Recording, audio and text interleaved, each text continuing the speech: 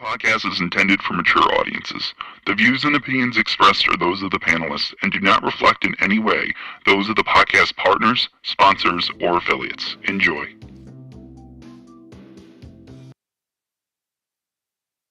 Hi, this is Michael Buffer, and you're listening to the voice of the people. Let's get ready for Boxing Voice. Every day I'm hustling. Every day I'm hustling. Every day I'm hustling. Every day I'm hustling. Every day I'm hustling. Every day I'm hustling. Every day I'm hustling. Every day I'm hustling. Every day I'm. Are you with me? BoxingVoice.com. What broke him down? Was it just the body punching? When I was hitting him with body punching, I heard him, actually he was crying in there.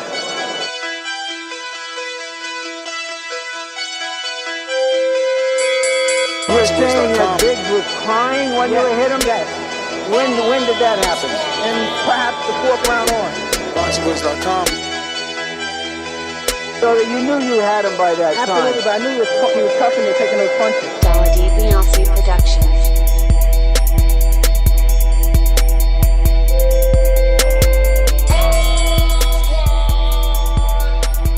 Making women gestures like, oh. Let's go, champ. What up? Welcome back, ladies and gentlemen. Welcome back to another edition of the Boxing Voice Radio. Today is Thursday. Previews and predictions. We're going to be previewing and predicting the big fight this weekend. We got Tszyu, Australia's own, taking on Sebastian Fundora, the towering Inferno. So this is what we're here to discuss. If you're interested, remember that you can join us via Twitter Spaces and Discord to join alongside the conversation and chop it up with us. I'm putting both those links in the live chat as we speak for those that want to call in. So let's get right into it, man. Tszyu, this is becoming kind of the normal with him, having opponents pull out, having to scramble late minute and, change your entire game plan and attention to another particular fighter due to, postponements and things of that nature. So no stranger to these postponements is Tszyu, but we don't know how that's going to allow him to perform, We do know that he was training for a southpaw fighter in Erickson Lubin. We just interviewed Tszyu's manager, Glenn Jennings, and he made it clear that Lubin pulled out while Lubin still remains on Twitter saying the opposite, that he never pulled out of any fight. That I believe he said he didn't even know about the fight.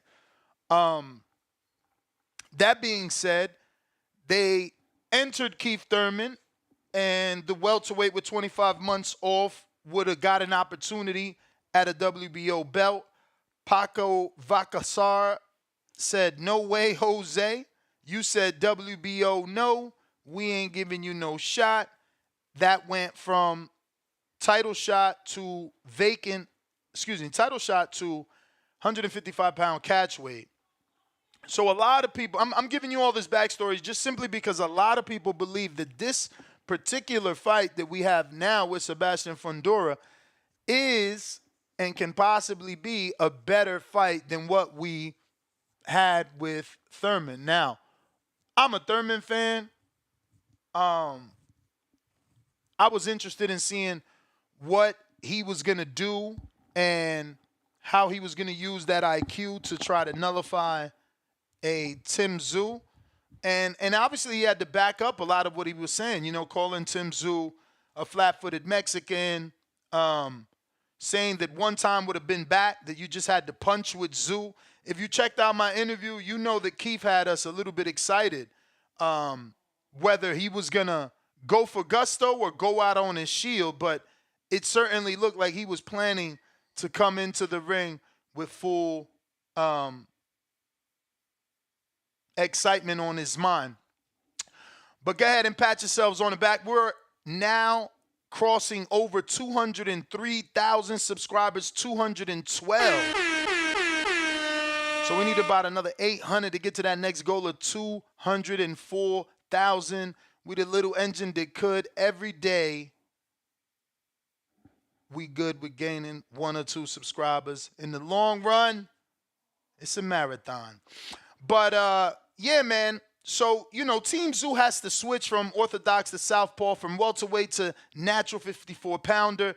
And the only silver lining is that we kind of have it in the back of our minds that Fundora was stopped in the fashion that he was stopped. So there is that level of vulnerability in our minds when it comes to Fundora.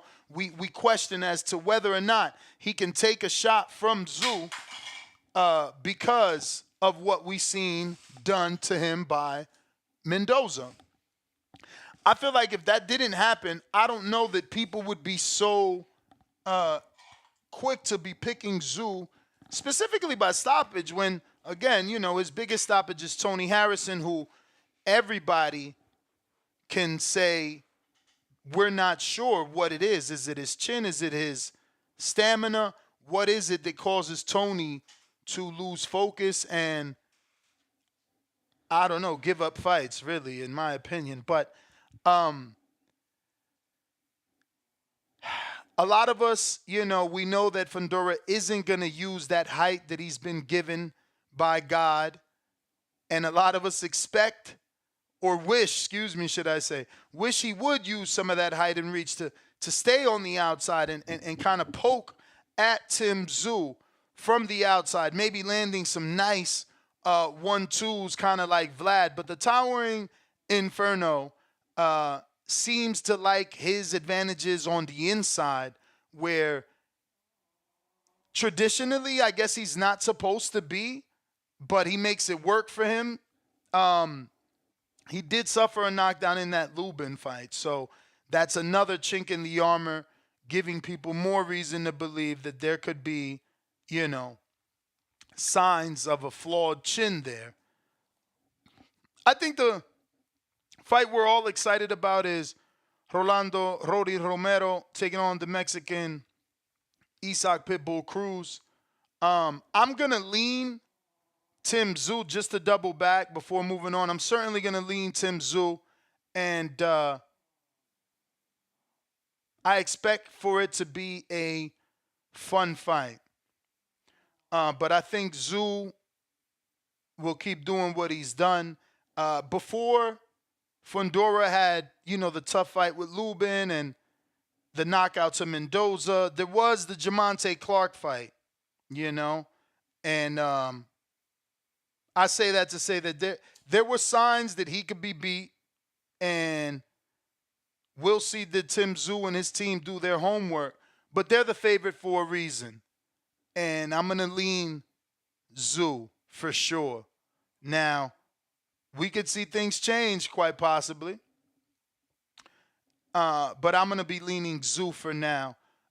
In terms of Rolly and Isak, you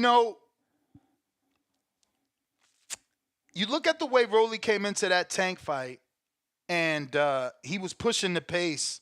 Is he going to try to do that with Isak that really lets his hands go? Tank is a bit more conservative. He wants to time you or get your rhythm down so that he can counter you with one big shot. Isak is more on the attack more regularly than a Tank. Tank is looking for a systematic, strategic attack, where Isak, I believe the plan is mow you down. Be a lawnmower and you're the grass. I'm going to lean Isak, man. No disrespect to Rolly. I like him. And up until this point, he still rocks with me. But he doesn't let his hands go enough. And he's not as accurate as you would want him to be. He couldn't really land a clean shot on Ishmael. So I just feel that pressure of Isak is going to not allow Rolly to think. I think we're going to see a back foot Rolly versus a front foot Rolly in the Tank fight. Now, I could be wrong, right? Like, he came at Tank, but that cost him. And then not too long after that in the gym, he came at Jahan Ingram, and that cost him. So, again, like Fundora, there is a sense of vulnerability when you think of the chin of Rolly. You don't know, is it Tank that just has that power and Tank does what he does, or can Rolly just slightly have a, vulnerable chin because of what took place in the gym and went viral. Now, that was the gym, but that's also bigger gloves, headgear, and it still happened. So, that type of torque and velocity in the punch that he got hit in that gym and in the Tank fight, I feel that Isak brings that, ferociousness and speed and in your face. So we'll see, man, what Rolly can do. I feel like, again, he is more of a fighter that needs to have the tempo match him versus you pushing the pace on him. So we'll see. We'll see as the hunter becomes the hunted now, right? Because Pitbull is certainly going to be coming at Rolly Romero. But I'm going to lean Isak. In the case of Islandri Lara and Michael Zerafa, I get Laura's old, but he's, Zerafa, I'm not sure he's a power puncher. And, Lara being Cuban, I just think that those skills will always be there. Now, we know that Lara slowed down. Lara is certainly not moving the way that he used to. So, Zefara has a shot. Especially with a 61% knockout ratio, he certainly has a shot. But I don't see... Okay, so the biggest knockout he's gotten is over Jeff Horn in 9 at 60. So I don't think Zerafa can get a knockout on Lara even in old age. So I'm leaning Lara. Both men have been out about the same amount of time. Lara out since May, I believe, May 28th of 2022, and Zerafa maybe November, sometime around that time of the same year. But again, I'm going to lean to the skills of Lara, right? Like, when we're talking about deterioration, there is less, I guess, to deteriorate or Zefara because, he has less in the tool bag, right? So, while maybe the legs of Lara have gone, the skill, the IQ is still there. While maybe the accuracy is gone, the power, the ring generalship, the experience is still there. So I'm going to just go with Lara, man. He's going to have to be proven to be too old at this point. And in the case of Julio Cesar Martinez taking on unbeaten Angelino Cordova, I'm going to go with Julio Cesar Martinez. I'm not a big fan of his style. I feel like, he's mad wild and definitely opens up a lot. But he has an awkward style, kind of like Mauricio Lara. Is it Lara?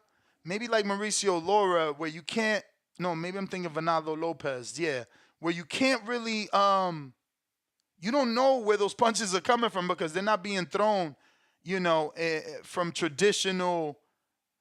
from a traditional standpoint, mechanically. It's just, these guys are coming with these weird punches from all different angles, and it's just something you wouldn't normally see. And they're gaining success with it, let's be real. But Martinez, we'll see what he does. That's not like, I'm not like overly confident in that pick, but we'll see how that plays out. So that is your main card. Then you have prelims with a bunch of guys that I don't know, honestly. And the only one that I do know, I think, is Vito Melanecki. So, yeah, there'll be a bunch of free cards that we're not even going to talk about because they didn't even care to add those same prelim names in their final press release, as you can see. So, I'm not going to stress it. They don't want to promote. What could we do? But there are about 8 other fighters. I'll look for another email just to try and sum it up properly. But there are about 8 other fighters on the card, non-televised, that some on the free stream, some on the televised free stream, but a lot off television as well. And we gave you those names yesterday. I'm just looking to try and give you an update. Okay, so you'll get Tszyu Fundora, Rolly Isa, Laura Zefara, Martinez Cordova, Elijah Garcia versus Kyron Shutterdown Davis, Sergey Bokachek versus Brian Mendoza, Micro Cello versus Suleiman Segua. We got Justin Valoria versus Eric Benitez, Calpo Gallegos versus Eric Howard, and Adrian Nieves versus Stephen Walker. So let me see. That's 2, 4, 6, 8, 10, 12 fighters that were not on the last press release, but 12 fighters that will be preceding the pay-per-view will be 2 fights, which are going to be Elijah and Kyron Shut It Down, as well as the Bokachuk and Mendoza. Those are coming before the pay-per-view. The non-televised, and look, I mentioned, 12 names and still didn't mention Kermel. So we're forgetting Kermel taking on...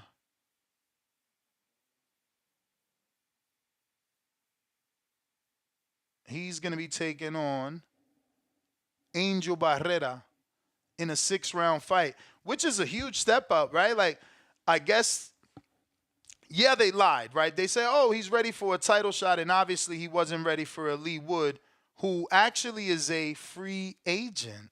He didn't re-sign with Matchroom. He was mad, just like, Matias was mad. He was told he was going to be able to go back home. They didn't bring him back home. He didn't re-sign. But he still says he has a good relationship with Matchroom. That being said, getting back to the story, Lee Wood was a name that Floyd threw out there when Kermel was going to go pro. And he said, that he would put Kermel in with Lee Wood right now. They didn't do that, but they got our attention and they made us believe that Kermel was ready for the top now and that he was special. And I always believed that he was special. I don't know about jumping and skipping the line, though. But they are moving him fast. Kermel's opponents have all been, winning record opponents. This particular opponent is even an even bigger step up as Barrera, right, is his name? Let me see. Yes. Angel Barrera is 7-0 with 3 KOs, and he's got 2 draws. So, no losses and way more experience in terms of wins and losses over Kermel. So that's also impressive. And he'll also be on the non-televised portion. Now, the non-televised portion for Kermel, I believe it's because of he's underage. He's only 17 as of now. But, he is next up, man. And I hope there's a way for us to see him take on this 7-0 undefeated fighter and, continue to make a name for himself. They really need to address that, though, right? The whole 17 or of age thing. It's kind of unfair that the kid doesn't get any television time now in 3 fights.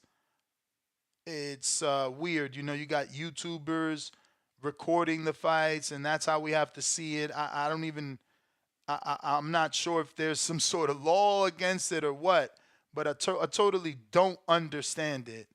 The kid deserves some TV time and for us to see what he's doing. Now, the fights ain't even lasting that long. He's going 1 and 2 rounds. So it can't be that expensive to put him on, right? We got AB gifted 5 memberships. Shout out to AB for blessing the community. And we got M Diesel, member for 5 months on that champ level. Says, shout out TBV, good weekend of fights on the way. Yeah, man, we got a lot with the Glendale card, with Top Rank. You got the PBC pay-per-view. And a lot of stuff in there in between for sure, man. So great weekend of fights.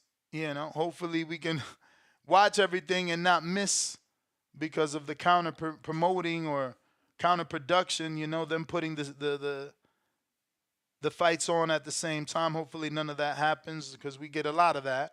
Certainly get a lot of that. But yeah, man, we're previewing and predicting Tszyu versus Fundora and the undercard as follows. Actually, let me go ahead and get to that, right? The undercard, or the extra undercard, because we certainly talked about the undercard. But let me give you my thoughts on none other than Elijah Garcia, Kyrone Day. That's a tough fight. Kyrone is such a good friend. I almost hate picking against him, but I feel like you got to go with the younger Elijah Garcia. But fuck, Kyrone was just on my story giving me motivation for getting back in the gym, so I feel bad picking against him. He's more experienced, too. He's been in there with the Mexican Monster. He's been, sparring the likes of Broner and Crawford for years. So, what does he have left? And can his experience prove to be too much for the young Elijah Garcia that I believe is still 19, barely turning 20? But I'm going to lean the red hot prospect. He's on the up and up. Kyrone has to prove that he is not who he is. And I mean, Elijah's not who he is. In the Sergey Bokachek fight, I don't know much about Bokachek. I know that he got stopped somehow by Brandon Adams, who, I've watched his career my entire life, and I just never knew he was a puncher. So that came as a bit of a surprise to me. But again, Bokachek has a good knockout ratio himself, and he's taking on the very battle-tested Brian Mendoza, who we know has a chin, right? We seen him in there with Tszyu and last. So that's a difficult one. Again, I'm always biased, right? I've been doing this so long. I got relationships. Mendoza's my guy. Like, you seen him at my last party. Him and Barrio, he'll show me so much love. It's like, I want to see him win. It's not really biased. It's like you should want to see your friends win. So I'm going with Brian. He's been getting that Tszyu sparring. Tszyu and his team bless Brian. And from that sparring, it turns into a slot that gets filled on the card. So Brian gets a turnaround date. He lasted with Tszyu, didn't get blasted out, didn't get knocked out. So, yeah, man, I'm going to give him a shot versus the unknown puncher. He's a puncher, but he's an unknown puncher. So I'll give Mendoza the nod. Now, the rest of these guys, yeah. I know Suleiman Segagwa, what is it, Brandon from Cincinnati said that's his man from Ohio. I never heard of him, so going to have to check that out. But it looks like he's 16 and 3 and 6, so he's been around the block. But I'm not going to predict those fights of people that I don't know. But the phone lines are open. If you want to predict, if you know these guys, feel free to call in. The number to call is the Twitter Spaces or the Discord. We're going out to A, B. What up?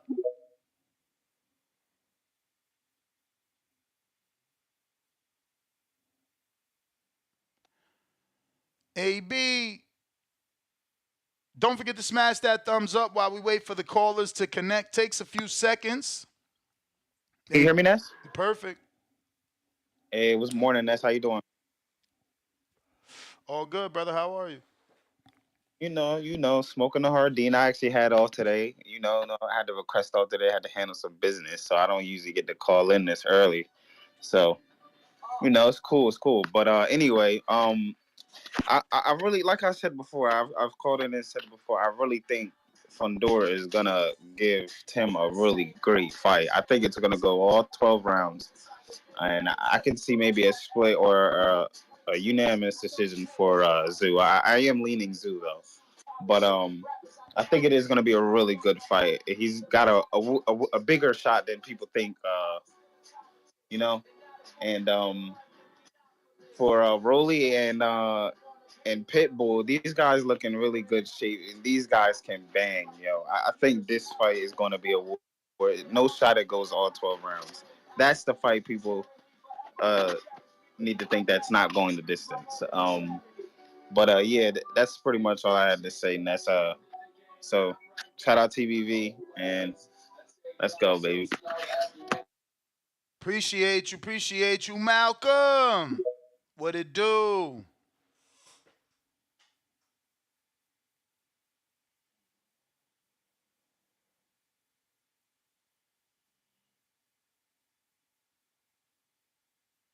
Yo, Malcolm.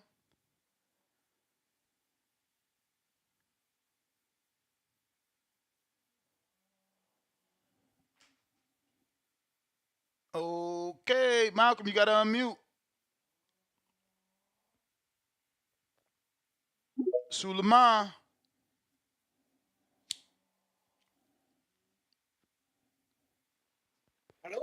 what up?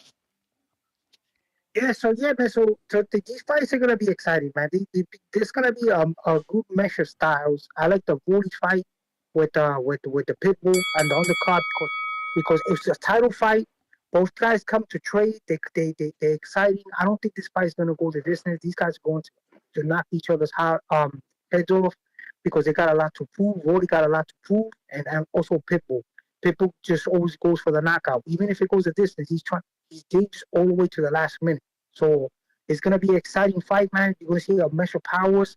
I know people he underrated defense, Brody, because Ishmael was trying to knock his head off, and he managed to not get like knocked out. So it's gonna be an exciting fight. I'm my pick, in my opinion. I think Pitbull has enough to put him away. He's more aggressive. He takes the sport a little more serious.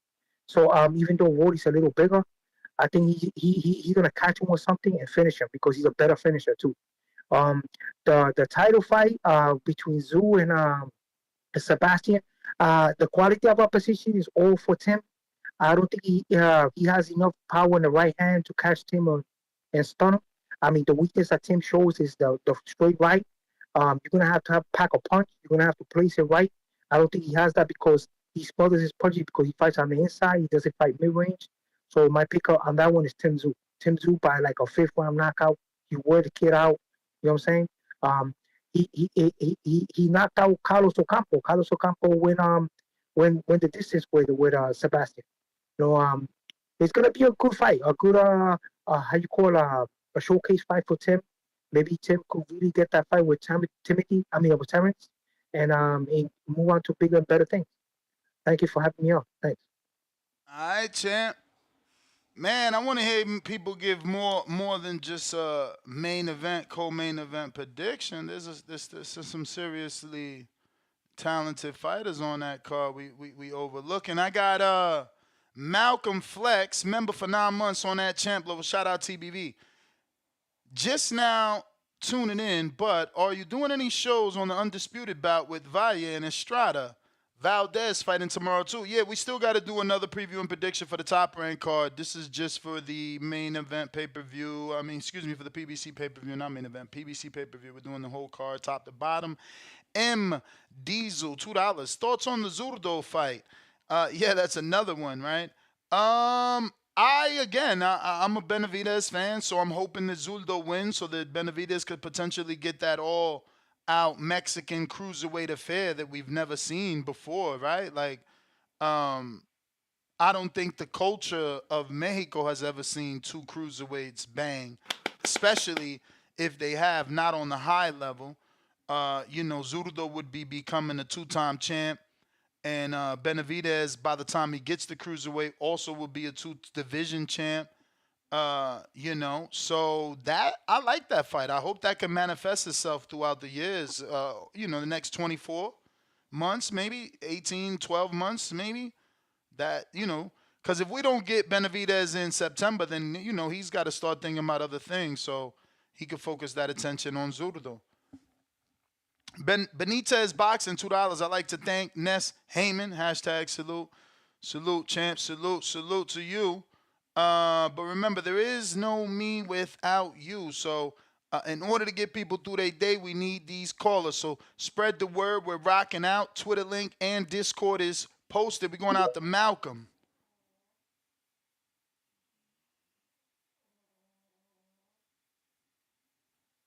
Malcolm, you having issues today?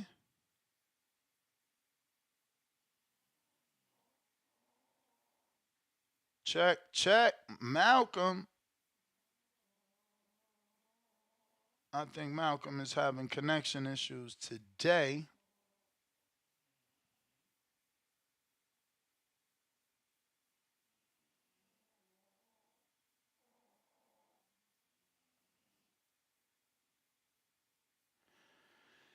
Damn, the zone updated their terms. They're not letting you sue them no more.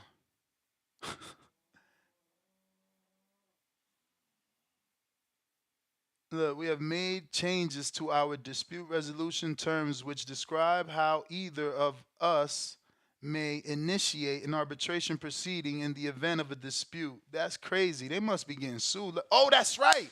I told y'all that there is that lawsuit. Remember, I screen shared it. So they had that class action suit. Say they updated their terms and service agreements so that you can't sue them again, champies. But it does say you can opt out of the new dispute resolution terms. Click here for more details, but I ain't got time for that. That's crazy, though. Yeah. That data breach, right? I think they had leaked people's information or some shit. What is this? Y'all keep sending me this. Bruh, listen to me. Y'all keep sending me tweets about Shakur. Like, you could choose to believe me or not, man. Shakur knows his two opponents, and that's why he's scrambling. He know how we gonna react once it get announced that it's those two guys. So he's trying his best to find anyone, but he not getting it. I already told you I can't tell you who William is fighting, but it's another southpaw, and his name ain't Shakur. You know what I'm saying? So, look, now he desperate, right? Let me see what this say. What about Kid Austin? That's how desperate he is. He went from saying, I can't fight you, you not worthy, fight my little homie, to, fuck it, I'll fight Kid Austin. Like, bro, just get off of Twitter, man. Telling you, these dudes don't got real friends, bro. My mans, he would have been hit me like, bro, give me your fucking phone. What the fuck is wrong with you? All this extra shit you doing. Shut your goofy ass up, sit down, and wait for July. They don't get you a good fight, cool, you gone. Or fucking sign. All this extra weird shit. You want to fight 17,000 million people on Twitter. But only thing rumored is Zal Abdulayev and fucking Artem. I did see, shout out to Robert Garcia. Look like Robert Garcia and Murataya going to throw him a bone. I don't know if Top Rank going to do it. You feel me? Like, why would you lose your Murataya prospect to a dude that's going to beat him and leave the Top Rank stable? So, but it looked like Murataya signed, according to what I read from Robert Garcia's latest tweet. He made it seem like, oh, we signed our contract. So we might get a Murataya and Shakur. Again, I was told that won't happen unless he re-signs. But like I told y'all over and over, and nobody contests it, name another motherfucking James Prince fighter that's not with Top Rank. When you do that, you win $1 million, motherfucker. So, I mean, he just signed another prospect. And my mans wanted that Dominican heavyweight, bro. But shout out, we got us one. Caribe, we got us one, baby. Let me show my face. We might have us a Dominican heavyweight. Can you believe it? I thought I was going to be the only one, but thank God someone came behind me. That's what I want. You feel me? Like, yo, we got a Dominican heavyweight. He did sign a top rank in James Prince, so you know they're going to groom him properly. I think his name is Ali Felice. It's crazy that he's managed by James Prince, okay? Like, the dude that groomed him is AJ Galante. And he's a former manager. Like, he's not active or anything like that in the business at the moment, but he's had decent enough fighters that, you know, if this is your guy, you've been fucking sponsoring him and doing all this shit from the amateurs and you don't get him, I would be like super duper tight. And then there was another manager that wanted him, but, you know, James Prince got him, and obviously he brought him to top rank. He's now sparring with Jarrett already. Already he's in Houston sparring with Jarrett, so we'll see how he pans out. But again, DR, we got us a fucking heavyweight sign to top rank. That's like a blessing, truthfully told. Like I don't even know that there's another Dominican ever signed to top rank. Not out the gate as an amateur. Like Elvis was built up and brought to top rank and then cut from top rank. Like they haven't 0-0'd any Dominican that I know of. I could be wrong, but very happy for my Dominican brethren. I know his life changes and his family's. So, yes, sir. What else we got? Malcolm, trying you for the 150th millionth time. Yo, y'all hear me now? Yeah. Yeah, my bad about that. Shout out to TVV, man. I'm outside walking my dog, so my service is a little fucked up over here.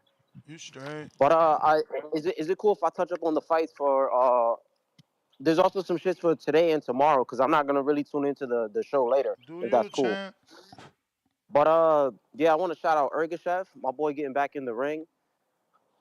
I forgot homeboy's name that he's fighting. I think it's Huertas, Dominican kid. I have Ergashev probably pulling that one off. Huertas lost to just pretty much all the bigger names. You feel me? I'm just hoping he can pull this shit off. I don't know how much damage that Matias fight did to him. So I'm just going off of that one. We have who's the other nigga too, man? Fucking oh yeah, Murataya is fighting tomorrow. I don't know if he stops homeboy, cause what's his name? It starts with like a Genio, some weird shit like that. Who? Fucking Murataya, the dude he's fighting. It's some weird ass name though. But he went the distance and he lost to Mercado. Went the distance and lost to Mercado. Yeah, it's somebody, man. You could just look it up though. It's somebody. But yeah, he went 10 rounds with Tito, so he could probably take Murataya's power. I don't really know, but I got Murataya. Oh, you talking about Dagon Denny? He ain't taking no fucking 10 rounds with. I mean, he got stopped by Barbosa after that, didn't he? Yeah, but hey, he took Tito's power, so who knows? Nah, he definitely got stopped by Barbosa though. Nah, come on, have some faith, man. Tito got more power than Barbosa. Like somehow Barbosa got lucky there, and I don't mean lucky. Lucky's a bad word. There's no such thing as luck in boxing. I mean, you know, the knockout presented itself for Barbosa and not for Tito, because there's no way I believe Barbosa has more power than Tito. I think Tito picks his shots a little better. Barbosa's a little more of a come forward. You feel me? What was I gonna say after that? I got Valle for that undisputed fight. That's my shorty, man. I think the power will make a difference. I'm definitely gunning for her. I like the little bad blood that they got going on too. You feel me? Over this whole fucking trainer situation. And then I don't know too much about Saturday's cards. I don't know too much about the undercards for those, but I'm just going for Rolly. That's just me. That's who I'm gunning for. If I have to bet money, I'll bet money on Pitbull. Somebody said it on the show. I think the other day, best. I think Pitbull takes Rolly's best shot better than Rolly takes Pitbull's best shot. And I'm going to go with Tim for stoppage, man. But, yeah, that's all I got to say on that. Shout out to you for putting in this work, man. I appreciate the show. I'm going to keep tuning in, man. My bad for the fucked up service. You straight, man. Appreciate you. Once again, if you want to call in, now is the time. Discord, Twitter Spaces. Let me make sure that I put that link. Oh, I did. Twitter, Discord available for those that want to call in. We're previewing, predicting this weekend's pay-per-view fight. We're going to Treese in Toledo. I like what you did yesterday, you see? You took my advice, man. You got your man some airtime in front of a big interview. You see that? Hey, man. He said he been checking him out, too. That made you nervous. Hey, man. We making moves, man. It's a lot of shit going on around here in Toledo, man. We got a lot of shit. We got a lot of people that need some interviews around here. But hey, what can we do? Hey, with this fight, this PBC card, I'm like way intrigued, man. I ain't gonna hold you. They got quite a bit of fights on this biz that I'm like that Eris Rolando, like that Lara, yeah, but Lara, yeah, Lara. I know he been on a bit of a hiatus, you feel me? So I'm like, wait, I've always liked him. No, he been on some smooth boxer. You know how that shit go. I like his style. I don't know much about the Zerafa cat though, so with him getting the title shot and shit, I'm assuming that he worthy challenger. So I'm interested in that. I'm tuning in for Lara. I'm picking him just on the strength. I want to see if he gonna come back with that old man strength. You feel me? I like him. Elijah Garcia, I like him over Kyron Davis. And by the way, if Elijah Garcia beat Kyron Davis, like how much longer you think it'd take for him to get a Charlo fight or something? You think they'd give the young boy? Nah, that's no disrespect, because we taught ourselves the term gatekeeper, and there's no disrespect in that. That means I'm saying how many fights. No, I'm not saying next fight. I'm trying to answer. I'm thinking if he beats him, he could get a title shot versus Adames for the vacant WBC. Charlo vacates, Adames and Garcia. You know, that's what they waiting for, a Mexican to give that BC to. That's why my Dominican brethren is sitting on the side just waiting. He said it too. Hey, that's funny. In Mexico, that's how they do, man. But hey, we gonna leave that. That's politics for you. That's that WBC, man. And when you speaking of that, when you getting the interview off with Buddy, with Mauricio. Funny you should say that. I just reached out. He's in another fucking country, man. I wish I could be Mauricio for a week. Maybe that ain't enough time though, because he in so many countries. You need more time. But he is in Japan. But next week now we'll get him. Next week. Hopefully Thursday of next week, because he's in Japan right now. Okay. But continue with the card though. I like Mendoza over this Boca Check. I think he should beat him. I don't know how it's gonna look, but I think from what I've seen with Mendoza, these last couple fights, besides that little hiccup with Tszyu, you feel me? He was putting on good performances. I think he can keep that going. And then with Rolly, it's something about that fight, man. I don't know what it is, bro. I got a weird ass feeling. I think that fight gonna be fucking boring, bro. I think that shit gonna be on some Rolly out there trying to move around and like stay away from Ishak, bro. But it's gonna be some cat and mouse shit out there that I'm not gonna be really happy that I'm seeing. I got a strange feeling about it. I know everybody talking about it's gonna be some real swang and bang. Somebody gonna get put out. It ain't gonna go to whole 12 and all that shit. I don't know. I got a strange feeling about that fight. I think that might be a bit of a snooze fest. I could be wrong though. But I got a strange feeling about that fight, man. Strange feeling. But with this Tszyu and Sebastian Fundora, man, I like that fight a lot. I think that's going to be action-packed. I'm picking Tszyu, man. I picked him as my fighter of the year last year and shit for his activity. Then he got the belt and shit. I like him. I think he going to find a way to pull that off. And I like the way how he accepted the challenge on some, you feel me? No hesitation. Fuck it. Whoever y'all got, I'm knocking them over. It don't matter. I like that type of attitude. So I'm with that. That's good shit. But and ain't Carmel Moten, ain't he fighting too? Is he gonna be on he fighting on a 7-0 dude. He taking a step up. He only 2-0. He taking on a 7-0 dude. But it's non-televised. You know how that go. Is it gonna be on YouTube or some shit or?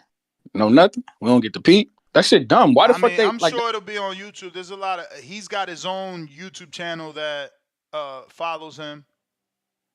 Okay. Well, I'm interested in seeing that. I just find that shit to be dumb. Like how they be putting this, like the last fight they had it on after Canelo fight. They just marketing him weird to me. Like let us see the motherfucker. Like let me see him. But shout out TBV, shout out Toledo, Ohio. Y'all know what the fuck going on. OTX, by the way, tomorrow. Y'all know what the fuck going on. O'Shea Jones. You feel me? Bronze medalist in that welterweight division. We about to knock some shit loose with a co-main event on that card. Y'all can check us out on DAZN or pull up to the facility, man. I'm going to be in the building. I know your man, Bama Bo, he going to be there. I'm going to check him out for sure. Yeah, that's going to be a movie. And I just want to say, your man Fabio Worley, man, he might have Fraser Clark problems, man. Nah, we ain't worried about that. We ain't Hey, worried man. about that. Like I love these type of fights because people overhype amateurs. If you know me, you know I notoriously don't like. It kind of disgusts me. I'm always like forced to pick against the dude with the deep amateur background because it's like it's more than just that. Like in the pros, it's more than just that. So we'll see because Clark he looks older but has the experience in the amateurs, but his body, he looks older. I'm gonna Google him. He looks older, bro. I don't know. He gives me fat boy vibes. Doughboy vibes. Yeah, hey, bro. man, he might be. Hey, but that's what they said about Tyson Fury. That motherfucker, sure. you feel me? He might. So I'm just saying. When I is think that that's gonna be fight? good. When is that fight? That's on Sunday. That's Easter. That's this Sunday, Easter Sunday on Peacock. The 31st. All right, let me Google this dude, Fraser Clark. I'm telling you because he got the whole ball spot. Like he looked old, bro. And he's 32. So hey, man, that's how not old is Fabio Worley? Fabio gotta be younger than that, bro. Fabio is the age of my man's in him. He's slightly older than your man's from Toledo. I bet you he's like 27. I'm clicking, but this shit taking forever. Okay. But yeah, this is a big weekend of boxing, man. This shit serious. We got quite a bit of fucking fights. This is a lot to keep up with, man. I'm gonna have my head on the swivel though. We got a lot of shit going on. Shout out Zerto. Like you say, I hope he get that dub too. I would like to see Benavidez and him lock horns. Worley is 29. He about to be 30 in December. Okay. In December. See, he what you say because 32, so they about he might have Clark problems, man. I ain't worried about that shit. I'm interested in that. All right, we'll see. You want that to happen because you know what I said. No. You know what I said when I said what I said, and it ain't manifest. So you happy for that? Your man's is fighting a nondescript, and you happy with that? Don't do that. I was just telling you people, don't do that. I was just shouting it. I want that. I want Jared and Fabio. If I want that fight to go to UK, that's the type of shit that he fighting Mary, bro. I know, man. Hey, I'm not excited about. Like I told you, man, my man's lashing out. He wanted to get some of that Saudi money, man. They took him over there for when Fury fought and shit. He thought, shit, I'm gonna get the opportunity to come over here too and chase the bag down. Nobody stops Maurice Vach. Damn, that's fucking crazy. Okay, 4 people did stop Vach. Gerald Miller, shout out my dude. Povetkin, that's 2 dudes that Pop was able to stop him. Say that. Okay, Martin Bacoli stopped. That's another big motherfucker though. And then Oslin Beck stopped him, another big motherfucker. And I only bring that up because Fraser Clark didn't stop him, but so many people did not. I'm just saying, if you do stop him, you put yourself in that league amongst those names, which aren't the greatest names because some of them, have asterisks like Povetkin. He's tested positive. Jarrell Miller's tested positive. But Coley has, looked obese. And Oslin Beck Makhmadov, I mean, my boy Ajit Kajabel, he ain't my boy, but he definitely made him look. He put the beats on his ass. Less than average the last time out. But I don't see what sticks out about Frazier. I'm sorry. Hey man, that's why I'm talking about Vach because I'm going through his resume and it's like, he's supposed to stop Bagdon Dinner, who my boy Jarrell did that first. I'm not really seeing Dave Allen. That's a UK journeyman, domestic level fighter. Maurice Vach is 50 years old. You ain't really, you know what I'm saying? You want some Shania Twain shit. You ain't impressed me much just yet. We'll see what he do. with Hey, my boy Wardley, because Wardley, I think, is the goods. We'll see. I'm gonna check him out. We definitely gonna see. I'm Where the intrigued. UK at, man? UK, I need to call them because, I'm sure they're going to be picking the dude with the better amateur background, though. But let me get to some other callers. That's Shout what out to a lot of people do. They go with the dude with the better amateur background. I like what you've done in the pros. Pros is different to me. What you've done in the pros means not more, but I just value it. You know what I'm saying? I just value it. Like, yeah, it's always good to hear that a kid got 120 amateur fights or 200 amateur fights. It's like, whoa, 200, you the man. But, like, think about the amount of dudes that got 30 amateur fights and are super successful. 7 Jimmy, 7 Rivera, where you been at, champ? Shout out to you, $20 super chat. Drop a bomb for the dub. Emiliano Vargas by KO. Richard Torres by KO. Sinisa Estrada by decision. Sergio Rodriguez by KO. Rolly by decision. And Zoo by KO. Cash it. Yeah, I don't know about that. That's a long parlay. That's a long parlay. And there's so many things there that I'm not in agreements with, but I won't even say because I am, without a doubt, rain, sleet, snow, giving y'all a betting show. Now, I don't know how that's going to work out, right? Like, obviously, tomorrow I could be talking tough today, how I'm going to do the show, and tomorrow we get another 12-hour show, which means I will do it Saturday, early morning, 8 a.m., 9 a.m. Eastern, 6 a.m. Pacific Standard Time. That is your worst-case scenario. If not, tomorrow I will be doing it after. And, yeah. I do want to get with Danny. Danny's jumping on here soon, and we'll get with him obviously off air to find out all the tidbits on whoever we can that's sparring out in Vegas. So a lot of these guys have already been in Vegas for quite some time. Yes, sir. Speaking of, the Vegas work, I got to give a shout out to the Axeman. Yes. The Axeman handled business. I know you were in the building last night. Ness, talk to us. You were the one that even fucking pointed him out to begin with when you and I ran into him at Top Rank about 2.5 months ago. Bro, why he forget me that quick and shit? I'm like, bro, I'm the one that was talking to you at Top Rank, and I was so impressed with your Spanish. Did you walk up to him? Did you? Yeah, I was gonna say, did you walk up to him speaking Spanish? Absolutely. And that's why I thought he remembered me. And then I'm like, yo, you don't remember? He's like, and then I started to talk about it. He was like, oh, yeah, in Top Rank. So, it jogged his memory. But, yeah, man, shout out to him, bro. He was counted out. This sport is crazy. Again, you look at people's ages, you look at the inactivity, and you're forced to draw these conclusions, but it doesn't mean that it's going to play out that way. But for sure, man. I mean, obviously handle business, long time removed. At least here in the States, he had those local fights back home, but handle business, gave himself another opportunity, and that's what pro box is about. For real. Now, I need you to confirm, because it seems like for whatever reason they don't want to. I don't look right, do I? What do you mean? I see you now. I mean, now you're on camera now. You weren't for all that time. I know, but is it landscape? Because for me, okay, it ain't landscape. Okay. No, it is for us. Okay.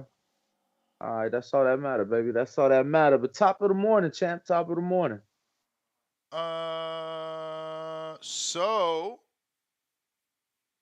did you get to see Axeman spar? Because we didn't even get to ask you that, man. I didn't. No, I didn't. Okay. I did not. So anybody on the March on the Saturday card that you did get to see spar? This Saturday? Yes. Okay. Give me a second. No, I just want to make sure we're going to get some inside info for the betting show, because it's like, that's how we picked Mendoza the last time, because we seen him and what he was doing and who he was with, and we knew it would work, but like if without inside info, it's kind of tough. I think we have a similar situation here. For Similar sure. situation. Uh, Yeah, I was saying I that mean, like I'm leaning Mendoza. I'm picking Mendoza, but that's also the bias in me. I want to see him win. I don't know who the fuck Bukacek is. you ain't talked to Manny Robles, No, why? He's Bukacek's trainer? Boachuk's trainer. Oh fuck. Yeah. Yeah, I don't know if I could bet against Manny. I mean, I could pick against Manny. I don't know if I could bet against him. Fucking dude be killing shit. Damn, that's I mean, crazy.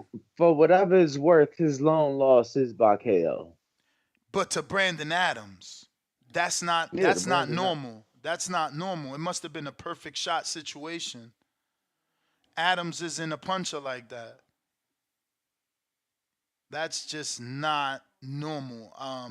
That's what I was saying in my monologue. Either this dude is chinny, or it was a perfect punch situation, and that's why I don't know. I'm gonna lean Mendoza because again,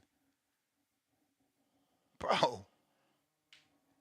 I mean, Mendoza got a better knockout, a more, you know, If if we give him points for knockouts, like his knockout is worth more points because of who it was to. Like, I'm almost certain that I'm reading this correctly, and if I am, Boachuk was up wide on all three cards at the time he was stopped. sounds like the Mendoza fight. Sounds like the I got Mendoza fight. I mean, I got Mendoza then. Because I ain't got no Mendoza was lie. losing to Fundora and then whop. But he ain't no Fundora. That's the thing. He ain't no Fundora. Nowhere near. Uboacek. Yeah. Yeah, I mean, Tim Boski. I mean, we could height alone. I mean, you talking about a 4 or 5 inch difference right there. Mm-hmm. Mendoza was in camp with Tim Tszyu, so he had some of the best sparring he could have had for this camp. The thing is, you got They to consider. spar. You got to I ain't consider. wanna correct Michael Fox. I think he's incorrect. I don't believe that's I think he said 17 or 18-foot ring. I believe that's a 14 or 16-foot ring. The thing with being a sparring partner, like, yeah, we as the public assume you're ready. I'm gonna get right to you, Tim. We hear you. Sorry. We as the public assume you're ready because you're sparring an elite level fighter, but that don't mean you running. You a sparring partner. You don't do training camp. Being in training camp is different than being a sparring partner for somebody. Like you Was and he I. not on the card though? Nah, he wasn't already on the card. He wasn't already. He got added to the card. He got added to the card because he was allegedly sparring. We might want to confirm. I'm pretty sure he was supposed to be on the undercard. Versus who? No, I mean it was just gonna be a get back. Nah, I ain't never heard that. But maybe you're right. Maybe you're right. Maybe I just didn't hear that or read that. Yeah, I just don't know. I mean, what Has he I've been seen from his running? social media give me fucking that gives me training camp. Like, bro, you've been doing strength and conditioning this whole time with Tony. I hope that's the case. I hope, because again, being a sparring partner and being in training camp for a fight is two different things. Is all I'm saying. Like I've watched dozens of sparring partners get out the ring. No, I totally agree. Totally agree. And motherfuckers don't do shit. You know what I'm saying? They just there to give the champ the work.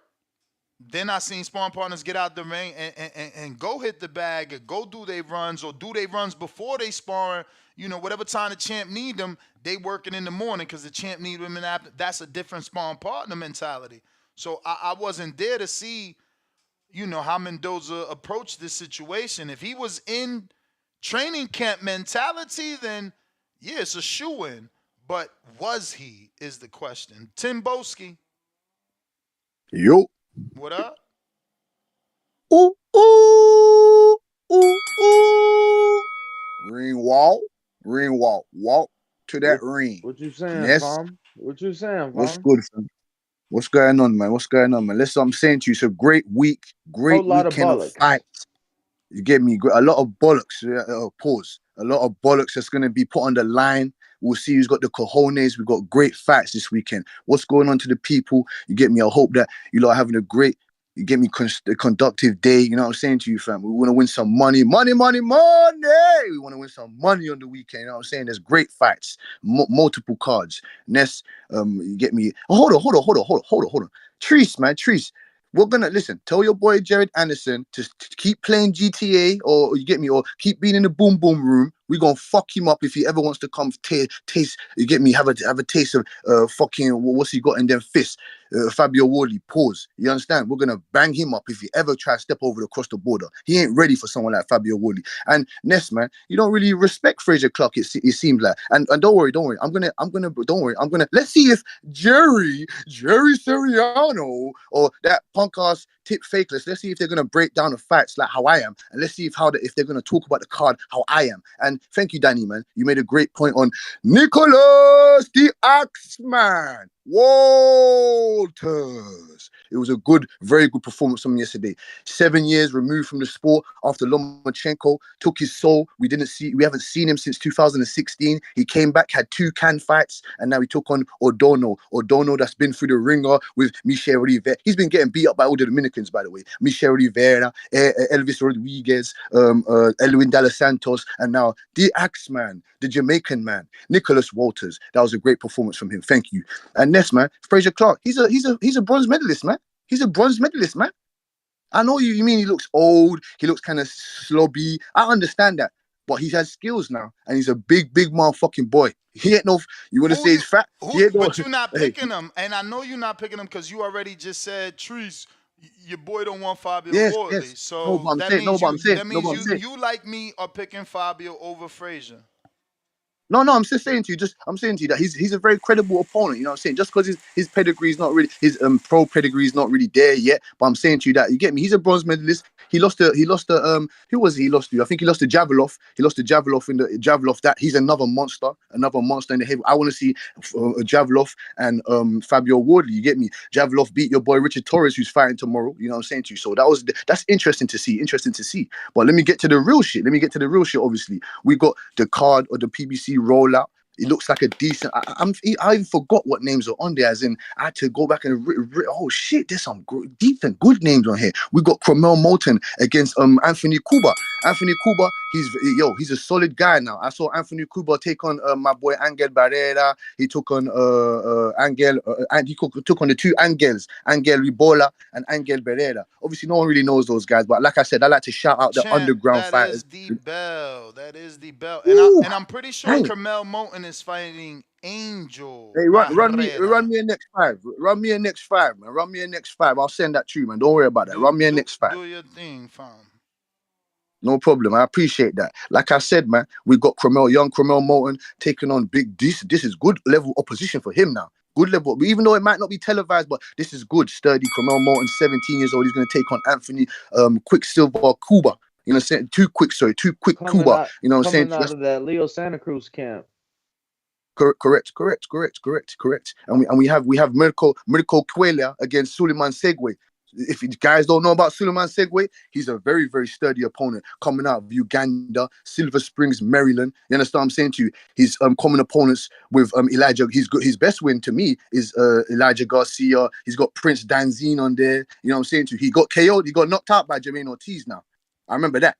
And he lost to Abraham Nova. So I'm very familiar with Sigawa. That's going to be a good fight for Marco Cuellar. And then you got Elijah Garcia against Kyron Davis. I want to see what Elijah Garcia, what's he been working on in the gym?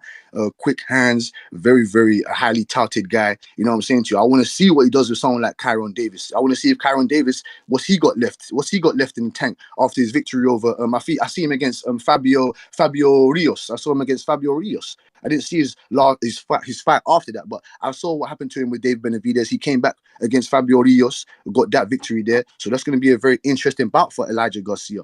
Then you also have Julio Cesar Martinez and Alejandro Cordova. That's a good matchup there. That's a good matchup for Cesar Martinez.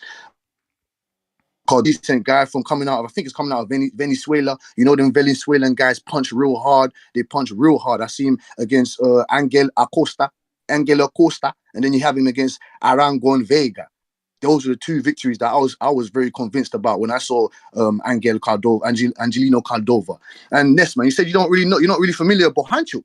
I'm surprised about that. Bohanchuk, he's knocked out all his opponents apart from that one loss to Brandon Adams. He's been on a very good KO streak against Igbowi, and then he knocked out Igbowi. He knocked out Gallimore, Patrick Alotti. I know those guys are not really, them names are not really exciting. They don't really have any panache on it. You know what I'm saying to you? But he does pack a punch. And that fight with Brandon Adams, that was a good fight. He was winning that fight until Brandon Adams knocked him out. And when Brandon Adams knocked him out of a crispy, clean check left hook that sent Boachuk into heaven somewhere. So we'll see. We'll see. His timing is not as good as Brian Mendoza's. Brian Mendoza's got elite timing to me. Elite timing. He's a decent, good enough athlete. He's not old. He's in his prime right now. I want to see if Brian Mendoza can go over this hill when it comes to a power puncher like Boachuk. I'm happy for Boachuk because it didn't leave him hanging out to dry. You know what I'm saying to you? They didn't leave him hanging out to dry. So we'll see. We'll see. It's funny how they call the Ukrainian El Flaco, Serhiy El Flaco Bohanchuk. You know what I'm saying? So it's interesting to see what he's going to do with Brian Mendoza. That's a good, very good fight. You have the old like sensei in Arislandi Lara against Michael Zerafa. People didn't really know about Zerafa. Zerafa, he took the good challenges, the great challenges, tried to be great before he got to where he could get to. You know, the knockout loss to Peter Quillen. That's the bell. Oh, no problem, man. Don't let your past haunt you, man. I appreciate you, this ring walk. Yo, keep doing what you're doing, man. People, make sure you have a great day, man. I'll be back to talk up this boxing shit, man. Telling you, man. Don't let these fake fans fool you, man. We're here to talk up this boxing, man. South London, man. You hear me? This dude's crazy. Shout out Tim On fire. J Hardcore. On fire. I'm talking about J Hardcore. Oh, look who's here. Sleepy Tim time. Boski. What's Come up? up. Ahmed, what's up, brother? Like 11 a.m. out there. Ahmed. Yes, What's up, Marco? What's up, kids? Yes, guys.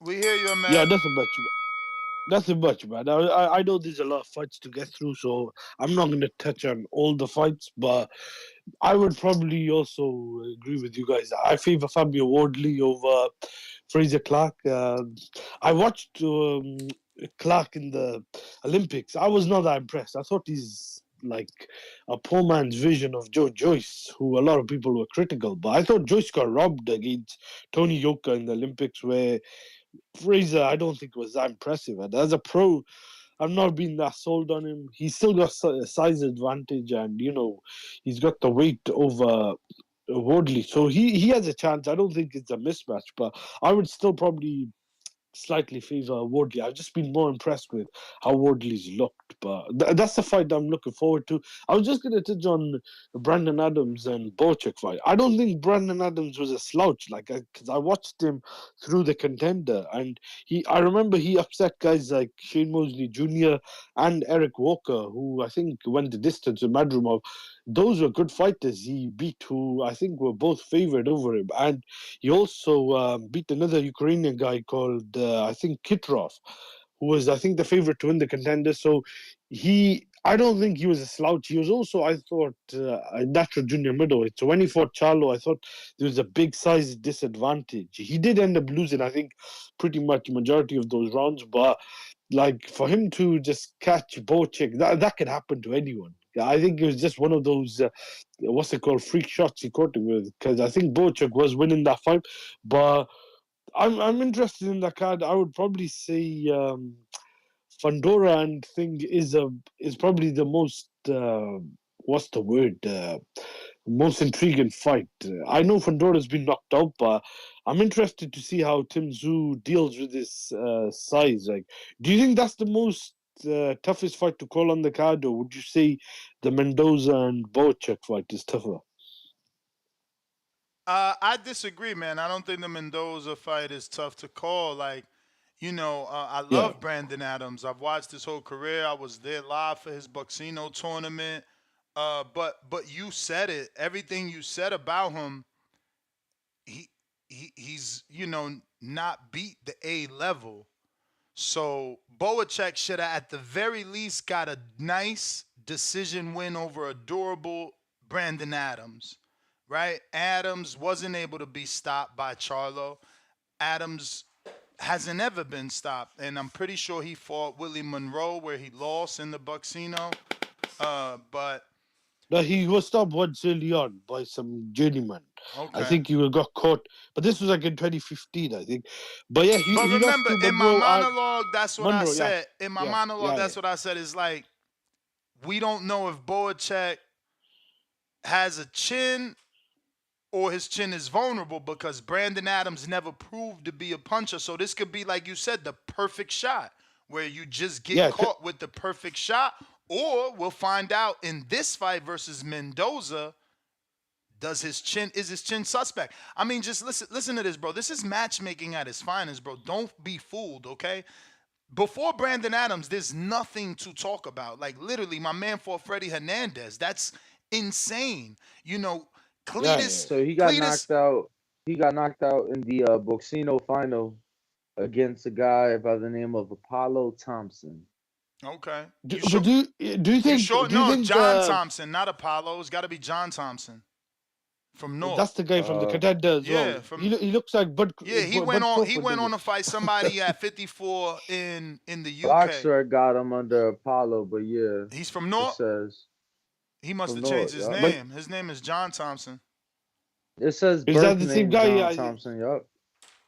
That's the same guy from the contender. Do you think Boacek would have been an easier matchup for Tszyu then?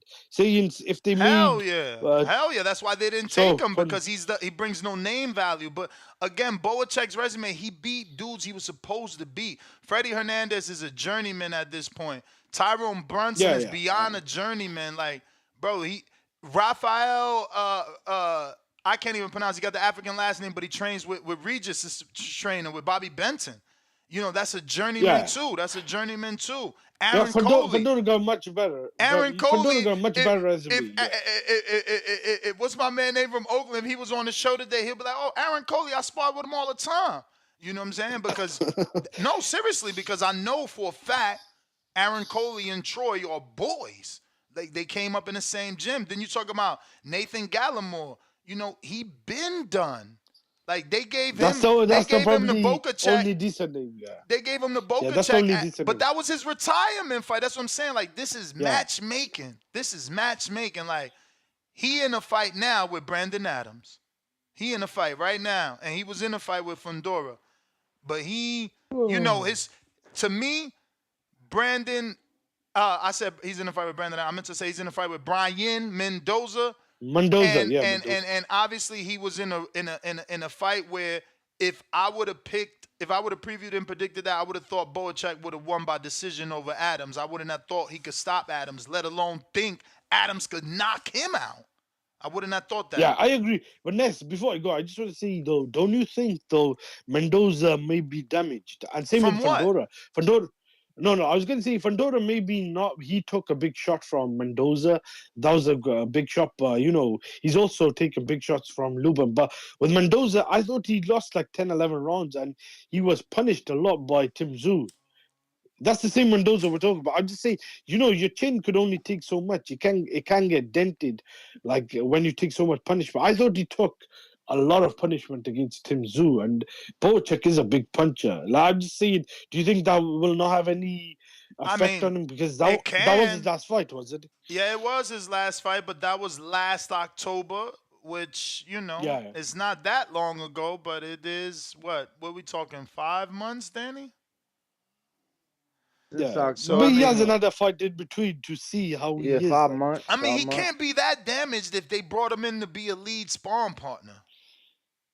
Who was he meant to fight before on the card? I don't know. Danny says he was rumored to be on. I don't remember a report of that. I think he was meant to be in the preliminaries. I'm pretty sure he may have been meant to be on the card, but he wasn't meant to fight. I gotta get to some other callers. You the man, though. So what I've been seeing, I don't have confirmation because I couldn't tell you an opponent, but what I've been seeing is it seems more than just a sparring partner duties. You get what I'm saying? Like I've seen him post his strength and conditioning with Tony Brady, who I know, personally, and I've known for years. So we'll see how Mendoza is. I think he's gonna surprise some people if I'm being honest. Who? Mendoza? Yeah.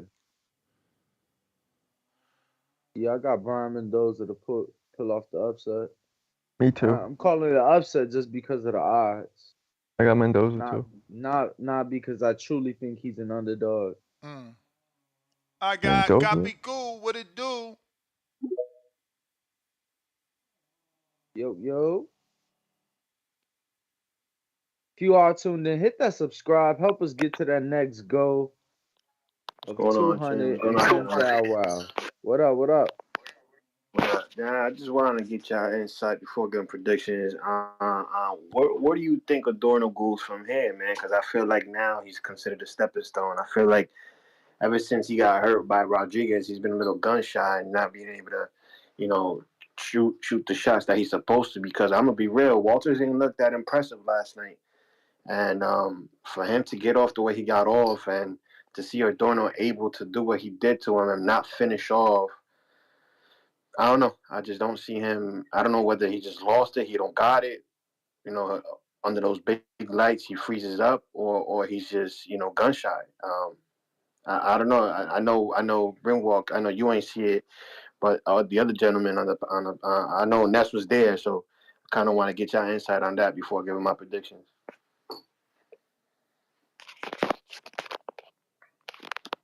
I mean, where he Ness, goes, Marco, man. did you watch it? It's funny in the Discord. Somebody said, Some of it.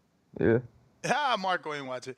In the Discord, someone said, Some of someone said that Adorno needs to take 7 years off and maybe he'll come back better. it was the That's Pro Box fucked up. stuff. I don't know. I don't know what is the right answer here. Like, maybe time off is that Yo, and it's crazy. He was so locked, bro. I went into that locker room and he shared the locker room with my boy Jesus Soracho, man. So I was so excited to meet Jesus Soracho in person because we've interviewed him so many times via Zoom. And, you know, after I talked to Soracho, I turned obviously to Adorno in the same locker room. And I'm like, how you feeling? He's like, bro, I feel so fucking focused. Like, yo, he looked this so dialed in. So who am I to tell him to take time off or to stop doing it? Like, let's hope Pro Box gives him another opportunity. No, absolutely. It's just unfortunate to think because it's like he should have won this fight. It's Walters that's coming off the 7-year layoff and the 2 tune-ups in fucking Panama or Colombia or some shit, Venezuela. I don't know. So I don't know what's going on with Adorno, man. I really don't. I don't know if it's training. I don't know, man. Cause when I was in Jersey, bro, I got to watch him spar. The kid was good. I got to watch him spar, I think, Rajan Chance a long time ago. I always thought he was good. I don't know what's going on with him. Very difficult. Yeah, like I just didn't see. I ain't see Walters do anything impressive. He just kind of had a nice little jab, and that's it. It wasn't anything to keep Adorno off. And you saw Adorno. I don't know whether he's gotten power happy, after hurting Jermaine Ortiz and hurting a couple other guys like Rodriguez and things, and that's all he's relying on is a counter shots in between shots. But but that's always been him. He's always been a counter puncher. I don't. Yeah, I do mean, you ever remember him?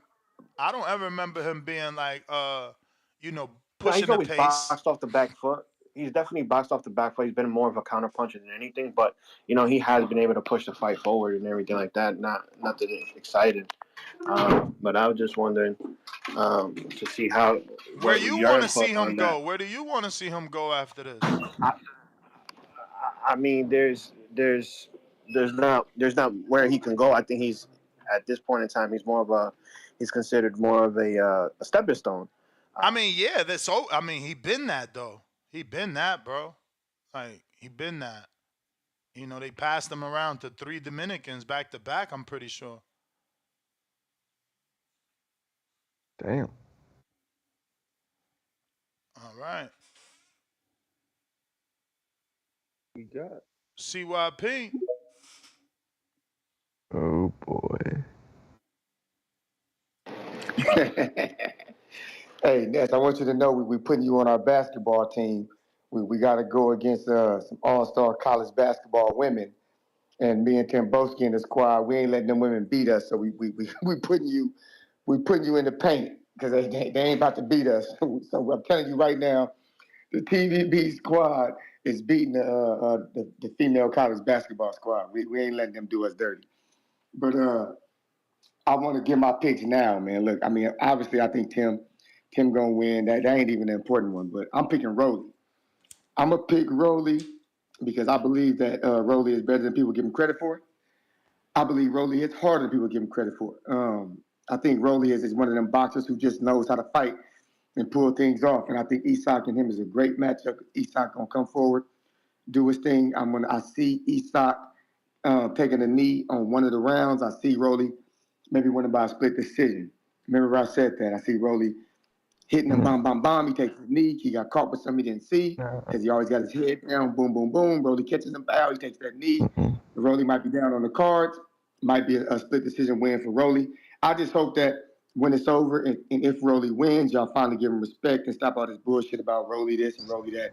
Because to be honest, he get a lot of disrespect. A lot of disrespect come towards Rolly Wade. I think You a don't lot of think that has it's to do with warranted training. disrespect though? No. I actually think that Rolly is a more of a joker, meaning that he says dumb shit and lies No, and but comes up with his crazy shit to boxing get on skill people's gets nerves. disrespect too. Oh no. For me, I'm always like this. See, you new to this. I believe that winning is the point of sports, right? I don't give a shit about all that skill. I'm being honest. Like, I'm from a world of track and field where Michael Johnson was the fastest man in the world. His technique is not taught to nobody, but he just wins. Like, to me, it do not matter. There would be no Usain Bolt if you talked about skill because a man that tall was never supposed to run that fast. So for Well, the me, jury's it's still out on about Rolly because he's never winning. beaten an elite Yeah. level. The only time he went up against elite level, he got beat, and he also should have got beat against a sub elite level, which is Barroso. Yeah, but we talking about what should have happened, right? If we go shoulda, there's a whole bunch of people that should have Yeah, lost but even that you are seem like really you're a good Rolly boxers, fan. You right? think that Barroso should have lost that fight? Be honest. No. I think it should have continued. Exactly. Because And he was losing. And yeah, anything could have happened, but that's not the point. That's not the point. Because if you're losing and the fight gets stopped, everybody has a chance to get the finish, right? So if you look at the scorecards on two of the three scorecards, they gave Rolly the past 3 rounds. So Rolly was losing because of the early rounds, not because of the fight. In the actual fight, he had won 7, 8, and 9 on the. 6, 7, and 8 on 2 of the judges' scorecards. 9 is when he got stopped. So people keep saying he was losing. Yes, technically he was, but the tide was turning in his favor. So the point is this, though. just Like, hey. the point is Rolly was barely screeching by against somebody of Barroso's caliber. So that's definitely not a good sign, and it's not a sign of an elite fighter at 140. Yeah, but champ, you sound almost hypocritical because how can you say of Barroso's caliber when he just knocked out O'Hara Davies clean? Well, that was before he knocked out O'Hara Davies. Yeah, now, but that's right. what I'm saying. But shouldn't you be like, damn, maybe I underestimated Barroso? Look at what he just did to a top number 1 contender. Yeah. Also, I get now what you you're think saying. he's good, but you just told this gentleman that he shouldn't be ranking Rolly because Barroso should have won. That. I just said that Rolly is questionable in terms of being an elite fighter at 140. That's all I said. But how is he questionable if you're saying in the same breath that you think Barroso is skilled, bro? I think Barroso is a good fighter. I think he's way better than people give him credit for because he's such a hard puncher, but he's not an elite level at 140. But he just knocked out a number 1. Wasn't O'Hara Davies number 1? I didn't think O'Hara Davies was all that from what I saw him, and I've only seen him fight maybe 3 times. But maybe that's the issue right there, that you keep assessing fighters that you ain't watched, because O'Hara Davies has common opponents with Jack Catterall. You know what I'm saying? So like, okay, I don't know. I just think could that. Be right.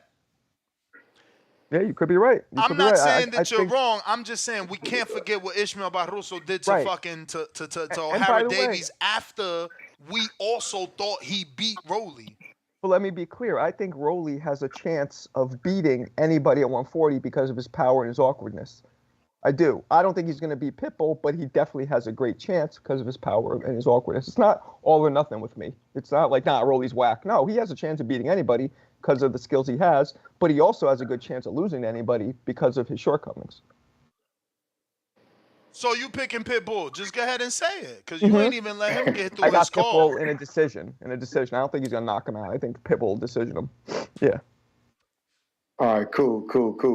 All I want the audience I to got do Pitbull is, too. is if Rolly win, give him his motherfucking respect finally. I'll give it to him for sure.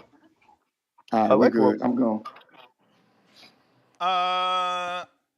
Yeah, I mean, I think Barroso, bro, my betting people called that shit. I didn't believe it, bro. I felt like shit. Obviously, we've already discussed this, but like, they knew he was gonna get the knockout inside the first 2 to 3 rounds, bro, and they bet crazy, and I screen shared it before already, so we know this is all true.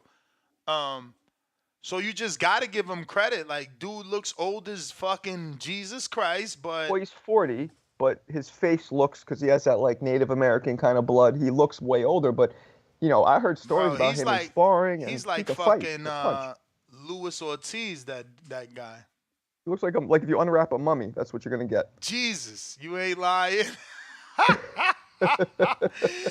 Yo, that's funny as fuck. But I heard stories about him throughout the gyms and Yo, stuff. that's crazy. Adorno's only 24.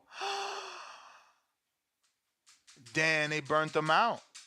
That's called being burnt out. Lord, Danny, he's only 24. Yeah, you just seen my face, bro. That's crazy. Bro. Young as fuck, man.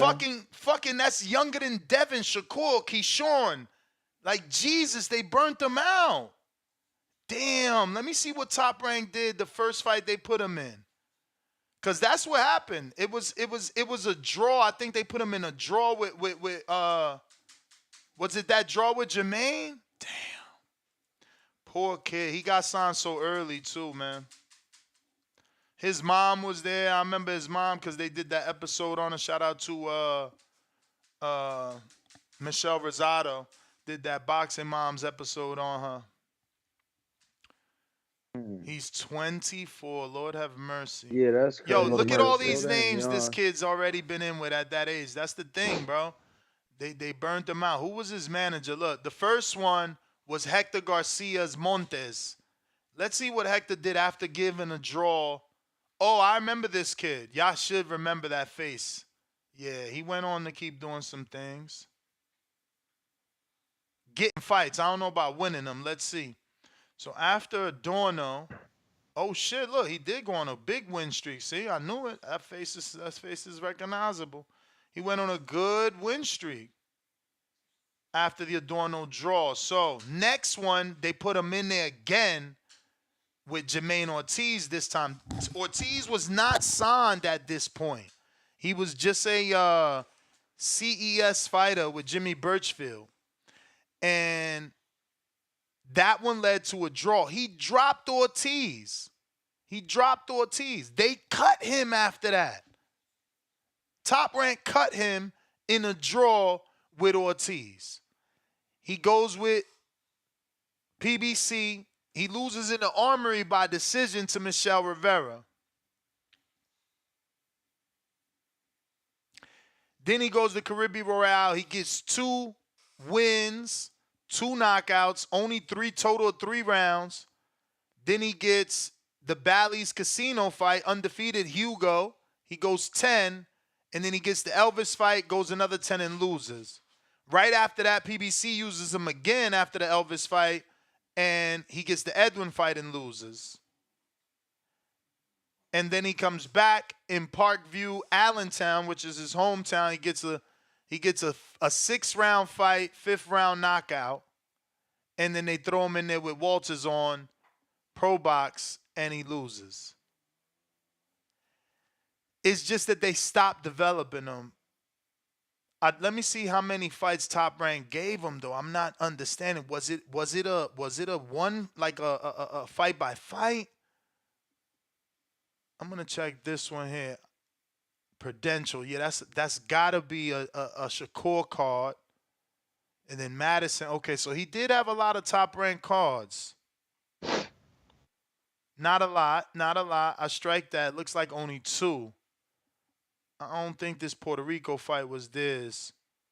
So he got the Madison Square Garden, the Prudential, the Leah Course, then the Hector. So I guess they like, yo, that's it. I don't know why they cut him. They could have, I don't know. But ever since those draws, he's just been, the opposition's only been up.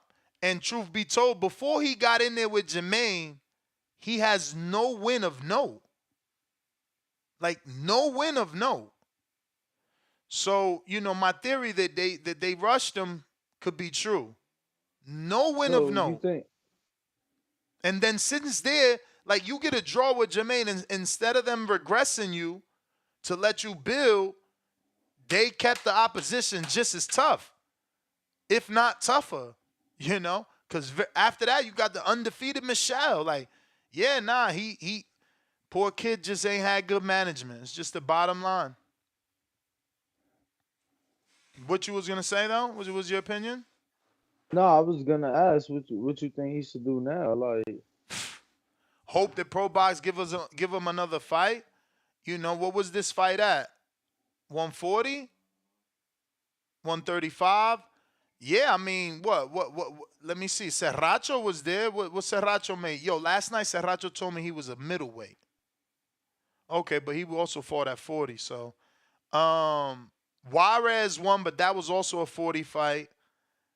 That Tristan kid, they ain't gonna put him in there though. Tristan thought he was getting a knockout, and that motherfucker went 4 rounds with that journeyman. When Carlos Arroyo, motherfucker got 25 losses.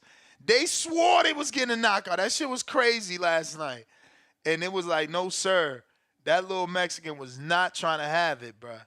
Bro, the trainer had a bet. Like, I bet you we do it in 1.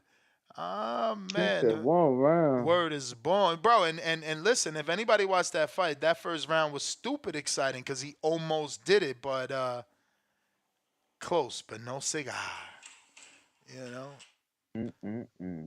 Let's see what we got here. Moose. What they do?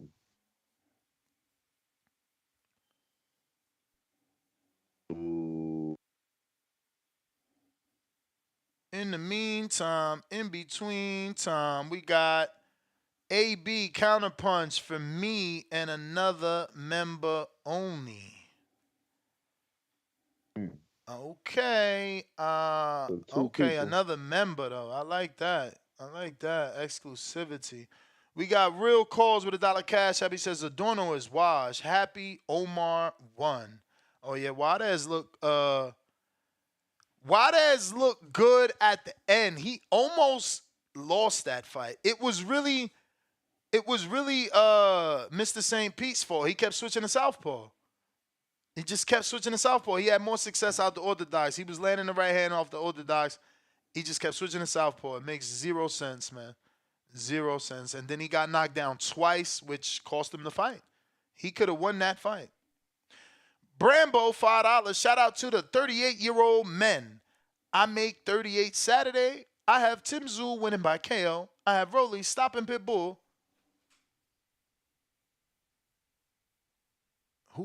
Oh, okay. I'm like, who the fuck is this? But he says Shakap. We know that. After reading it, I know what he means. He says Shakap ain't fighting nobody real.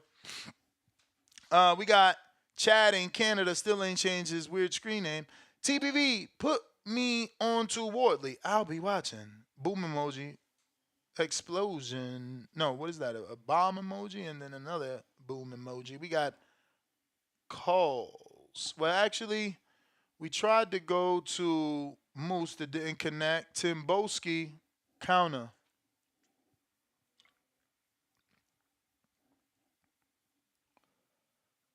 Yo. We hear you. Are you there? What up? What up, man? What up? Yeah, man. You received that you received that piece there, you received that. I received that 10 spot from. Yeah, I like that. Well, go on, Marco. They call it a tenner. They call it a tenor now. One, Paris. Danny said a tenor.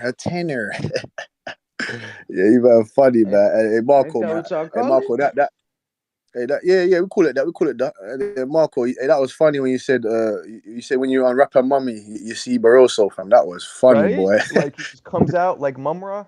Those of you from Yeah, Vegas that's know funny, who boy. But Mumra is. Marco, I got a bone to pick with you, though, man.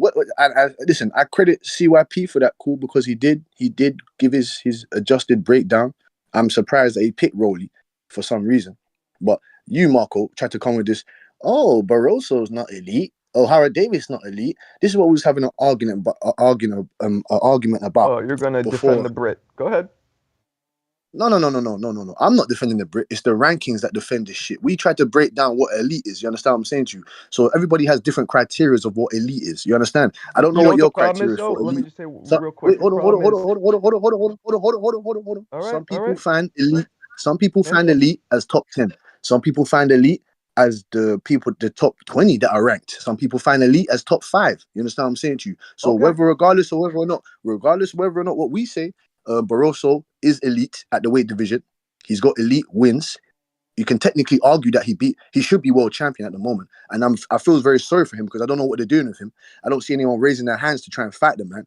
You get me? And Rolly, whether I think Rolly eats crayons and draws in coloring books, we have to say that he's elite because he's a champion. So it is what it is. You know, understand what I'm saying to you? So that No, I Rolly and disagree Isak with Cruz that. fight. There's a lot of people who are champions who should not be. The belt doesn't No. So always. you can't see. Hold on.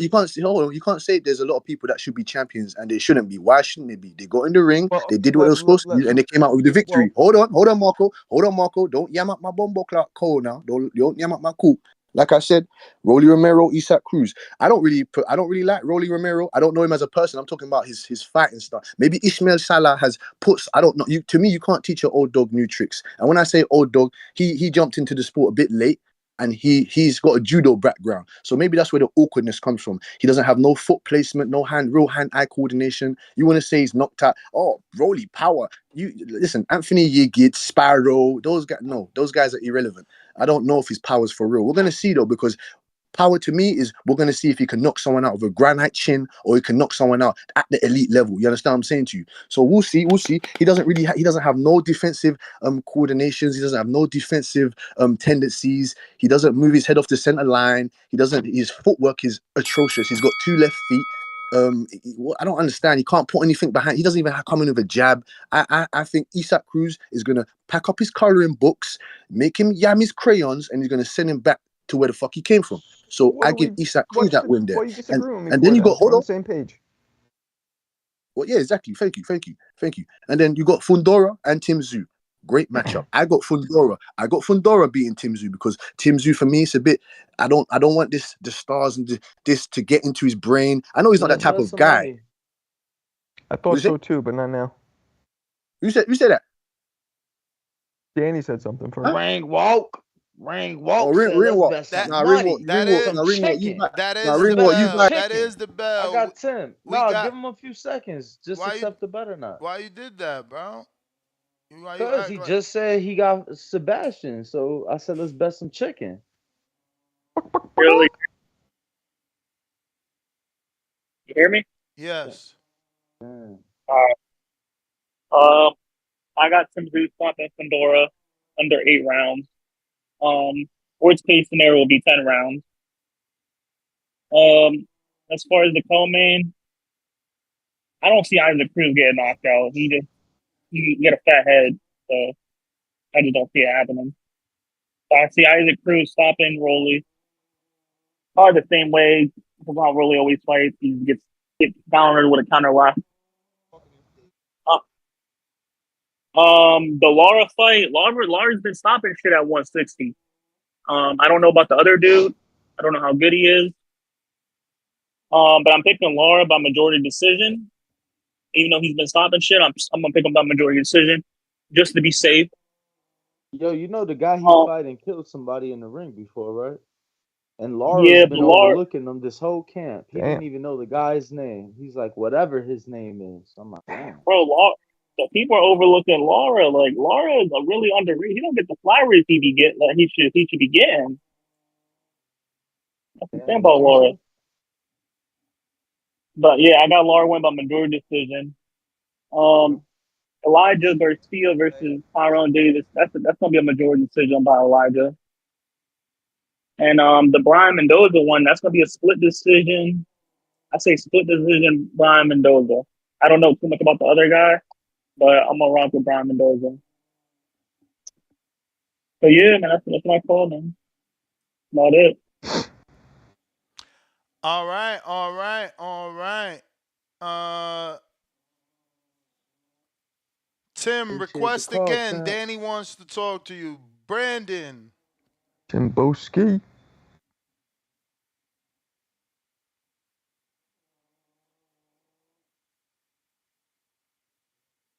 Yeah, I thought Intrigue was gonna like keep our bet, even though it's a new opponent, because he said he got Fundora. Fundora's gonna cook Brandon. Tim. He said Fundora, the new chef in town. Yo, how's my audio? Straight. Straight. Hey, what's going on, Marcos? What's going on, Danny Ness, TBV family? Hey, What up? What Marcos, up? What up? thanks for shutting Tim Boski down with that dumbass argument them dudes was trying to make on the back call the other night, saying if you top 5 in a division, that automatically makes you elite. And then I went on to get on Ring Magazine's top 10 pound for pound, and David Avanesian is top 5 in the welterweight division right now. So I was debunking that narrative left and right. Yeah, Rolly is not fucking elite because he's champion. That would mean Bermain Stavern and Charles Martin were elite fighters when they were champions for 6 months. It's just a stupid argument. I wish they cut it out. You have divisions where you might have 3 or 4 elite fighters, like the 135 division a couple years ago when everybody was still there. You might have a division like the fucking middleweight division right now where none of them dudes is elite fighters, even the champions. Like, so it's just a dumb argument. But as far as the picks, I got Tszyu winning by tough UD. I don't think he's gonna stop Fundora. I got him winning a tough unanimous decision. I see them getting in there, banging it out. Pause. He'll edge out each round. The rounds will be close and competitive, but I got Tszyu edging out most of them. I got Eastside Cruz winning by YUD or a late round stoppage. Rolly doesn't have a fucking shot. Rolly's hot garbage. Yeah, so I got Eastside Cruz. I want to say YUD or late round stoppage. I got Aries Landy Lara getting a stoppage. Michael Zerafa, he's not on his level. And then the fight that I think the toughest on this card is the Mendoza Bohacek. I got Bohacek stopping Mendoza. I got him winning a stoppage by stoppage. I think he's a better fighter. I think he's aggressive, strong, good power puncher. I watched the Brandon Adams fight. He was winning that fight. They was scrapping. They was fighting pretty tough. Brandon just landed this counter left hook that wobbled him.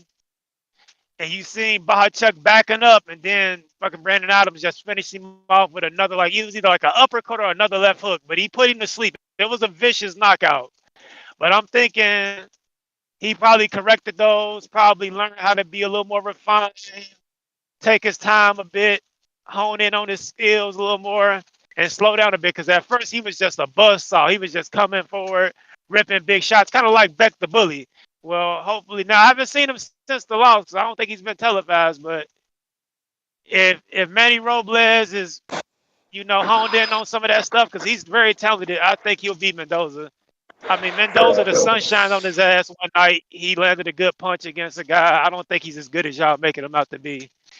I think Bohacek's a better fighter, in my opinion. So I got Bohacek knocking him out. And I think Kevin Kelly managed him. I don't know if you guys remember Kevin Kelly, the one who had those fights with Prince, that fight with Prince Nassim back in the day. I want to say that's his manager. Flushing Flash. Flushing Flash, Kevin Kelly. Yeah, I know him. Yeah. I think Kevin Kelly manages Bohacek. So he's got some guys behind him. So the talent is there. But yeah, I got him winning. But yeah, man, other than that, it is a great card.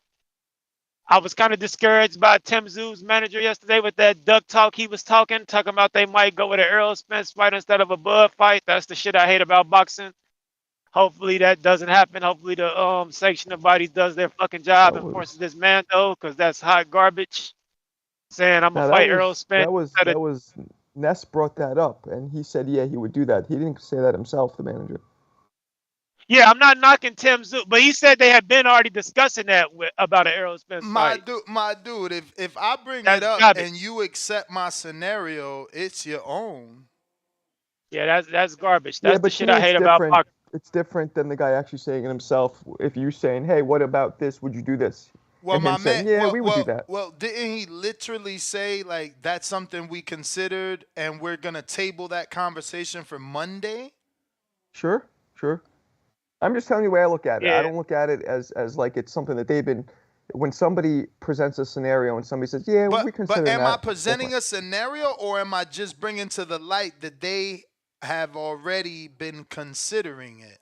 You're right, and we don't know. That's my point. We don't know. Maybe you're right, No, but no, no, maybe no. not. It ain't that we don't know. He admitted when I said, "Would you be willing to vacate?" He said, "I'm not gonna lie and says it's not something we didn't consider, but that's a conversation for Monday." Like that was his words. That to me, Yeah, again, seemed that's wishy-washy. pussy shit. And I ain't gonna blame Tim Zoo because Tim Zoo's never shown me that he's ducking any smoke. But I'm gonna blame the promoters and the management. If they do that, But man, that's not a good look. that's how it That's not a good go. look. Like that, if you're a manager, you want to have your guy go in there with Earl first to see how it is. Like the To manager. see how what is? What the fuck? The fire. The fucking fire. Not us getting in there with Earl coming off a beating, show you what the fuck the fire is, bro. What are you talking about? Well, there's some rumors starting to rumble that Earl is being lined up to fight Jack Clay, Malakuliev winner.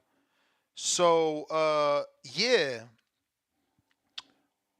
Jack Yeah, Clay ain't even an easy you Jack fight Clay ain't an you easy. I fight think Jack Zoo. Clay's gonna win that. You fight Zoo and you get back to Crawford. Same thing for Zoo. You fight Earl, then you go to Crawford.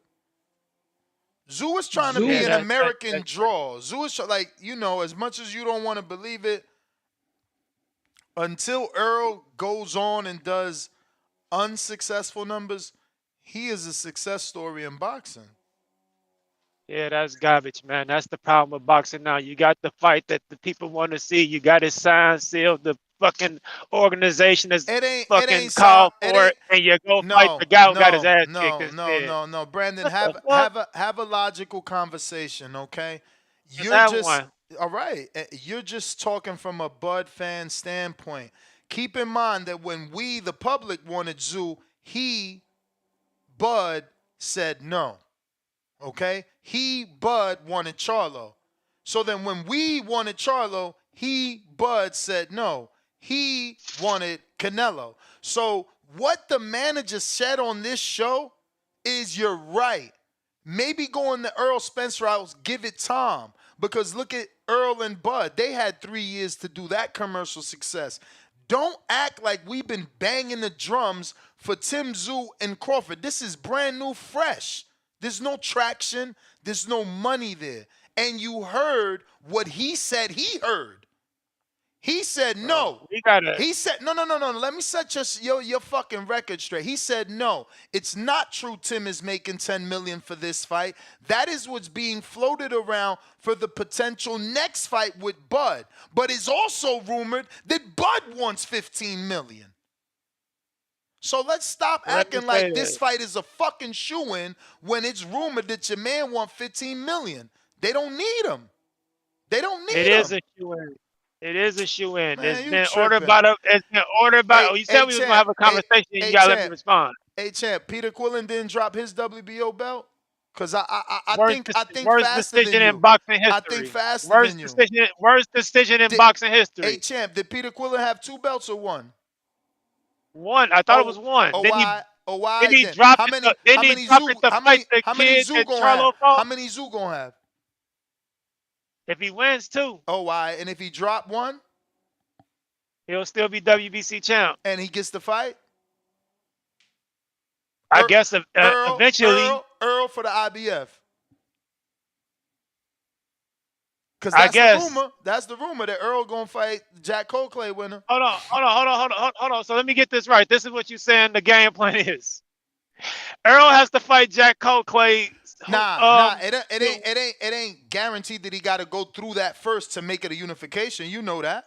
You seen what Tim? What did Tim Tszyu tweet out? I want the big fish. Period. Spence or You ain't let me Crawford. finish, bro. I'm just giving you all the information. Let me just figure out what you're trying to say. So Earl has to get the IBF belt. No, I'd say he don't got to. You heard what Tim Tszyu said. He wants the big fish. He didn't say he won a belt. And So why did you bring up him fighting Earl for the IBF if Earl ain't got to have the IBF? I said that's also a potential because he's rumored to be fighting the winner of Jack Coldplay.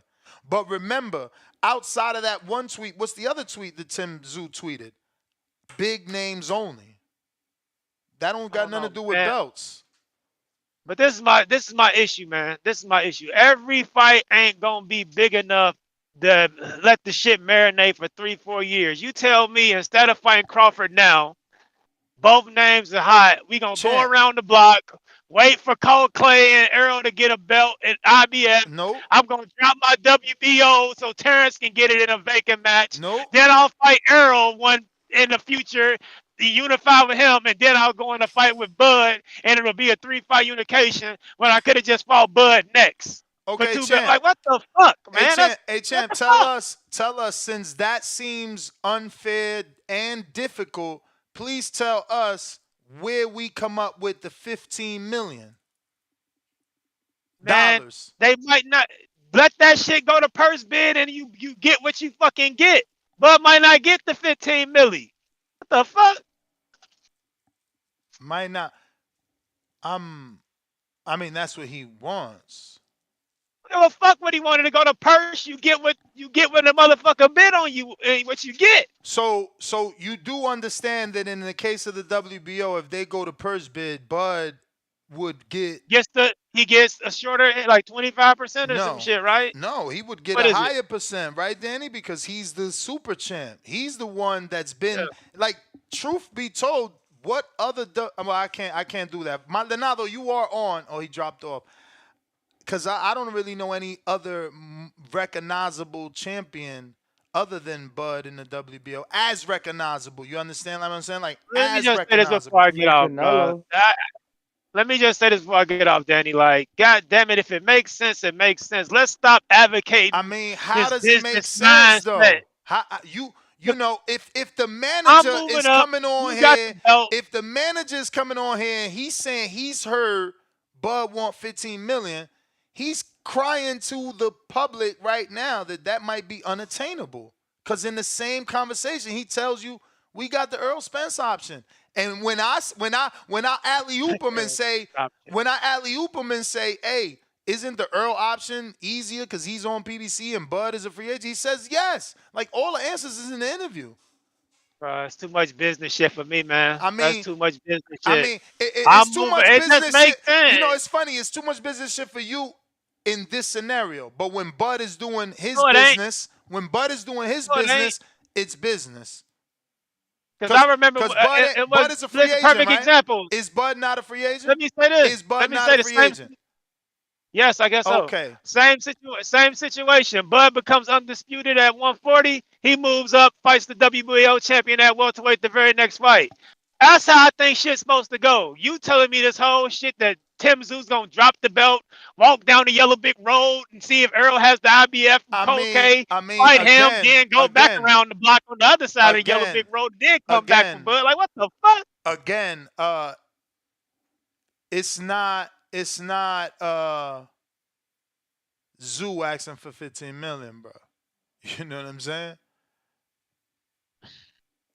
I mean, let it go to first bid. Bud get what he get. Man. Let me ask you, man, how many pay-per-views that fight do? Because again, you talking about people. You talking about a $20 million fight at the very least. Even if Tszyu is Canelo and takes $5 million versus Cotto, I don't know. Exactly, bro. What's the Exactly. point of a nigga? What's the point of a nigga moving up in the WBO saying you got 5 days to order this shit at this point? Yeah, but When a nigga what's can the just point? duck that What's the and go point of fight that? Errol Spence. What's the point of that? What's the point of going to the WBO if you already got a number in your mind? Allegedly, too. I'm not trying to stand on that because I don't know what they saying.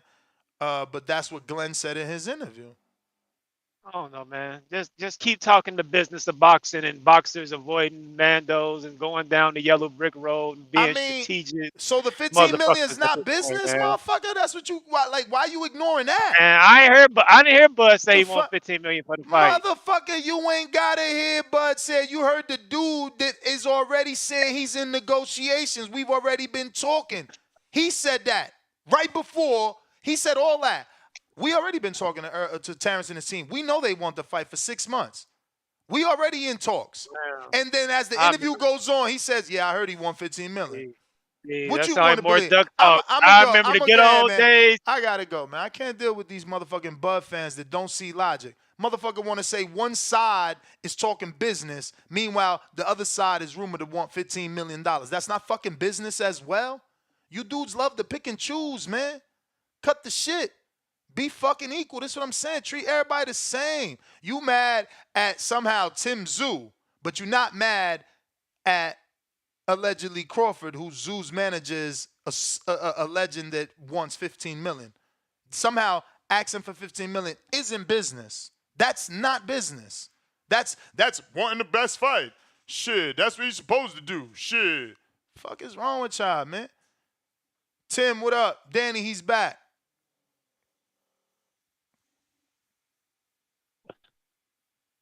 Yo, what you got on him, my boy? What you got on Fundora? Yeah, I'm your boy now. But when I was shouting you for the bet, you acted like I didn't exist, boy. So what's going on? I want you to admit that I tried to get at you for the bet. Open up your phone right now. Ness saw the evidence, and you tell everyone that I tried to shout you. No, regardless. Danny, Come on, that's old. That's old spades, champ. Can we move into the future? He's offering you a new belt. He's offering you a new bet. If you don't want hold the on. bet, I know that's old stage, but I know that's old stage, but it's the fact that he actually tried to throw me underneath the bus and say he doesn't know what I'm talking about. He don't want the bet. Get his ass the fuck out. We wasting our time. What do you mean get his ass the fuck out? So what are you talking about? What you want to put on it, dog? About get the fuck out? You talking old shit. You're Listen, about listen, dog. I don't come in there and disrespect it's all you. good, champ. We just wasting time, bro. We could get to some more callers. You wasting your own time, G. Just don't disrespect me like that. You get me? Cause I don't disrespect you. You feel me? No disrespect, Hold champ. it like We that. talking the bet. No, it's disrespect. Let's move on. I don't know what you're talking about. Get the fuck out of him with that. Don't do that stuff, man. Don't do that. I don't talk to you like that. You hear me? Don't do that. What the fuck are Simple you as that. talking about, bro? Get your ass out your feelings, man. I'm talking to you, G. What do you mean? What am I talking about? I'm talking to you. Yo, you taking a bet? You taking a bet? You taking a bet? Yo. You taking a bet? Tim. What do you mean? Tim, are you taking a bet? It's Tim. Are you taking a bet? No, it's not Tim. I just need respect before anything. Fuck bet, whatever. I need respect. I don't come in and disrespect him. So don't come with this get the fuck out of here talk. It's not that. Bro, you get me? It's as simple as that. He's not saying get the fuck out of here. He's telling you if you're not gonna bet, then we can move on, champ. Because he brought you on. Cool. He brought you on to make a bet.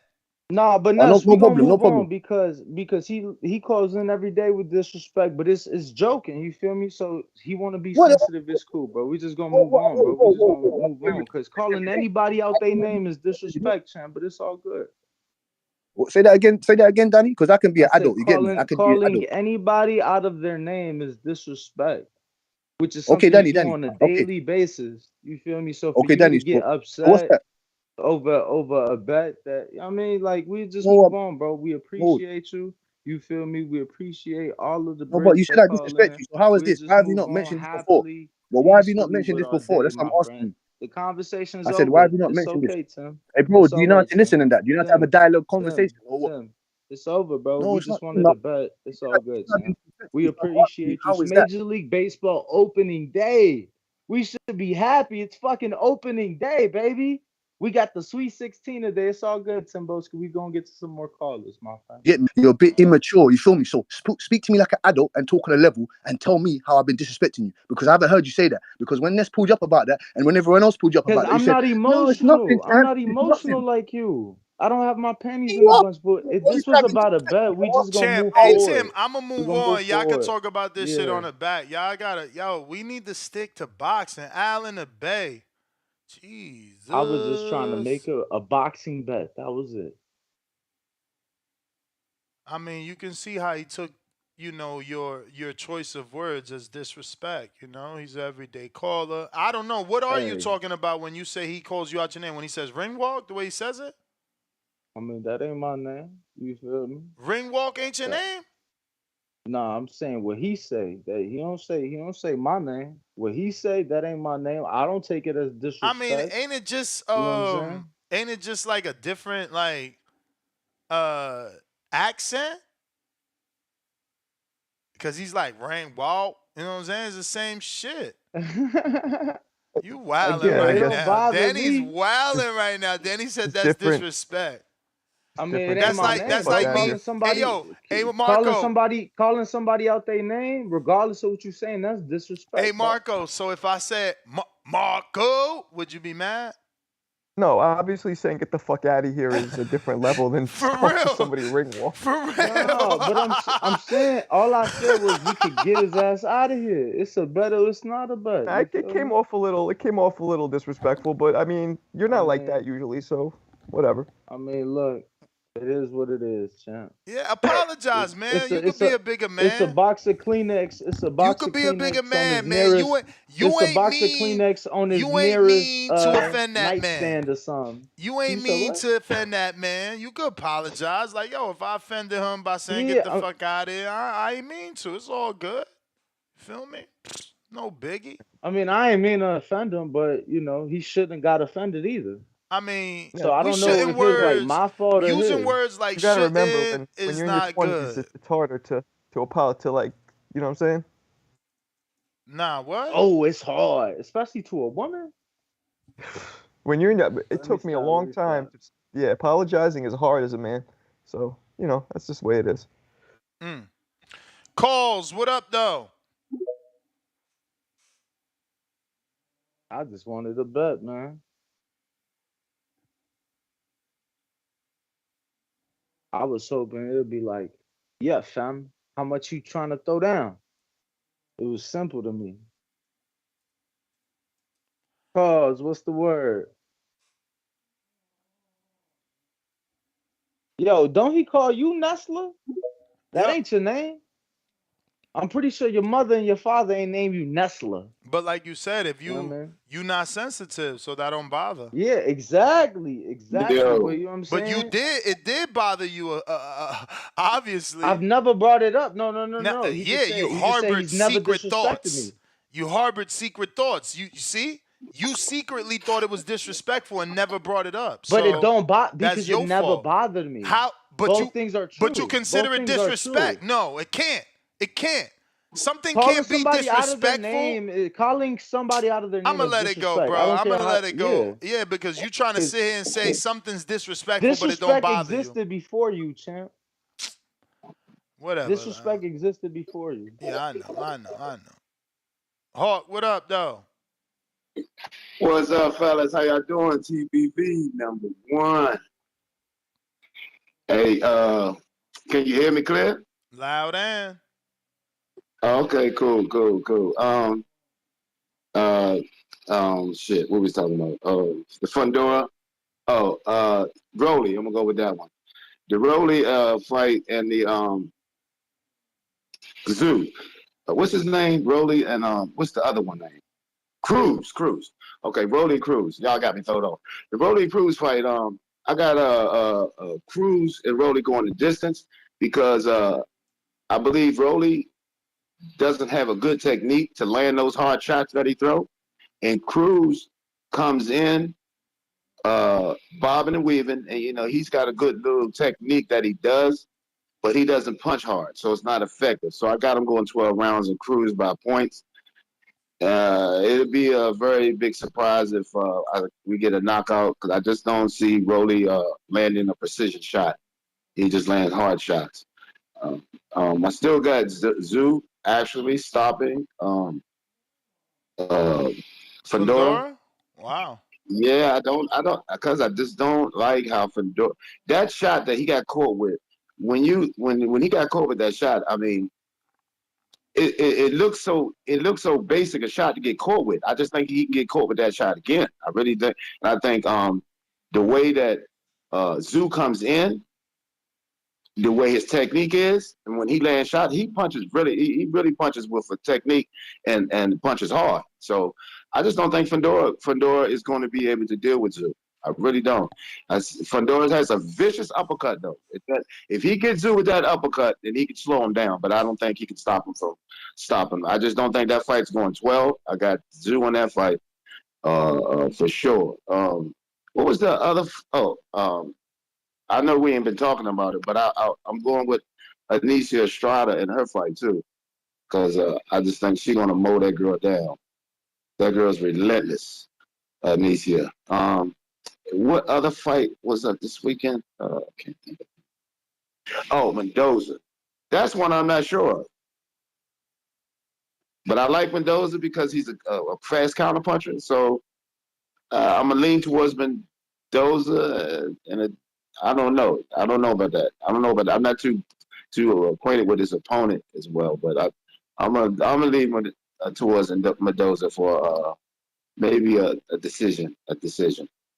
But a Rolly fight is definitely 12 rounds. Yeah, and that's my call. Peace to everybody on the panel. I'm out. Peace. All right, champ. Appreciate you. Let's see here. We got Malcolm Flex, $2. What do you guys use to define an elite fighter? Well, that's interesting. We should have asked that question when Mr. Brandon was on the line. Who that's a started the very conversation. subjective definition, right? Everybody has their own definition of that. Yep. You want to give it a go though? What's your definition, buddy? What do you perceive as an elite fighter? I guess the top 90th percentile of the division at that time, right? Top 5, maybe 10 fighters, top 5 fighters maybe in a division would be the elites. What do you Top think? 5 in the division. Nah, yeah, it would be the elites. I think that was the argument that he just. That was literally the argument. Yeah, that he said he didn't like. Where David Evanesian is top 5, and he far from elite. Yeah. Mm-hmm. Okay. Good point. Like, Well, he's not. okay, he ain't even knocking on the door of elite. I don't mean top 5 by sanctioning body standards. I mean top 5 by boxing purists, like who we think are the top 5. Man. Yeah, but who's your 5th best 108 pounder? 108? Oh, you're joking. I'm like, I don't fucking. No, but even who's your 5th boxing best cruiserweight?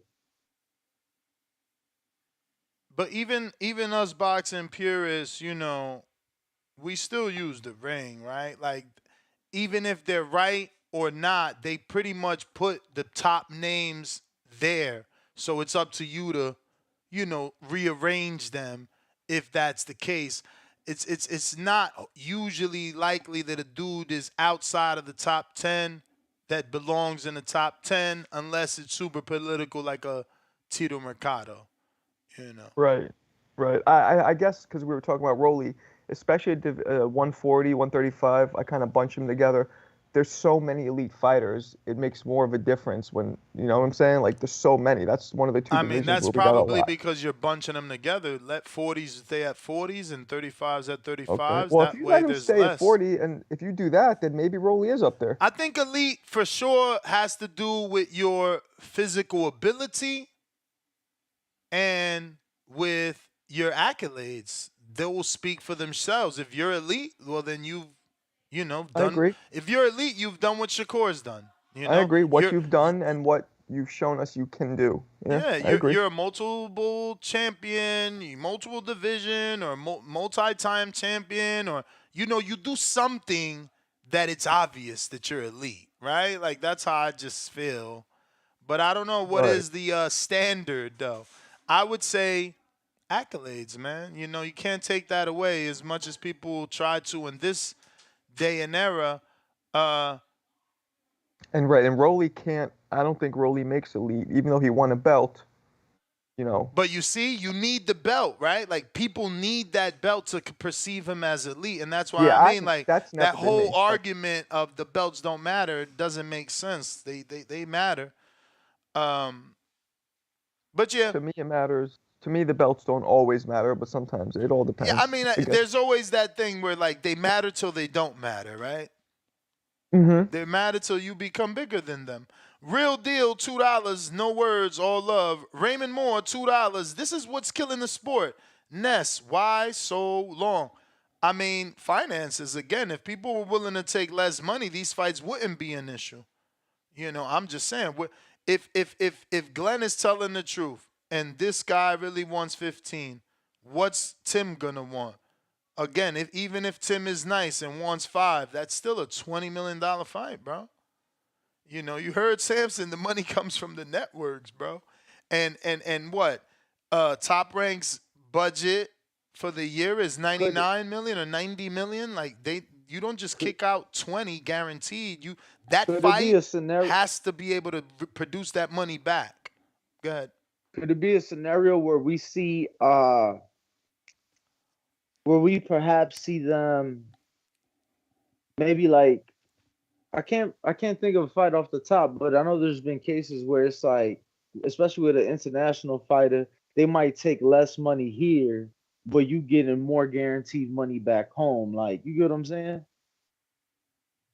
Yeah, I mean, you heard Glenn, but he also said that he's not sure that he said that, you know, Australia and Tim have done some big shows, but he also said he's not sure that that's an Australia fight, right? Like it's Tim's. No. I mean, look, as much as I wanted it, I left it for there because they made me see the business side to it. But I'm just saying, like, he still has the TV rights, right? I believe he said with Fox, if I ain't mistaken. So it's just like if it be pay-per-view over there, But I'm it just is saying they might pay-per-view. be okay, right? So just saying they might give him a lower number here, knowing that he gonna get it on the back end with the pay-per-view over there. So I'm just saying it might not be a 5 guaranteed. It might be a lot lower than that. For who? For Tim. Oh, so you saying they'll come up with the 15 for him because they're gonna pay Tim off the back end from Australian pay-per-view? Yeah, I'm just saying that's something that could be done. You get what I'm saying? Like Nah, they got the hopefully. international pay-per-view. Hopefully, but again, man, we just seen it. Look, I'm gonna bring up an old instance and a very new one. All right, we seen Al do this before. He told Peter Quillen not to fight Korobov. You know, it was reported that he got 500,000, but again, we know he made more. The 1.9 we just spoke about the other day. We just seen this happen again with Al Heyman and Frank Martin. You know what I'm saying? Now that is not necessarily Al because, you know, we had plenty of information that Frank and, you know, Frank agreed to it. PBC was happy with it. Tom Brown did the deal. It's just Frank didn't consider certain things in the long run. But at the end of the day, he didn't take that fight because he was told back then he would get the Tank fight of now. So it's the same thing. It's like, bro, don't take this fight with free agent Crawford because I got Earl Spence for you. Someone you already asked for. Someone we've already talked to you about. Like, I did the interview. Glenn said, yes, he was offered to us. Like, it is what it is, man. People like to build their name, and that's kind of what you got to do because this is a business. And, you know, you deal with the people that do think belts don't matter, and it's more about the pay-per-view numbers you do and the ticket sales that you sell. Tim strikes me as a dude that's, interested in fighting the best. But again, you heard the manager again. What did he say?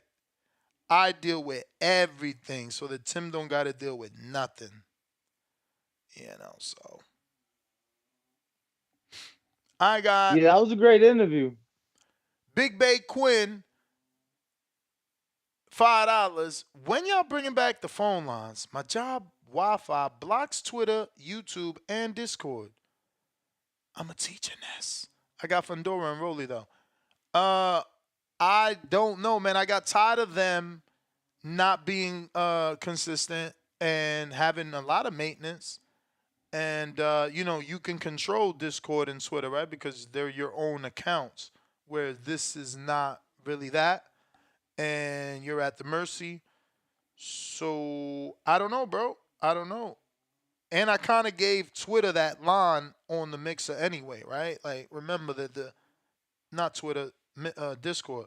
People used to say like, oh, I can only hear one way on Discord. So I changed that and gave that original Blog Talk line to Discord so they could hear both ways instead of one way. JXV, $2. It's okay for Tim to pick and choose and not Nello. Nah, it's never okay, bro. It's just always part of the business. Tim Boski back with another one.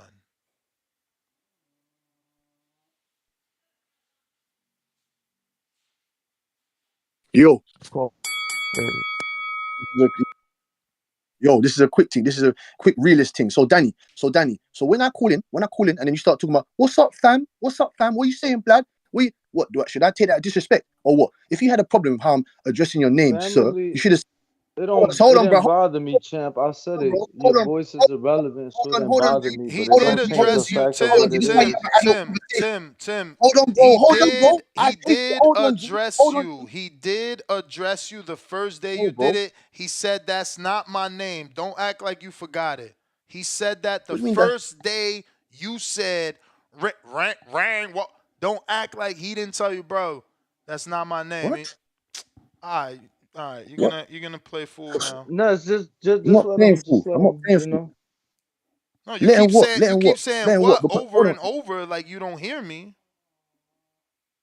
Bro, so then why has he not took me to the as in say, but listen, am I bro, not, listen, am I G. not No, telling wait, hold you on, that he hold did on, bro, the hold first on, day? bro. I can't get out what I'm saying. Hold on, bro. I can't get out what I'm saying. So like I said, why can't you just say to the side, oh look, this I don't really like you addressing me like that. You get me? We're both adults. So hold on a minute. So hold on a minute. I need to pull you to the side after I've already told you instantly not to address me that way. So for you to take it serious, I have to let you address me that way, then go DM you on the side to tell you I don't like it. Motherfucker, he told you when it happened. I don't like it. That's not my name. You kept doing it as a joke.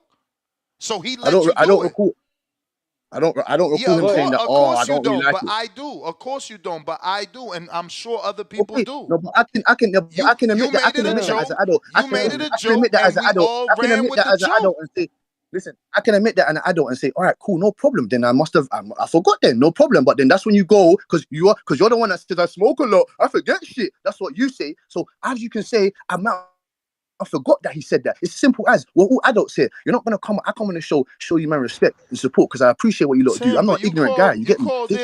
You're the man asking him to hit you on the side, but you called the counterpunch to talk about it publicly again, champ. Like make it make sense for us. No, because this should be quick and done, finished. This is what I'm saying to you. This is quick and done. I'm not here to make it about this. I'm here to say, listen, fuck the disrespect. I'm not here to disrespect you. You shouldn't be disrespecting me. It's simple as that. I'm gonna say this, Tim. Ness already said, boom, I said it in the beginning. It didn't bother me, like I said earlier, because your voice is irrelevant. But I then took that as Excuse me. When you say when you say this voice is irrelevant, what do you mean? Let me finish. Excuse me. No. See, I take it as a form of disrespect. You got it. Nobody's I'm over here trying to be. Nobody's voice on the show.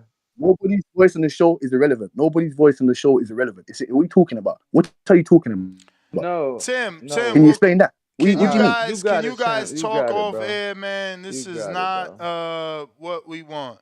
Cool. CYP counter as well.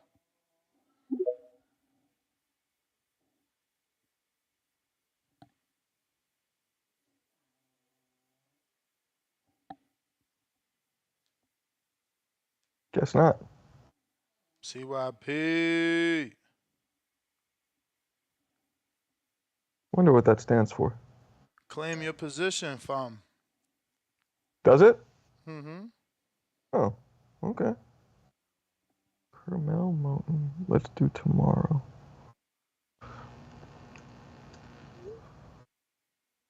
But if you are tuned in, smash that like. We are trying to hit that next one, 204,000 subscribers. CYP. There we go. There we go. There you should let Tim cook. That's you know what I'm saying. Shit, man. Let Tim do his thing. But look though, this callback was from my man Brandon on this top 10 thing. You can't debunk something if you've never done it and never been a part of it. When it comes to sports, they give a top 10 list for fucking everything. The top 10 teams, the top 10 players, the top 10 individuals. It's always been top 10. They give the top 5 for the best of the best, and they usually give the 1 for the best. If you look at Danny know college football, they put out a semifinalist list for say the Bolitnikov. It'd be 10 dudes on that motherfucker. Then they go to the finalist list. It'd be 5 dudes on there. Then they give the award to number 1. The elite of the elite, and the best. So if Romero has been top 10 Ring Magazine at 135, he is champion now at 140. When the rankings redo, he will be top 10 in 2 different divisions and a champion in one and an interim champion in the other. To say that man is not an elite boxer is fucking idiotic based on the ranking system and what the word elite means. How the fuck could you possibly be top 10 in 2 different divisions and have a belt and an interim in another and say I'm not an elite boxer? That don't even make sense. And I'm not even trying to be rude about the shit. I'm saying if you ain't played sports, teach sports, around sports, talk to boxers, don't talk about how you shutting shit down because they never asked you for your opinion in the first place. Secondly, he mentioned Romain Stavern and my man Charles Martin. Charles Martin was the second shortest reigning heavyweight champion or belt holder in history. I remember I told y'all that years ago. The heavyweight division or boxing? No, heavyweight division. The second shortest heavyweight reign of all time. First. He was never top 10 at BoxRec or Ring Magazine, even when he was champion. So don't use him because he doesn't fall into the criteria of the top 10, even with the belt, which is fucking weird. That tells you that dude does not fit into the criteria. He just actually got a belt because of injury, and we know why he got it if you really know boxing. But to talk about Romain Stavern in such a way tells me that you probably started watching boxing after Wilder beat his ass. In 2013, Romain Stavern was ranked number 4. In 2014, Romain was ranked number 2. That was when he became champion. After he lost the belt, he was ranked number 6. Then the next year, he was ranked number 7. That is 4 years straight. Ring Magazine rankings for Romain Stavern. That's 4 years straight. Do you know how hard it is to get 4 years straight Ring Magazine rankings in the top 10? You know how hard that is? You know how hard it is to become a champion, especially WBC champion? So to say that dude wasn't elite and compare him to Charles Martin, which was never ranked in the top 10, period, let alone 4 years in a row. Please don't let me pull the discoveries out on your ass. Please don't do that. So have a good show. Tim Boski, I got $5 for you to come back, man, and finish your point, because you did come in peace, but Danny did tell you, yo, I don't like that shit. I remember I was here for the episode. CYP out. All right. Yeah, I mean, Danny did admit, like, he didn't mean it disrespect, so. But even for me, like, again, I wasn't trying to be disrespectful. Yeah, and that's all that matters. When you open the door is there open. So now I could come in, you could walk out. So, you open that door, and that's what it was. Yeah, I mean, like, honestly, we grown-ass men, bro. Like, I'm not here. But again, I'm that's not here different to, I'm not levels here of to hurt nobody. disrespect, Danny. I mean, That you know, and that's what matters. You said what? That's different levels of disrespect, though. Absolutely different levels of disrespect. Absolutely different. But I think all that matters is that you were like, I didn't mean to disrespect you, and that it should just end right there. Simple. Nah, again, I didn't think it was gonna turn to that. I was hoping he'd be like, yeah, let's bet. And then that was it. But Right. CYP counterpunch numero dos, right back at it. You sure that ain't the same one? Nah, that just Yeah, came yeah, in. that's the same.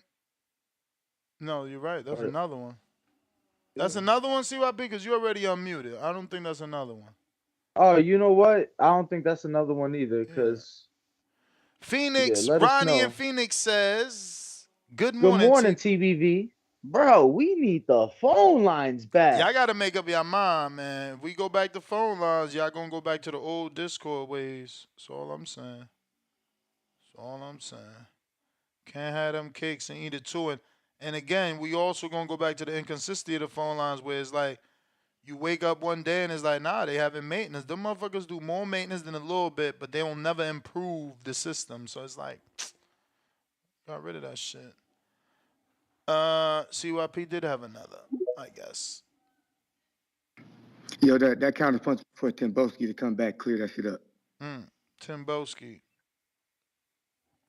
Come in peace, Timmy. I mean, he kind of did come in peace. So. What is this? What is this?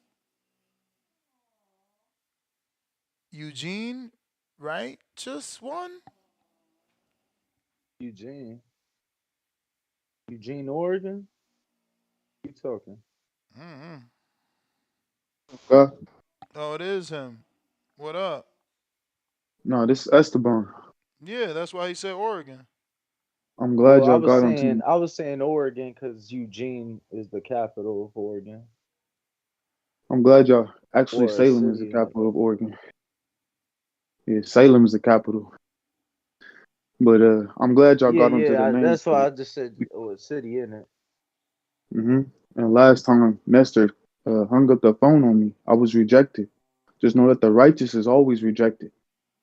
And when I said we onto this names, when I called Marco, Anglo Marco, I said it was embracing his culture. And you said just because he was Bruh, white, so you calling back not to talk about boxing?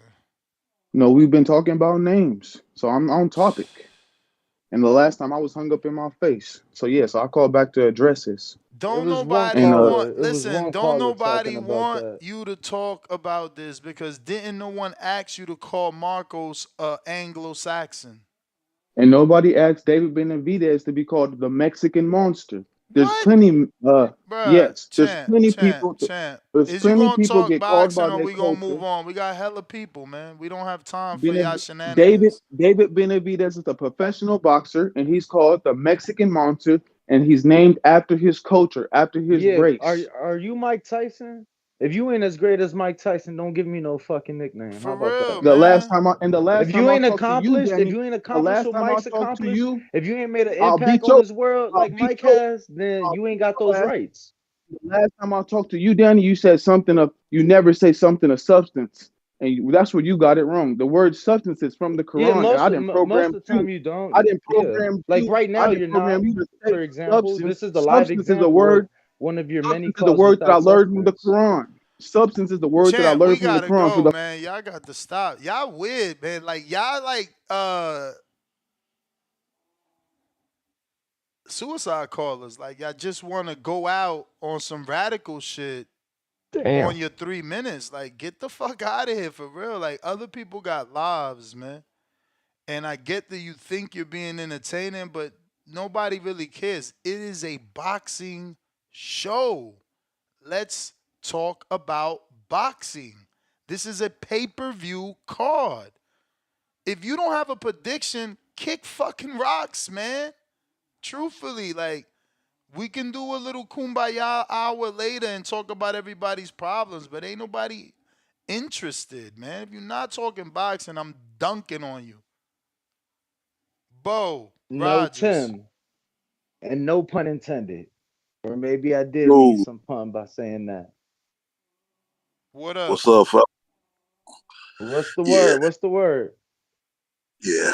I got Fundora whooping Tszyu, and I really wouldn't if I was PBC, I wouldn't give Tszyu to Terrence Crawford either. Like I wouldn't give Canelo to. I mean, I wouldn't give Benavidez to Canelo. I just let those dudes ride on off to the sunset and go do what they're gonna do. I keep saying that, you know what I'm saying? It just make business sense, you know what I'm saying? You trying to bring in the future. Now why let them, go ahead and let them boys fight people and keep building their name up, making their own lane and do their thing. I think the fight with Spence will be a whole lot easier to make. I told you the other day when I called in there, these guys wanting all this upfront money and don't even really be bringing in the money. Terrence Crawford ain't no big star like that, no matter what. Those were Spence sales. Spence was if they fight again, the Spence fans want to see that fight. It's the Terrence Crawford fans that's saying, we don't want to see the fight and we're going to scream all that. They the ones threatening not to support the fight. So why take a risk in losing a guy who can get everybody else paid and willing to fight everybody else? And instead of putting them in there with Terrence Crawford, who really don't want to do shit. You know what I'm saying? Fuck Terrence Crawford. But that's all I got, man. I wouldn't give it to him. All right, all right.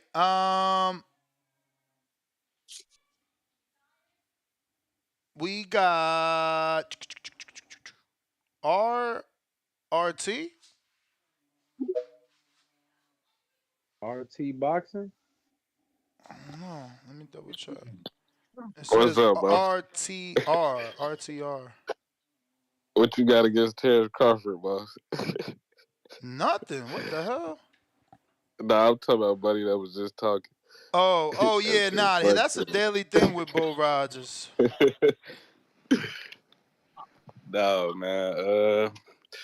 I do got some predictions this weekend. I got Tszyu knocking out Fundora. And the Rolly Cruz fight, that's a close fight. That's really a pick 'em. But if I had to choose, I'd go with Cruz. I'd go with Cruz by decision, honestly. I don't see nobody getting knocked out.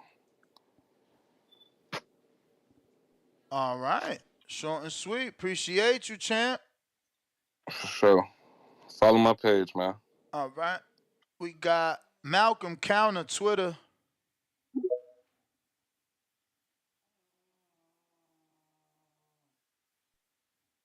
We got to give out that members only counterpunch from AB.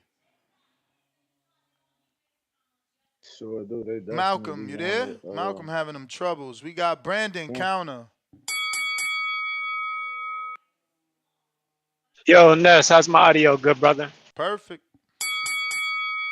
Somebody asked, I think it was actually Malcolm, what's my criteria or what's your criteria to be an elite fighter? It's quite simple. Do they pass the eye test skill-wise? When I look at them in the ring, if you're a boxing guru like me who knows how to break down fights, when I look at this person's skill set, do I see an elite talent in the ring? Okay, he has the elite talent in the ring, though the accolades and the resume meet in the middle with his elite skill set. If you have that, then you're an elite fighter, in my opinion. When I think of elite fighters, are simple. You look at your pound for pound list. It's only 10 to 15 elite fighters in all of boxing, in my opinion. Every boxing division isn't evenly dispersed as far as talent. So to say if you're in the top 5, period, in boxing in a division, you're an elite fighter is crazy. Because just like he said, well, who's the number 5 ranked fucking cruiserweight? Some tomato can we've probably never heard of. So is he elite on this? Like that makes no sense. Like I said, there's probably 10 to 15 elite fighters in all of boxing. Or when I look at the eye test, when I look at Rolly and Bermain Stavern, who got knocked out by Demetrius King, I think that guy delivers water to my office now. When I look at Bermain Stavern and Rolly, for one, do I look at guys and when I see their skill set in the ring, do I think these are elite level skills that I'm seeing? Fuck no. When I look at their accolades and or resumes, do I say these guys beat some great opponents? Fuck no. So just because you were in a division that was weak at the time, CYP, I don't know if you were watching boxing back then when it consisted of Dominic Gwynn, Seth Mitchell, Calvin Brock, Ray Austin, fucking guys like that, and you was ranked top 3 or 4, no, that does not make you elite. Just because Terrence Crawford moved up to 154 and Errol Spence is inactive, and Keith Thurman is moving up to 154, and Daniel Garcia is moving up to 154 and 160, and all of a sudden David Avenesian is top 5 by default, that don't make him elite, champ. Like I said it, and I'm gonna say it again. Boxing divisions aren't evenly dispersed in talent, so just because you're top 5 in one division don't make you elite. Period. So let me cook you on that argument. And again, perfect example. Hey, Danny, you on here? You've heard of Mel Kiper, right? You know who Mel Kiper is, right? Draft Guru. Of course. Mike Mayock. Got the What do they slick say back. every year? What do they say every year? This draft isn't too heavy on quarterbacks. You might not find a franchise quarterback this year. This draft isn't really heavy on elite quarterbacks. But these guys are top 5. Or you might have a draft where they say, oh, yeah, man, it's a plethora of great wide receivers this draft. You got a bunch of elite guys. Or they say this draft isn't, I know this year, there's not many first-round talents at linebacker this year. So you can't say just because a guy's top 5 in this year's linebacking core that he's an elite linebacker. That's not how it works. So, yeah, let's just kill that argument, man. Guys are top 5 by default. Rolly. When I look at Rolly, I don't see an elite fighter. People, that's the bell. Go ahead. Malcolm, trying you again.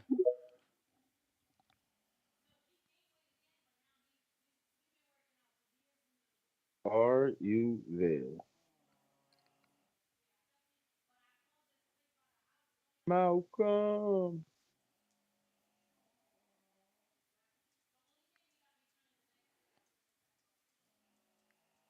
If you are tuned in, smash the like, hit the subscribe, have that notification bell turned on so you don't miss any of the content. Danny, I'm pretty sure I did this, what I'm doing now, but if I didn't, whatever. But I'm pretty sure I did one of these. You got that big ass text? I'll read it. No. Yeah. To you, nigga. Yeah, I'm reading it. Yo, can y'all hear me now? Yeah. What's up? What you We got, a hear you Bluetooth now. connected? I don't know. What I think it is because I'm like on all types of different tabs or something. I don't know, and I don't know what the fuck it is. But shout outs to Brandon because he made a bunch of valid points. I kind of wish I got my call before him. But I really counted because CYP was really saying the ranking systems. You feel me? I had the definition of elite, and it's pretty much a group of people who have superior qualities compared to others. It's some shit like that. You feel me? What the fuck does Rolly have in general that's more superior besides his power?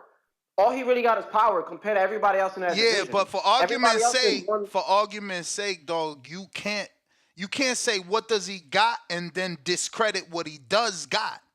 He has the power, okay. And guess what? What he got, you think Marley Najee wanted it? You think Sandor wants it? Now, hold on. This is the thing, right? Now we'll have niggas who have great skill sets, but they don't have anything accomplished. An example: you have fighters like Abdullah Mason, Carmelo Moulton. They're prospects, but they're not considered elite fighters because they don't have anything that's they're not really accomplished. They don't really have those names on their resume. Yeah, champ. But that argument X's itself. Nah, man, that's a weak argument. That X's itself out. You can't call a prospect elite. It's two different things. The word prospect means beginning. No, but listen, because when we're also talking about it, we're talking about skill sets. Some of these prospects look fucking great when it comes to eye test. Okay. So Brandon gave you that rebuttal. He said the eye test is cool and is great, but you need to have the eye test to match the accolades. So yeah, and then also, Mason looks good, and so does Schofield. But like you said, no accolades, so they not elite. But this is also going to CYP's point when he was saying anybody who's ranked. You also have niggas like fucking Sorrow, who's ranked number 8 in his division. 154 isn't a fucking light ass division, and they got names. Yeah, but Sorrow is a great fighter, bro. He's a really good fighter. He's not elite. He's a really good fighter, bro. Soto is a really, really good Do you consider fighter. him elite? Underrated. Elite, again, you need the accolades, but he's a good fighter and certainly gets the underrated tag, bro.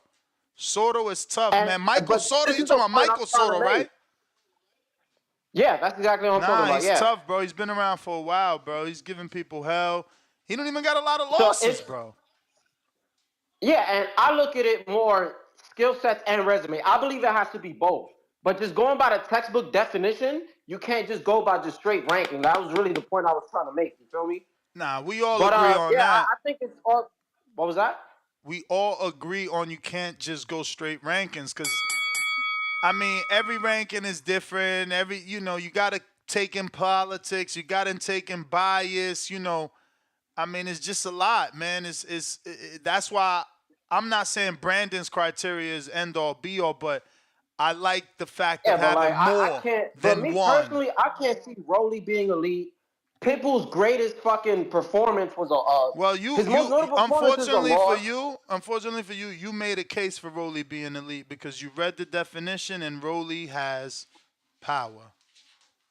That's what stands out from everything else. That's why you're excited about the co-main event because he has power and the other one has pop. So you can't diminish that. It's like a superhero. You know what I'm saying? Like this motherfucker could fly, the other one could run fast. That's their power. It don't mean you the superhero. But that's your power. Rolly's power is power. Devin's But didn't we power both say is that? But skill. didn't y'all all agree it's on both? On both Because what? hold on, because the point is, and my bad for taking too much time, but the whole point was it's both, right? What's both? He has two questionable wins. What's his greatest win? He has a Barroso win that fucking it was a premature stoppage. He lost to Marinas. I I'm seen that with shit. He you. definitely lost to it. Yeah. I'm What with was you that? on the Marinas fight too. Yeah, so when His we're talking about, biggest all right, he win. got the power, but then when it comes to the His wins, biggest you win don't is really have a solid. Nah, his solid win is Anthony Yiggett. You can't discredit Yiggett and Sparrow. Good wins. I mean, you definitely can discredit Yiggett when Yiggett was like a 4-day notice, having to like make weight and shit like that. Yeah, I I mean, ain't I was discrediting there for that. that. I ain't discrediting I was that. there. I was there for But that because yeah, Yiggett yo, was I'm allowed. gonna let. Yiggett was the allowed to kid come in at flew in from 140, Sweden to Texas to and be to the fight he was allowed to come in at 140. Then he turned around and fought Keyshawn, and I don't think Keyshawn because stopped of him. how short notice it was. That's why he was allowed to come in at Okay, so 140. I just want to remind everybody. In your book, you don't give him credit for that. I think you definitely can No, discredit it, given that. I'm saying you don't. I do. I give him credit for Yiggett, Sparrow. I mean, do you That's think where it it ends. diminishes the win a bit? I mean, you can Champ, give I somebody gotta get to other credit, people's does hella it? counter punches play. Yeah. But yeah, I certainly give him the credit for that win. Copy cool counter.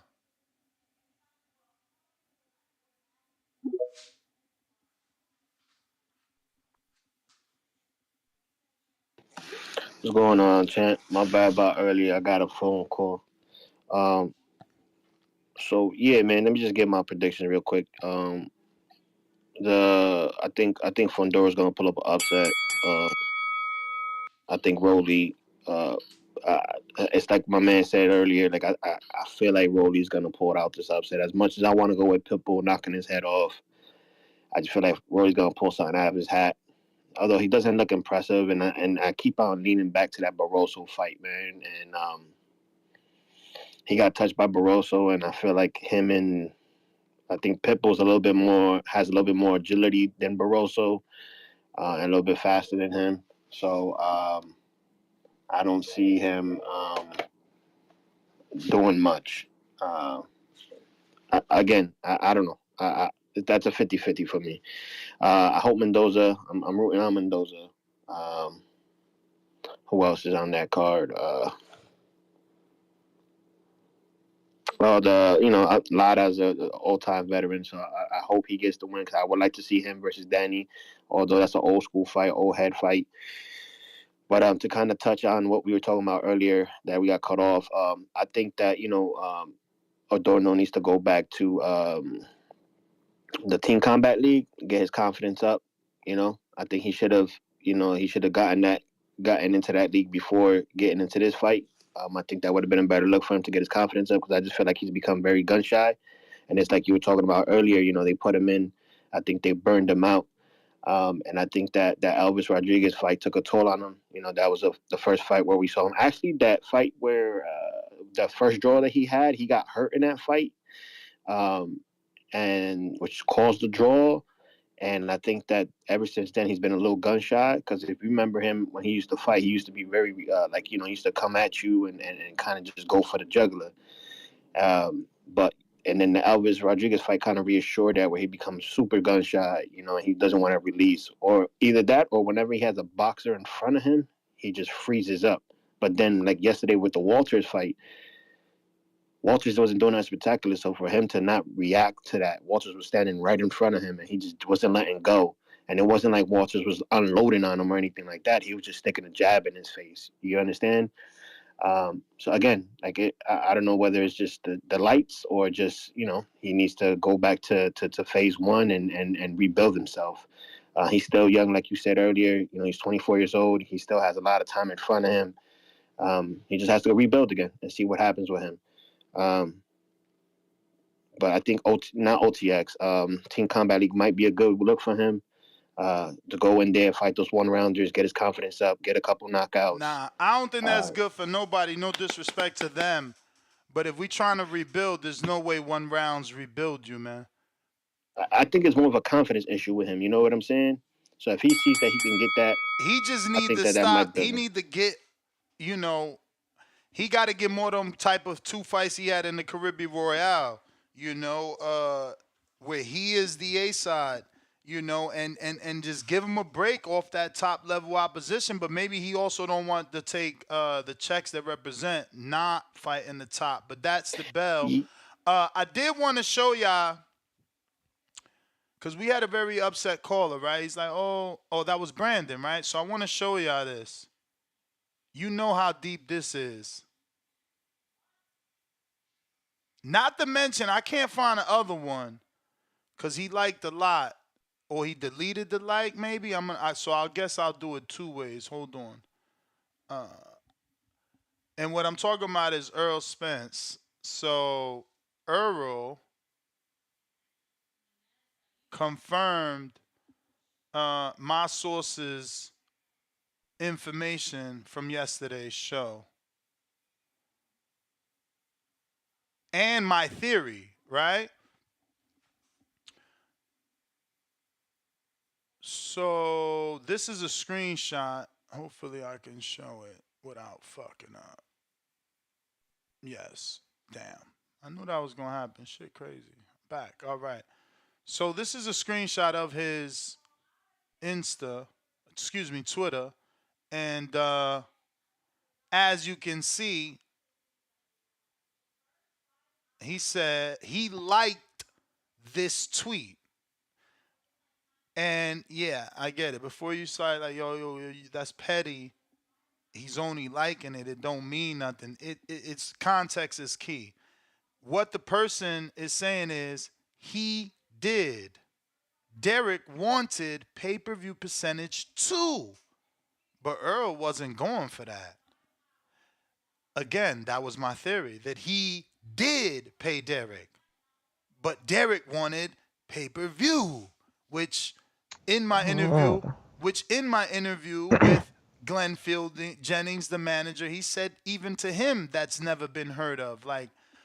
But what goes even deeper than that is, as you can see right there, he also liked my tweet. A man who blocked me on Instagram and on my personal Instagram still liked my tweet that says Glenn Jennings, manager of Tszyu, tells us that they would consider vacating the WBO to make the Spence fight. He liked that tweet, which obviously the big fish got me a bunch of retweets. That tweet, as you can see it now here on his live page, not a screen share. That tweet is at 109 retweets, courtesy of Earl, because that's his last like. So again, just showing that, people like to get mad at me for understanding and knowing the business. But, bro, business is what's going to move the fucking needle, not us. The quicker we realize it, the quicker we'll stop feeling so so tortured. But CYP counter. Yo, let's start this party right. Brandon, please don't take offense to this. You shouldn't take offense. I should take offense. I'm the one who deals with real athletes and accepts them for a living. You don't. No, don't take offense. I do. Mel Kiper, when he says this draft is not first round heavy, there's not too many elite whoop-de-whoops, he's not saying that the players are not elite. He's saying they may not be elite for the NFL. Every single one of those dudes who go in the first round was elite in college. So there's no reason for them to be elite in the NFL because they haven't played yet. He's telling you what he thinks their future is going to be, not where they are from college. College is where they were ranked as top players. Please understand the difference. Secondly, NFL got 22 positions. Let's say it got 22. Let's take out the punter and the kicker. The top 10 DBs are elite. The top 10 outside linebackers are elite. The top 10 running backs, top 10 quarterbacks, all of them. There are 18 divisions in boxing. Rolly has made it to a point where on 2 of those divisions, he's been ranked top 10 with a belt in one and interim in another. There are 2,000 plus fighters at 140. 2,000 plus. Rolly's made it to the top 10. 2,000 plus. Let me read you the definition since you like to debunk motherfuckers. I don't know how you do that, but I guess you do. A select group that is superior in terms of quality over a group or society. That is what elite means. His group is the 2,000 boxers. The society is the planet. This motherfucker is elite by definition of the word. Your opinion is exactly what you were given, my man. Nothing but a fucking opinion.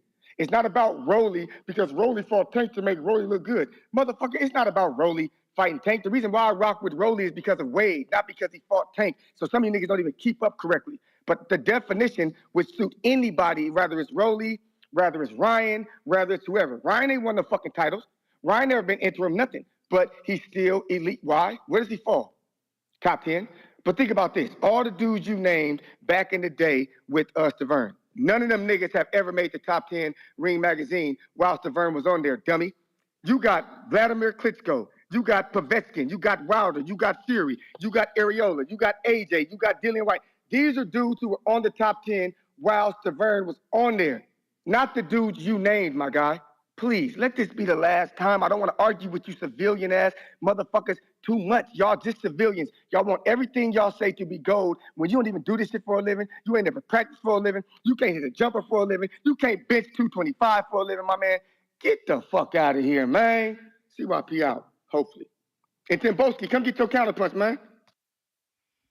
Tim Boski, counterpunch courtesy of CYP. We got Brandon Maurice, counterpunch courtesy of Supermax. We got Brandon Maurice, counterpunch courtesy of Stainless. And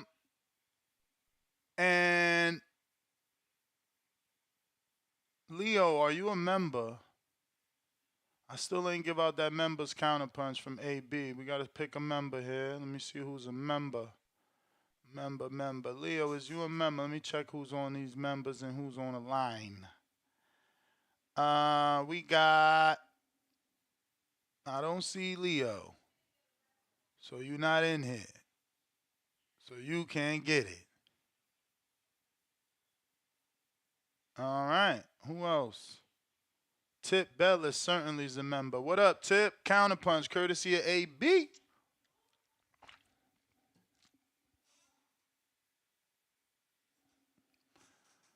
Tip Bayless. Yo, I still got a counter from the other day too, man. I ain't used. But man, what's good? What's going on? What's going on? Fight week, man. You know, the Mexicans about to show out this weekend, man. About to be a Mexican showdown this weekend. Who we got? Angelino Cordova and Julio Cesar Martinez, right? I like that fight, man. That's gonna be a good fight. I actually think Angelino gonna win that fight, bro. I'm not gonna lie to you.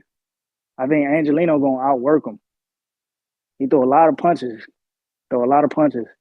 And he just got a win over Acosta too. So I really like that fight. Damn. Then we got Zerafa versus Lara. Lara gonna win that shit, man. And we gonna see Lara in I feel like we're gonna see Lara in his purest form again, bro. Southpaw, you know what I'm saying? Effective footwork, punching the angles and shit. I just think Zafar just gonna be too flat footed standing in front of him, bro. And Lara is gonna be able to move around him, even at 40, bro. Even at 40. Brian Mendoza versus Bohachuk. It's gonna be a fight. This is gonna be a fight. And I think this fight is going to depend on either whether or not Mendoza is looking to box or he's looking to brawl and just land that one big punch. Because Bohachuk, bro, honestly, I could see him getting lined up with an uppercut, bro. He's just a dude who's gonna come straight forward. He got a lazy jab too, and I think like the same way Brian Mendoza caught Jason Rosario is the same way he could check.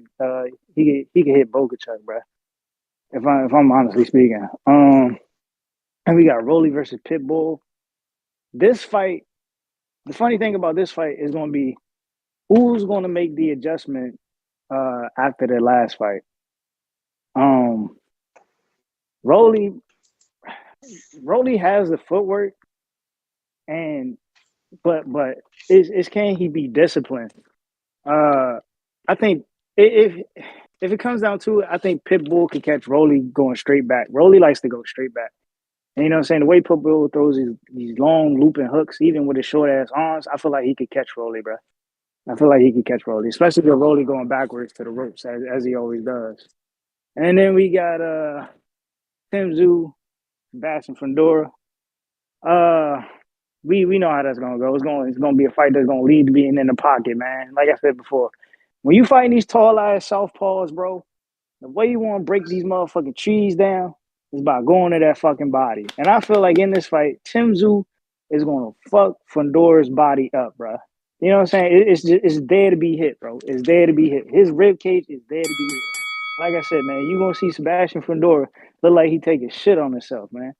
That's how I see that fight playing out. It might go the distance though, but I just see You Fundora gonna getting run dropped that with the other body. one? Nah, I'm gonna hold it. I'm gonna hold it. I'm gonna hold it for the UK dude that just calls in and drops 50 names every call. You know what I'm saying? And then talks about being disrespectful. You know what I'm saying? Shout out to my boy Ringwalk, man. Shout out to Danny. What up with you, champ? You know what I'm saying? Danny, we gotta stand together when it comes to these UK dudes, man. They be out of pocket, man. You know, dudes out here talking about It ain't even about where you from, bro. It's just like, you know what I'm saying? If you gonna open that door for the disrespect, Y'all going back to that? All right, Tip, we gotta go. Y'all, he talking about Tim. y'all playing because y'all going back to that. Malcolm, Twitter, He brought counter. it up. What you want me to do?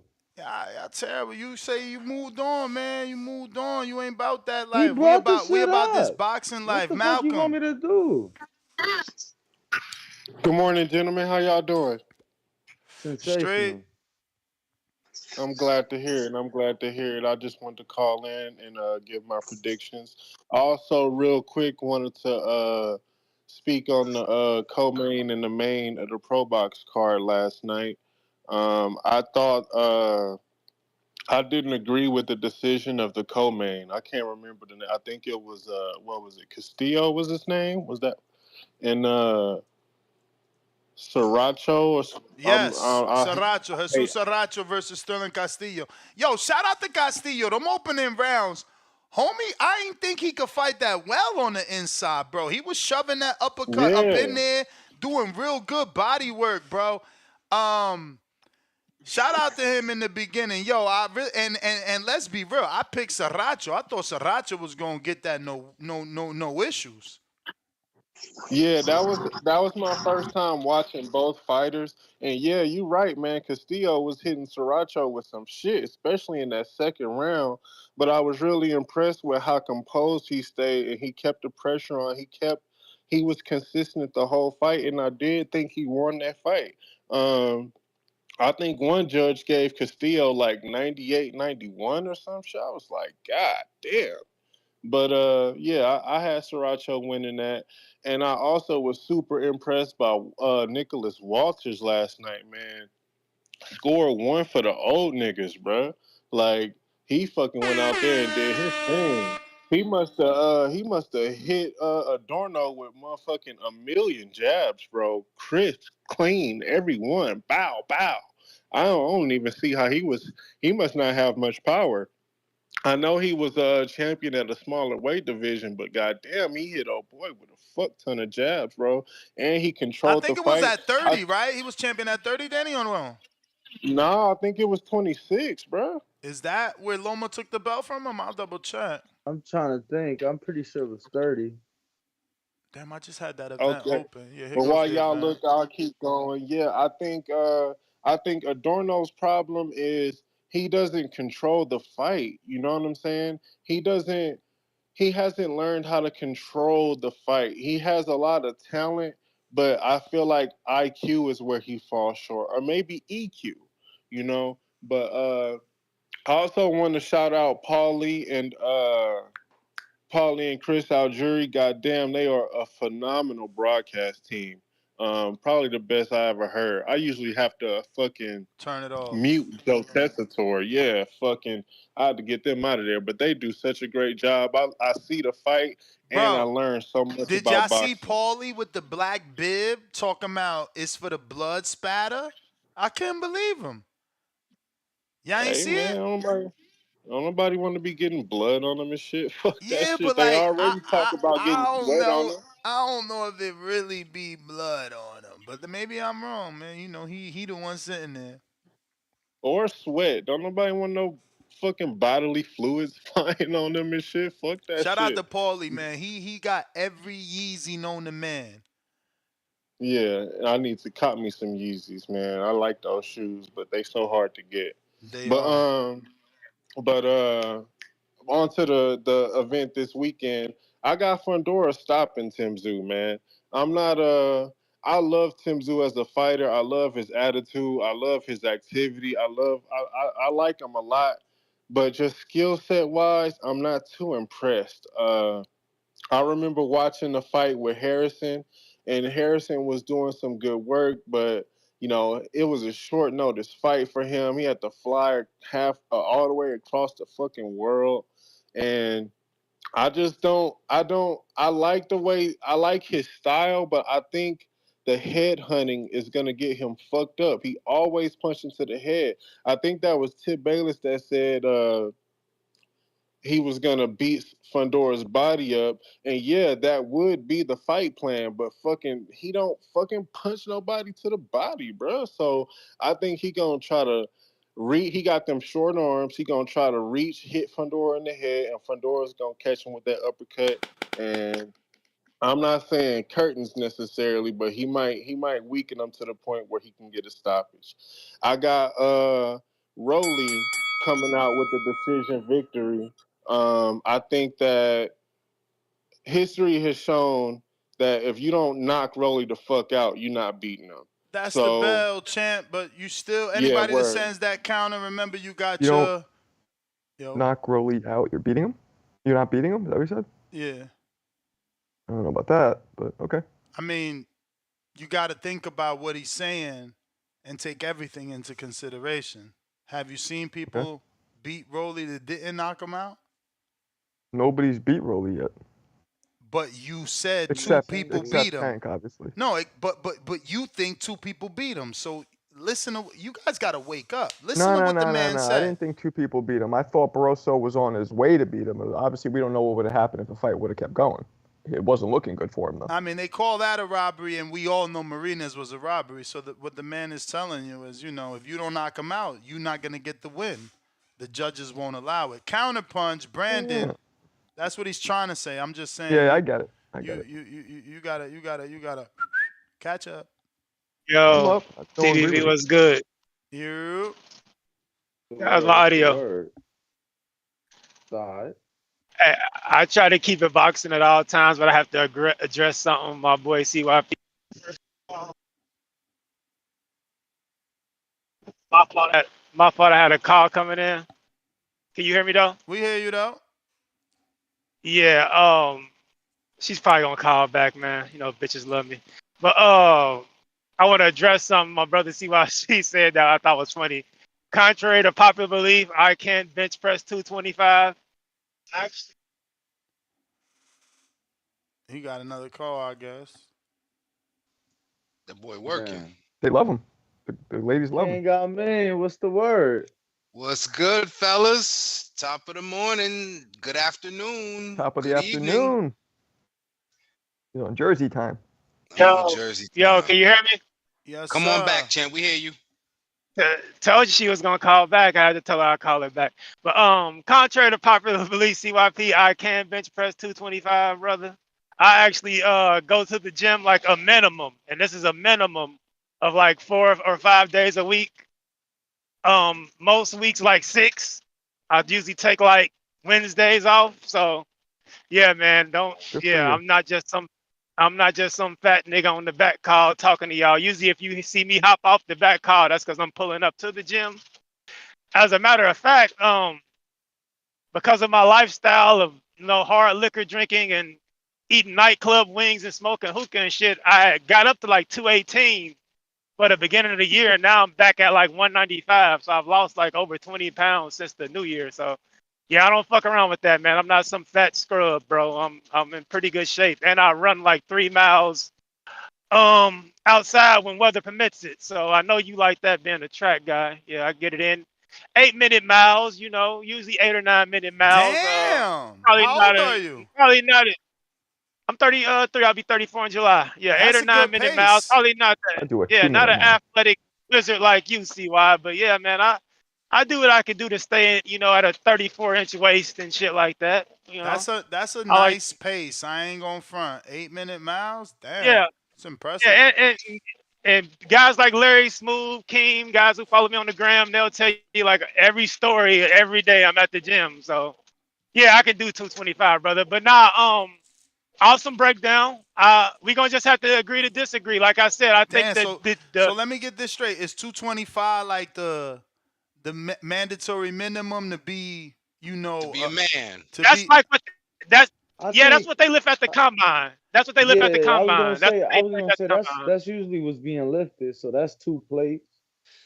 Yeah, 2 Nah, plates. Yeah. 2 plates on each side is 225. On each side. Yeah, on each Yeah. side. That's what we mean. Yeah. Nah, we just gonna So put 2 plates on one so side, 0 on the other. what about the incline bench? What about it? I mean, obviously you ain't doing 225 on an incline. Nah, I can't do hell no. I can't do 225 on the incline.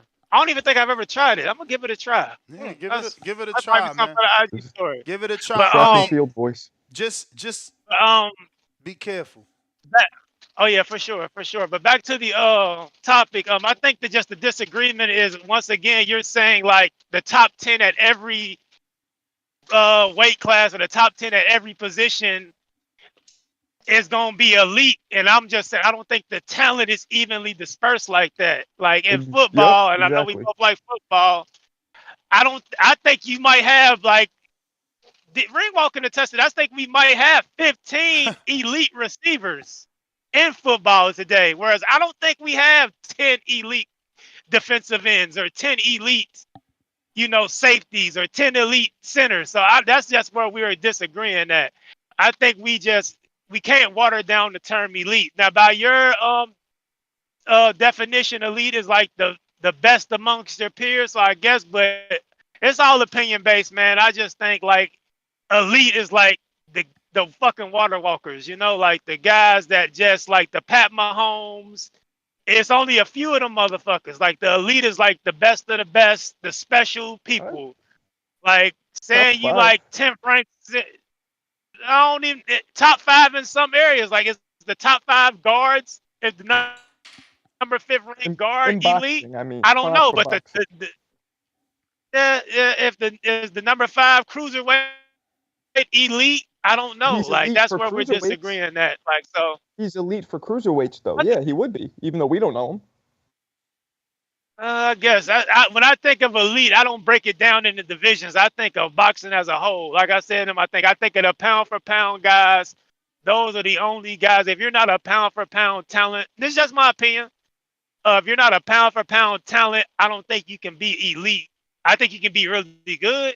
I think you can be good, but I don't think you can be the word elite. When I think of the word elite, I think of like generational talent. I think that's where the disagreement is. Now, is that the real definition? Probably not, but See, I fuck think it. it's yeah. But I yeah, think man. it's different. Yeah, it probably is. Probably is. But yeah, that's just it, man. Like I said, that was a great point he made about the draft. They're going off your college career, not what they project you to be in the NFL. So I'll give you that one. But yeah, man, great debate. But yeah, man, I really wanted to call in. I put in work in the gym, man, and I put work in on these tracks, man, getting these miles in.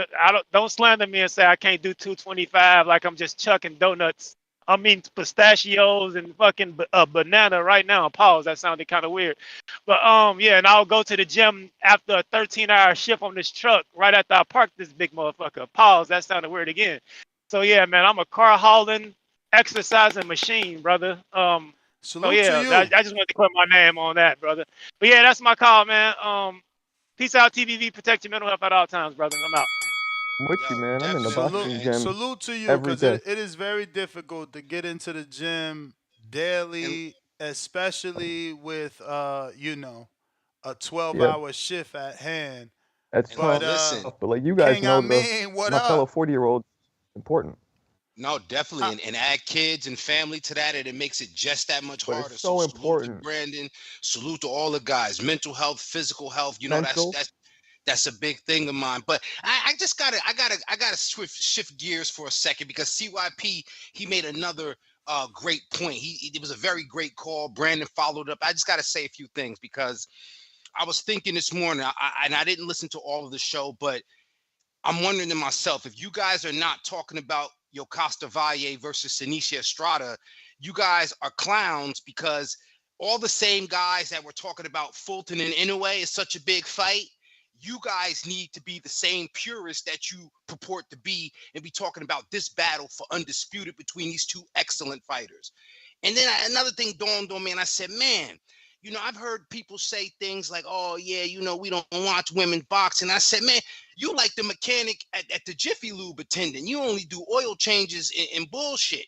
You're not a well-rounded man. You ain't a master mechanic. You don't work on foreign. So what I advise you guys to do is just get your shit together, get your skill set evolved a little bit, so you can discuss this undisputed bout and more important shit going on in women's boxing with yours truly, the sheriff of the shit, King of Essex. That's what I've been doing, Bro, man. that's You a guys have boring been fight, making man. me That's the a light. boring fight. You know it. I know it. A boring fight? How, Ness? What's on the How line? You baiting me. You baiting me. You're doing this on purpose. Sinisa Estrada can never wipe off Mom from her record, and that knockout that Golden Boy bought for her on live television. And let's be real, like pretty sure this fight could have happened about a year ago or so. So, you know, I don't know, man. You know, we'll see. Didn't she We'll just get see. the belt though? Well, No. No, both of them had the belts for a while. I think that you can compare this one to like Spence When did Crawford. Sinisa unify? I want to say 2022. I don't remember against who, but she's had the WBC and the WBC and the WBA for a while now. Nah, but I'm teasing by saying it's gonna be boring first and foremost. See, and let's be clear, she just unified a year ago, 1 year. Okay. All right, so I'm still Like, right. This could have happened a year ago. I mean, it couldn't have, because a year ago she just unified. Yeah, and then you go right into that fight. The same way people want.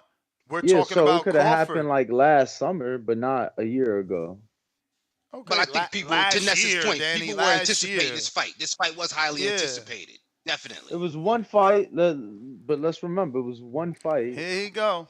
They brought the girls, they announced it, and now we have it. I mean, if you want to be honest with me, I didn't really need Sinisa to unify. I think she was kind of ducking Yokasta. Yokasta's had the hard way coming up.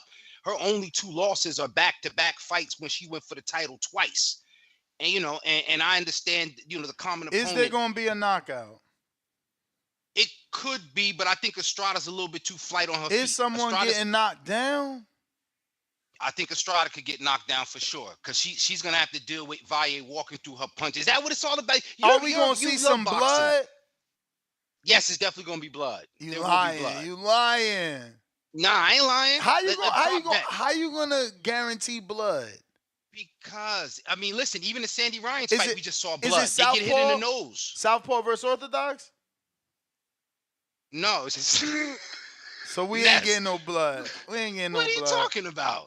Ain't getting no blood, man, bro. There was blood in Sandy Ryan versus Harper, and Sandy didn't even get a chance to switch Southpaw. There was blood. You need blood for this? I'm going to watch it. Listen, I'm going to watch it. My lady, her sister came in, so they out. They going to Orlando for the weekend. So, actually for the day. So I'm going to watch. I'm forced to watch because I'm going to be alone. So I'm forced to watch everything. So I'm gonna watch her, and this will be my third time now watching Jocasta Valle. And obviously, no, I think she's good. We follow her and everything. I think she's good, but again, it's women's boxing. Like, if you ain't Clarissa and Shadeja and Franchon and Alicia, like Amanda, like those girls are punching. The other girls, they really not. That's why they don't really get talked about like that. Beatrice, look at Beatrice. She gets talked because she punching. It sounds bad, but it is the harsh reality. Jocasta gets talked about because she's aggressive. You can tell us if she's punching, but I know it's because of her aggression. I mean, what's the name of the girl she's at Gleason's gym? She was in that bloody mess of a fight a few months ago. Hardy? Yeah, her. Yeah. She could fight. She's exciting, at least. See what I'm saying? Fuck out of here, you bro. See what? No. Wait. But you see why? You see? Yeah. From a casual perspective. No. Blood, he's giving perspective. From a casual perspective, blood sells. So what does he associate? I've seen her fight. She's not bad. Bro, she's atrocious. Great. Yo, she is atrocious. Chill. No, she's not. She's not atrocious. Bro, Heather Hardy is atrocious. I've seen her in person. Danny, she's past her best years, Mr. Alvarez. I'm talking about boxing wise. But Danny, as a female, she's one of the pioneers in boxing. You can't say that. That's great, bro. That's great. You started it, but I'm just saying, like, I don't know what she was. Maybe in her prime. When I saw her what fight, she is. Listen. Did Mickey Ward win a belt? Was it always Arturo? Because she might be like female version Mickey Ward. You know what I'm saying? Like, there we go. She's exciting to watch. All right, let me ask you guys something. Did Mickey get to the point where it's like, yo, I don't even want to see this fight. I'm genuinely concerned for their well-being? Bro, this fighters go through that all the time. Roy, we talking about Tyson. Motherfuckers is concerned for Tyson. Like, that happens all the time. That ain't got nothing to do with what we talking about. She's not atrocious though. Yeah, she's not atrocious. I disagree. She was taking a beating, and she's older. I get that, but she's not atrocious. And what fight, Marco? Because I'm talking about a fight from 5 years ago. Nah, 5 years ago, when I seen her in New York, atrocious. Nah, you would know. She had one like maybe 4 or 5 months ago. Who'd you see her fight? Yeah, against Amanda. It was a rematch with Amanda. I was at the first fight. That shit was atrocious. So again. Okay, so you talking about against Amanda Serrano? Yeah, you talking about a girl that's not on her level. Like, what the fuck? Damn. Like, Earl is atrocious. Then by that token, if that's what we're going by, a fighter that's fighting out of their league. Because Crawford destroyed him. He's atrocious. Like, dude's wilding. No. He brought up the rematch, so I brought up the first fight. But it ain't like it's based on the opponent. I feel like it's just based on boxing. She literally had a fight. Hold on, listen. Before the Amanda rematch, the fight before that, I believe, was at Sony Hall. It was like a Luke card. It was a Luke card. Bro, I watched it. She did not look good. She didn't look like she should be boxing. Bro, My opinion, I respect everybody's opinion. She's older. I respect everybody's opinion. She's older. Yeah. No one's telling you that right now, current day. All we saying is she's not atrocious. He literally literally just said, what's that girl that just fought? Said the name, said she's exciting. And I said, she's atrocious.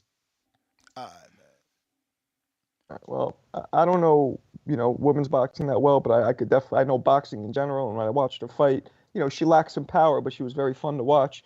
I get what you're saying. She was taking some punishment, and she's a little on the older side, but, My dude, anybody's gonna take punishment when you're going in the ring with someone that's like 3 levels above you. Exactly. What about the She had a girl at hard. Sony Hall that wasn't 3 levels above her? Again, 'Cause I you're watched talking that about too. At this point at in her her end career, of her brother. career, Okay. man. You're like a Well, I fucking mean, hardhead. y'all It's so mad that weird. Markle brought her up at this point in her career? It ain't, No, I didn't bring her I'm up. okay that My she's dude, brought up I did because not bring her you know up. what I'm mad she's a at? pioneer. I'm mad that you're ignorant and you keep trying to sum up her entire career with the word atrocious, and we keep trying to tell you can use I that ain't on the saying her back entire half. career. You I'm can talking use about it right on the now. back half, I'm talking but about you the keep last trying to 5 years. use The her last 5 name years. and the word atrocious. Like that shit is disrespectful. But when anybody Yeah. says something about anybody remotely Danny's close with, you get a fucking titty attack.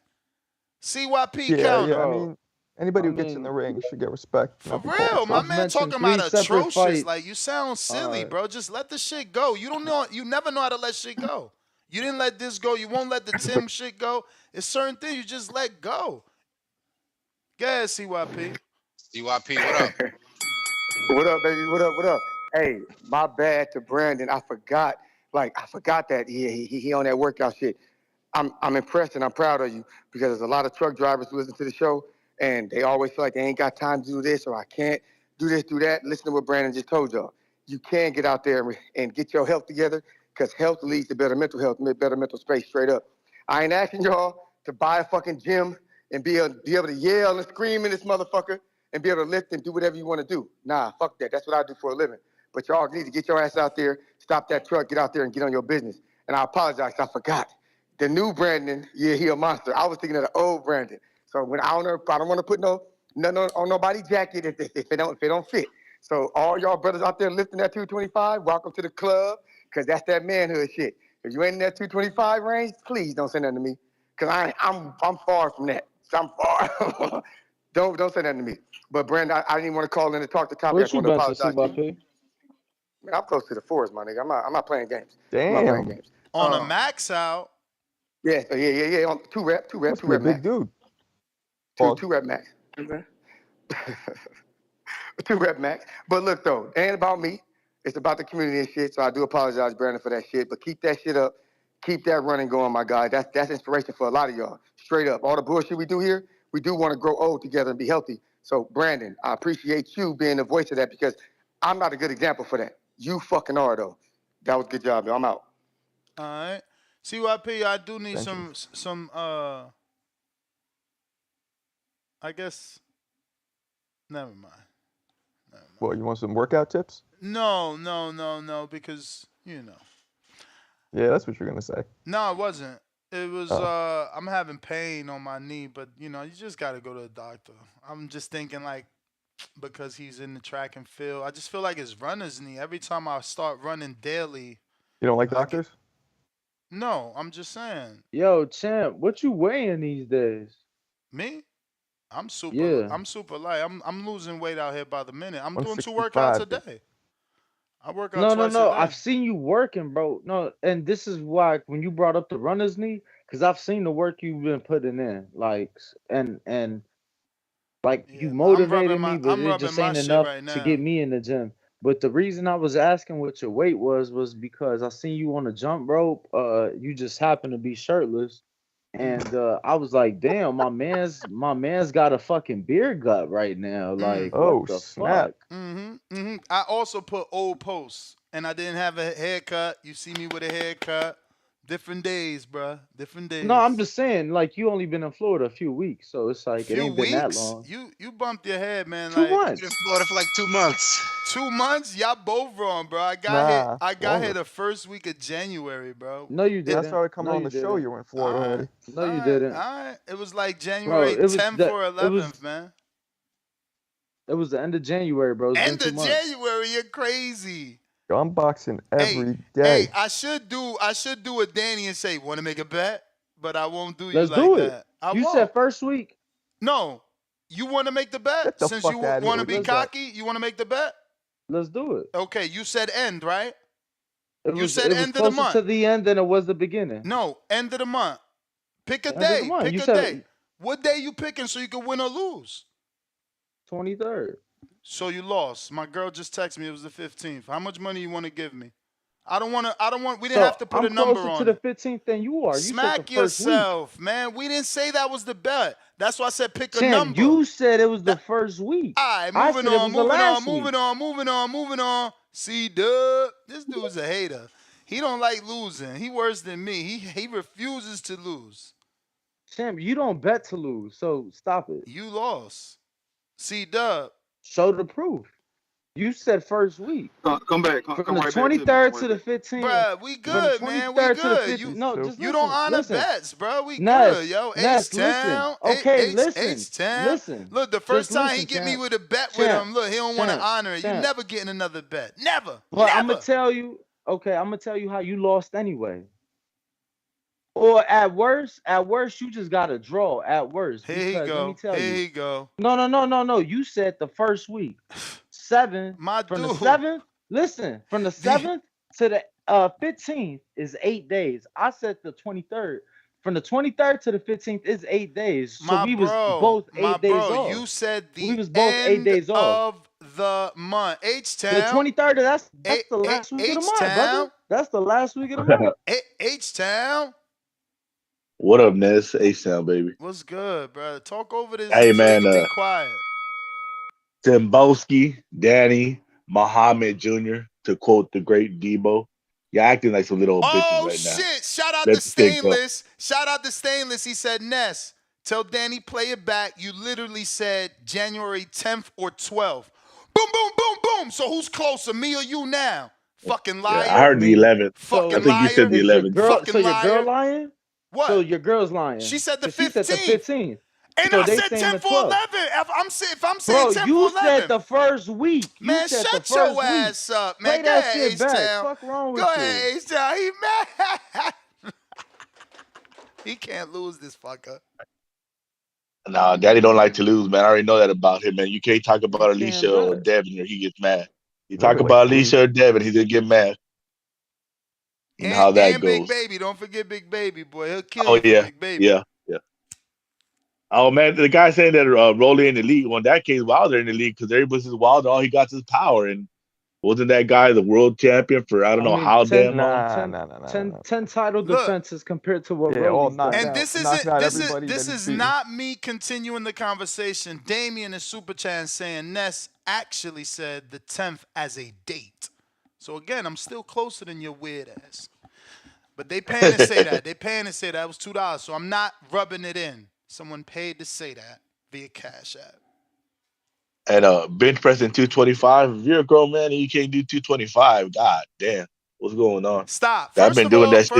First of all, that's why I made sure to let CYP know I know a lot or enough about lifting weights by asking was that his max instead of letting him float that number around and have people think he was repping that. Well, just for you, he said closer to the 4 is his max. Exactly. Yeah, and I made him say that rather than having people assume he can rep it. But for you, you can't say any grown man because the true phrase in weightlifting is, I think I might fuck this up. Bench your weight. Yes, right. There you go. Thanks, Danny. Because I was about You to fuck it up. You gotta bench your weight. I was about to fuck that phrase up. I was about to. And I was gonna say it backwards. I was about to say bench double by mistake. Shout out to you for jumping in. Bench your weight. I've been benching 225 since I was 15. Yeah, but you probably fucking 250 since you was 15. Shit, nah. Actually, I was 175 when I was 15. And now you weigh 265. All right, so benching 225 is less than your weight, which means it's not an issue. No.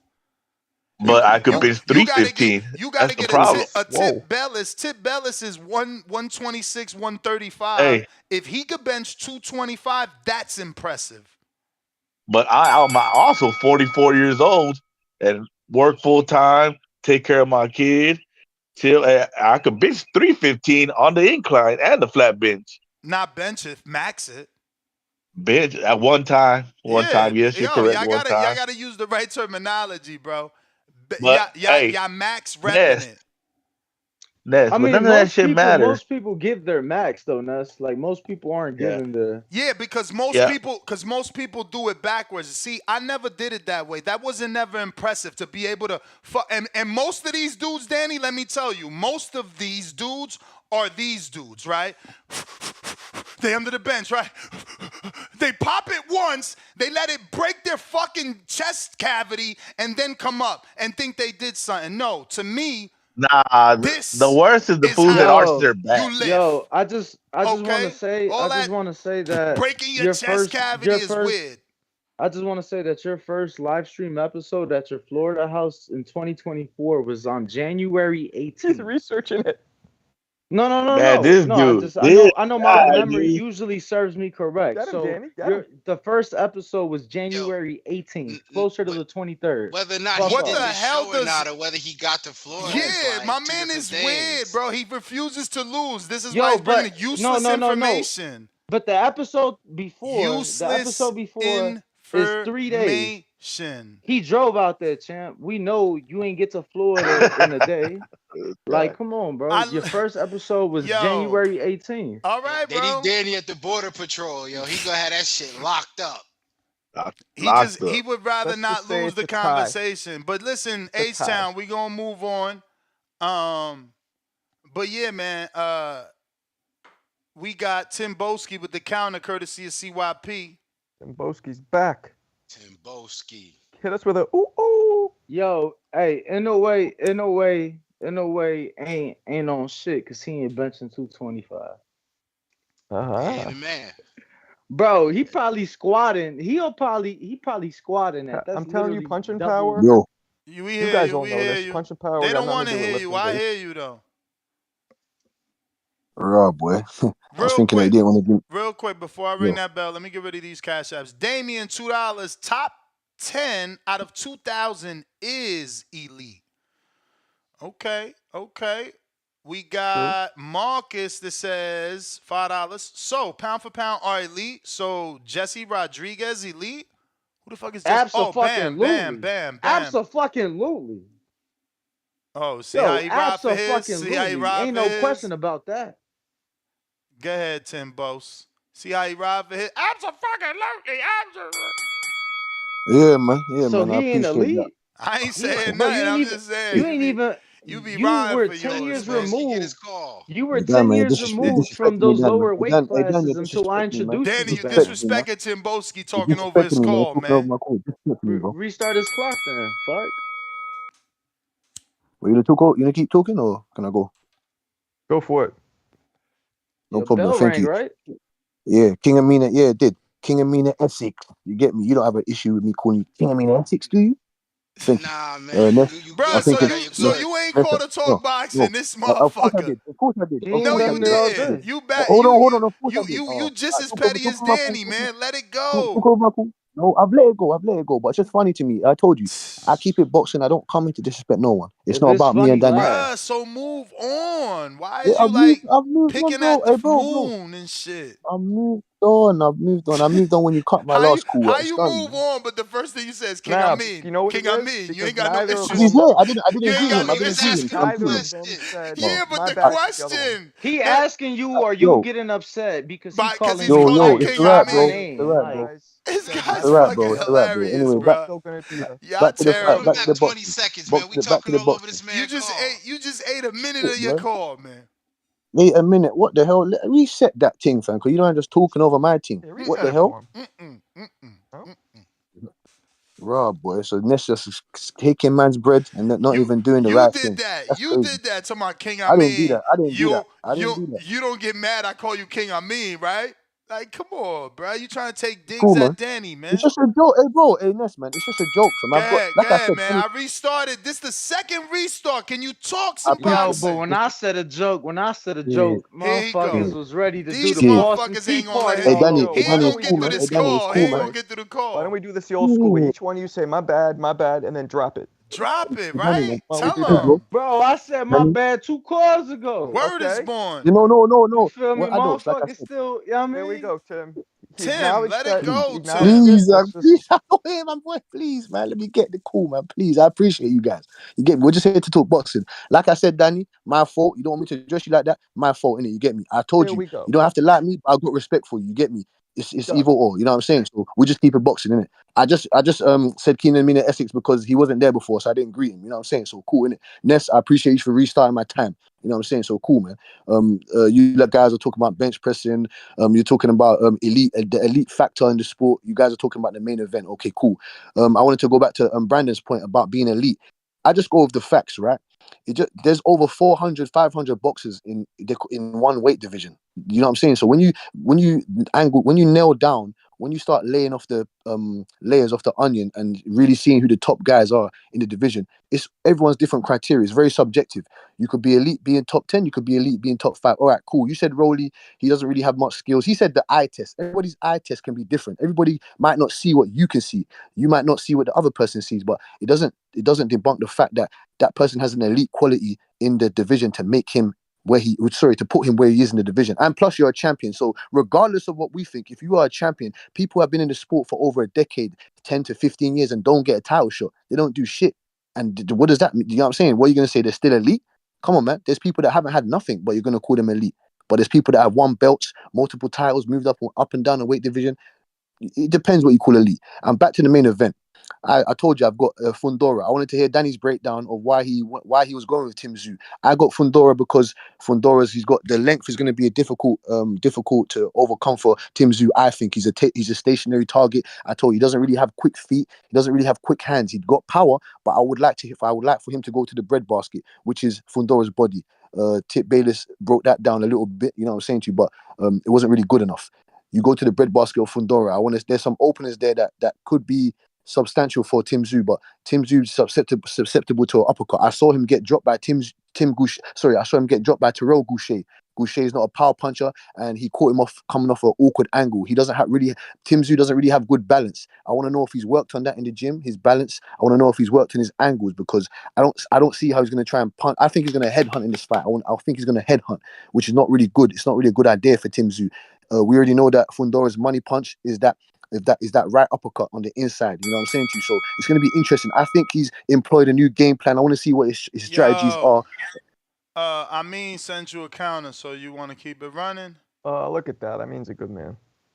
Yeah, I appreciate that. I mean, I'll keep that running, man. Really Thank you. I funny. mean, I appreciate that. And like I said, man, I appreciate what you guys do. We might argue and whatnot, but you might disagree with each other's points. You might feel we're getting disrespected. All right, cool, that's fine, man. But we should be able to be adults and just move. You know what I'm saying? Pattern it and move on, man. That's all it is. You get me? So, like I said again, Danny, I apologize. Like I said, I apologize. I know how to dial it off and dial it on. Like I said to you. And back to the main event. I wanted to speak about Lara and Zerafa. That's going to be a quite technical, difficult matchup for Zerafa as well. I want to see if Lara hasn't aged overnight. I want to see if he's still got the good reflexes, the cat-like reflexes he used to have. He's a southpaw, so we'll be. He stopped moving a long time ago. That's why his fights have been more exciting. He's in the pocket more. But he's been in the pocket more because of those guys, their style of fighting. Jared Hurd, you know what I'm saying to you. Also, who else was he in there with? Yeah, man? but that you want to move from a Jared Hurd, and instead he was there to be hit from Jared Hurd. I mean, but again, maybe that's not the style to win. But maybe that's not the style to win the fight. Like look at Sonny Edwards and Bam Rodriguez. I believe that Sonny Edwards was going to move around in that fight and use what he's very good at doing, which is his feet, using all four corners of the ring, lateral move. But he didn't do that. He had to bring it to Bam Rodriguez to show him that we're not here to play around.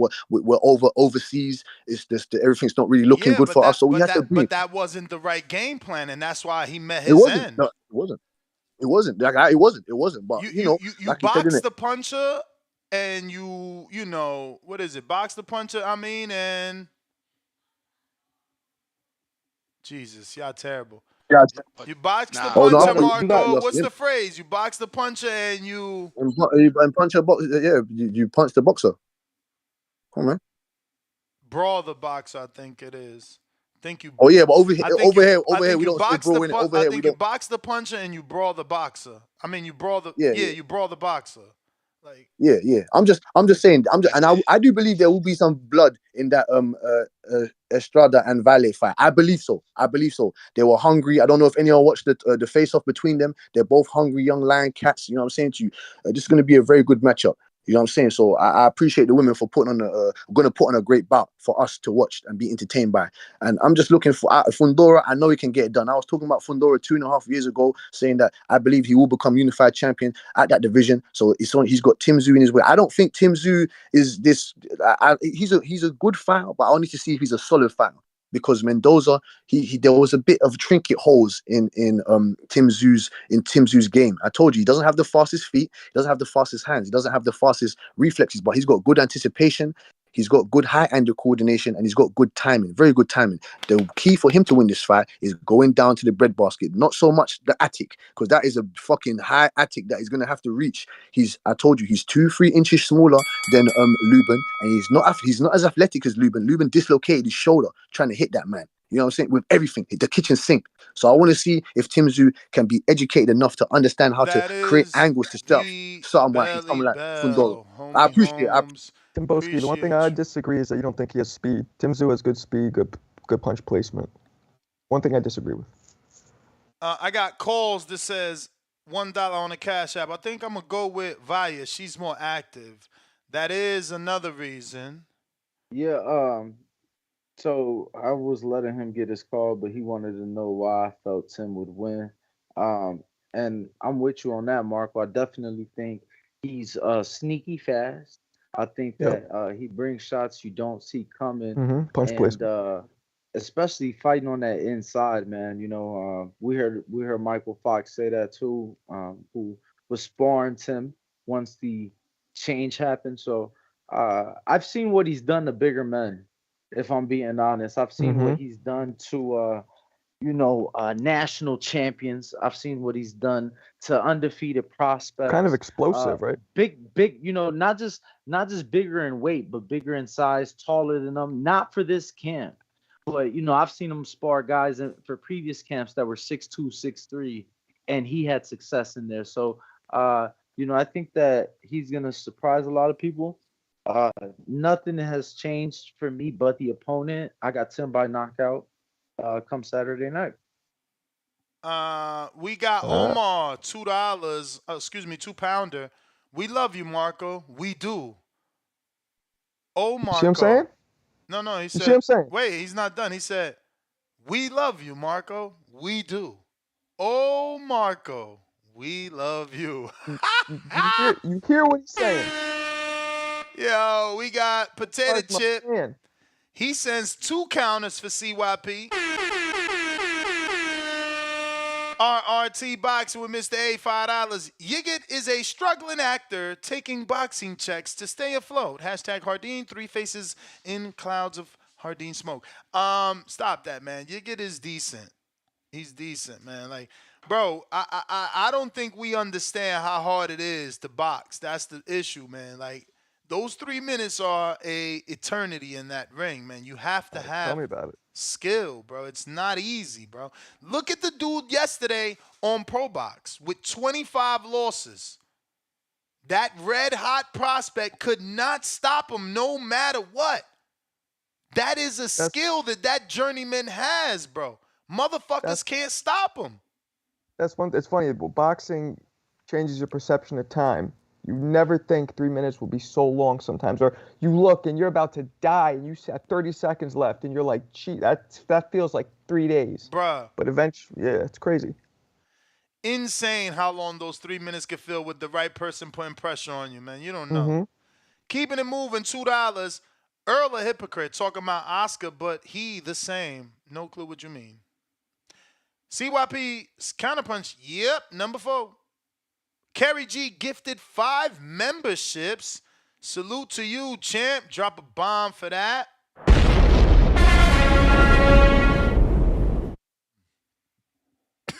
He got 5 lucky members courtesy of Kerry G. We got Adrian Contreras with the $2. He said, Chelsea Anderson is a puncher. We're going to be having Chelsea on the show. Shit, is she supposed to be scheduled today? Fucking Adrian? You know you got to text me. Let me see. No, this is next week. This has got to be next week. I have a schedule, but it's got to be not this week. It's next week because I made sure not to schedule anything this week because of the fight week. And then he came back and, paid another $2 just to correct his spelling. We got another counterpunch on Twitter from Malcolm.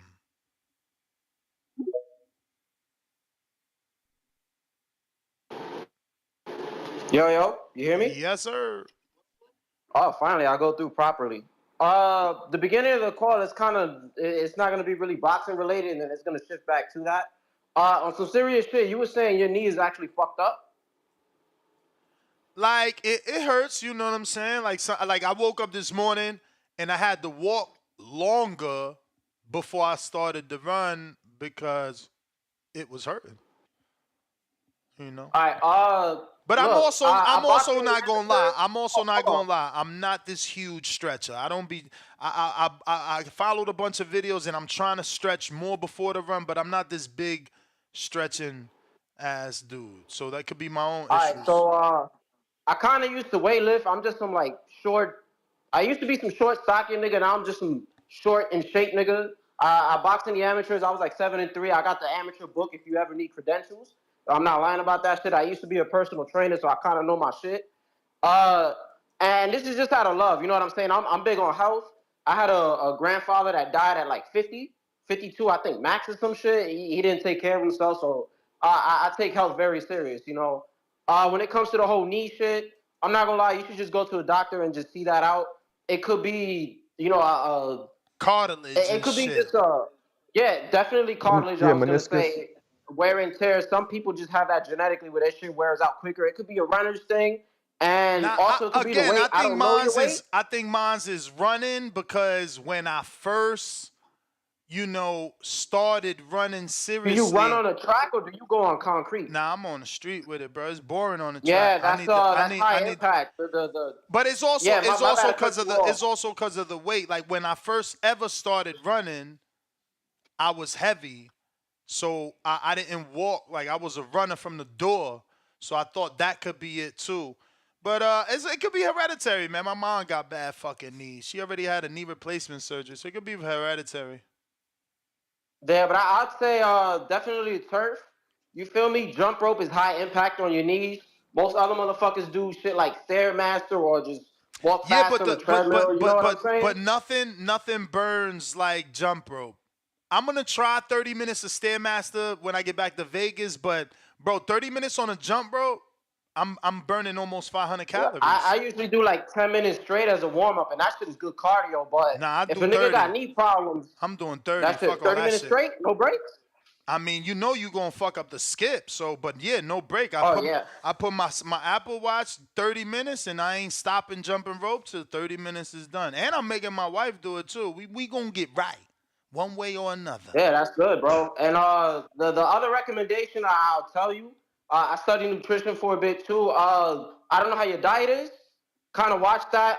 Sugar leads to glucose, which actually leads to fucking inflammation. You feel me? So that can also be an issue. But yeah, I just wanted to give you those tips where I paid the $5 because I'm big on health.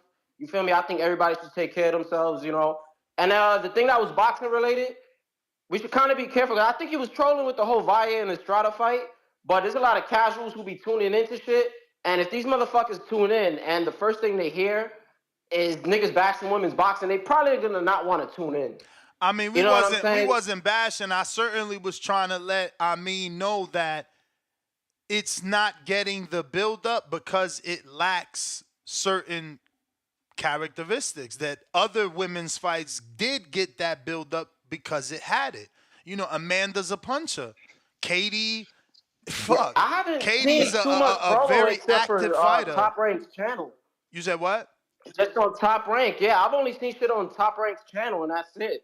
I haven't seen anybody tweeting shit on Twitter or nothing. And now this past week is really popping up, and I think that's kind of fucked up. I mean, that's undisputed at the end of the day. That's their fucking way of promoting Fight Week. I hate that about boxing. They think Fight Week is the only time that casual fans need to know about a fight. They believe, promoting 90 days out, we're just gonna forget it.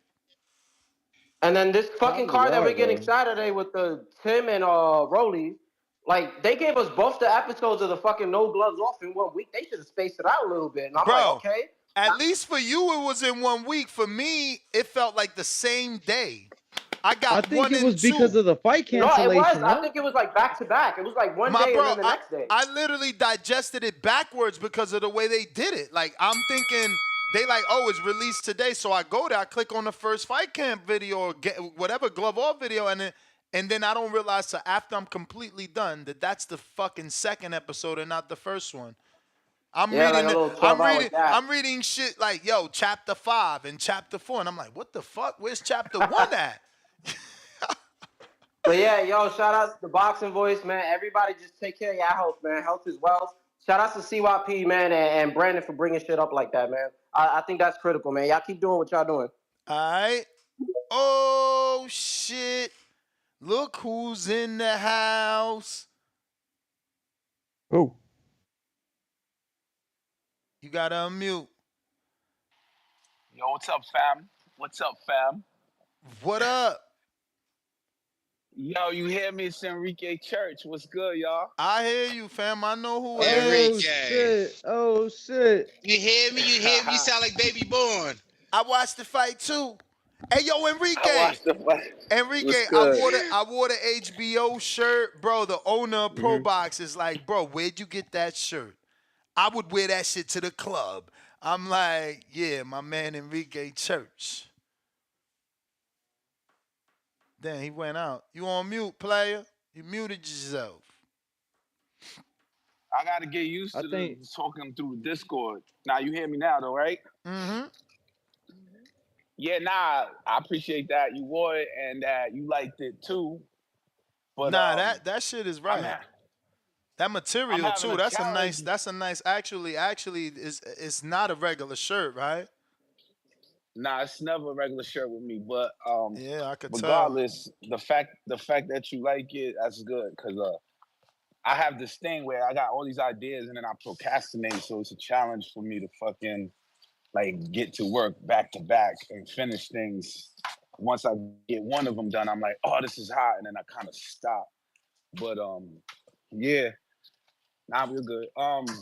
Yo, I was calling because I'm going to St. Martin on Saturday. Damn. And I listen to the show a lot, obviously.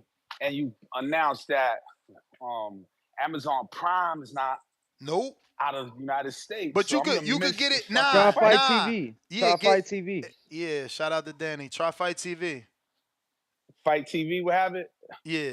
So that's an app? I've heard of that. It should. It should. Yeah, Apple it's an website, app. And if not, worst case scenario, I know some people in St. Martin that's showing the fight. Just hit me. Oh, for real? Damn, Danny's connected. Word, but like I glue. think. Yeah, like shout out to Gloria. Damn, you going to San Martin? That's crazy, bro. I've been wanting to go to San Martin all my life, and then I wanted to go even more because my dad got family over there. But then I wanted to go even more when I met fucking Delorme, and he was born in St. Martin by Dominican parents and raised in Puerto Rico. Crazy. That's crazy. Yeah, nah, it's my third time going over there. No, I hear it's beautiful. It's fucking beautiful. The beach is crazy private. But are you bringing sand to the beach, or are you just gonna be cool with the sand? Keep it PG, man. Nah, that is super we got PG. dads with Enrique their Church, kids. bro. Shit, Enrique hit Church, funny the one bone. that gave me the rundown and put me on game about bringing sand to the beach and how it makes sense to bring sand to the beach. So I'm asking him. I'm sure he did that on a private conversation, not in front of the world. Fam, you know how things are, right, fam? I know exactly how they my are. UK exit. So, but yo, none of y'all feel Fundora gonna get iced on Saturday? For sure. Yeah, I kind of feel that might happen. Iced, but you only think he get ugly ice. But why you think that? Be honest. Why? Because he got knocked out ugly, right? Exactly. That's what I miss about you. Like, that's the casual fan way of thinking. Like, he got knocked out, so he's no good no more. He should get knocked out again. Yo, but here's what I learned on the show. Here's what I learned on the show, that once you get knocked out, you're a scared fighter. Not scared with your heart, but like hesitant. Let's say that instead of scared. Like, you're a hesitant fighter, so he's gonna be all on defense and fall into Depends a trap who you are. well, that's all. Depending is Well, so you're still depending is being casual, saying this is likely. The whole predicting a fight is all depends. So I'm basing what's gonna happen on the actual ugly KO that Fundora already went through, and the monster. I never saw Katsuzu fight. To be honest, last time I heard his name many times. I saw his father give Zab Judah the shaky legs, and that he has the pedigree in him. I don't know much of him except for what I'm hearing. And if it is what I'm hearing, if he is that, I don't see Fundora having any kind of success going home, 12 rounds. After 12 rounds, I don't see that. So me being a betting man, I'm going to bet on the KO, over 6, possibly even under 6. That's the bet for me. Am I still there? Yeah, you here. So you think Tszyu gonna do it in 6? Yeah, that might be my casual mindset. I think he could can't do see it. that. It's gonna happen within 12. I think it's a little bit later. I think it's a little bit later, but I'm with you. I'm with you, Enrique. I ain't gonna lie, I'm with you. Really? Right. Yeah, see? I think he gonna get stopped, bro.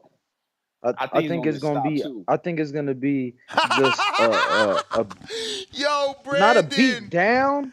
I don't think it's Brandon, gonna be a I beat miss down, you, but man. I think it's gonna be like a beating until it ain't no more. Brandon, the producer, said why we ain't properly introduced the new casual to the old casual, which is true.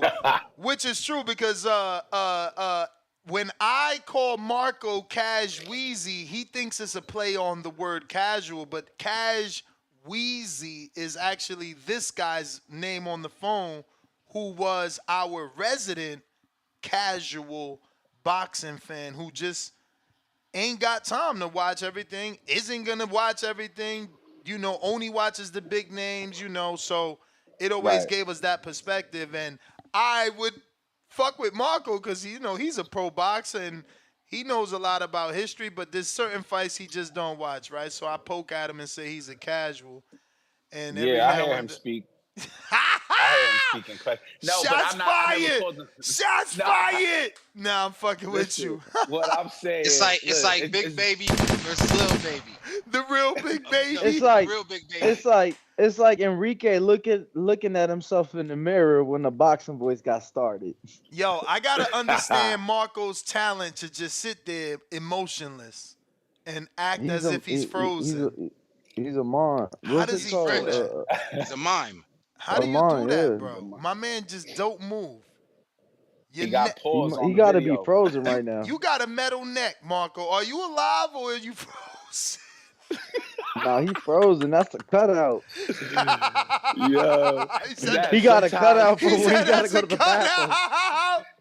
Yo, he got a cutout when he go to the bathroom. Danny is terrible. Hey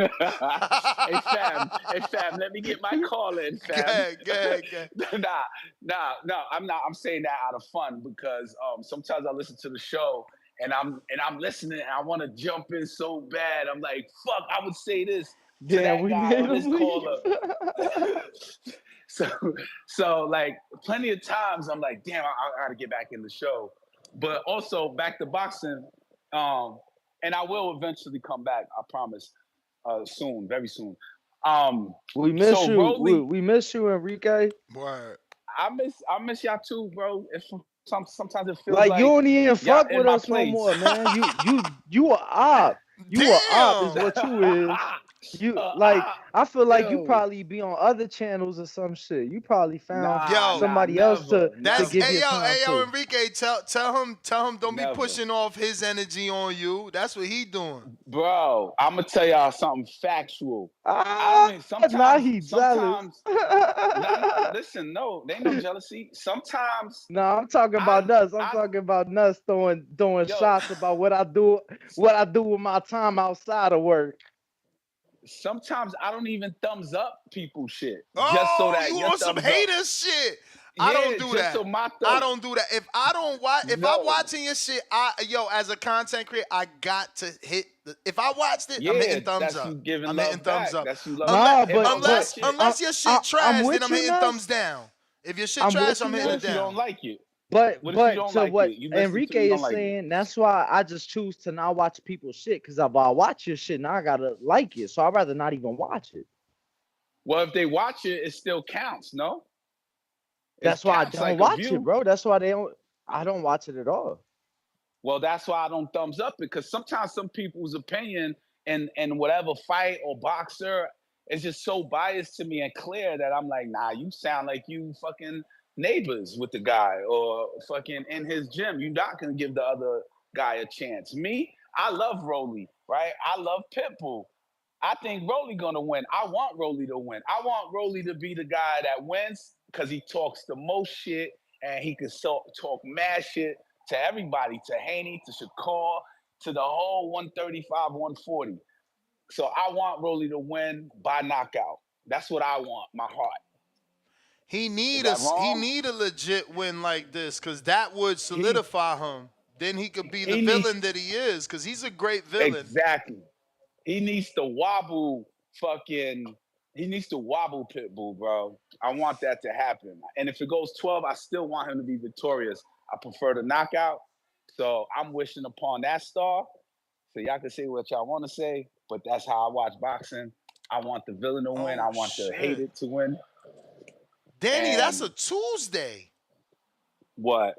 April 26th. Tellus is fighting on a Tuesday? Nah. April, I'm looking at the wrong date. My April 26th is it's a Friday. Yes, Friday. I'm like, what the fuck? I was looking at the wrong month. Excuse me.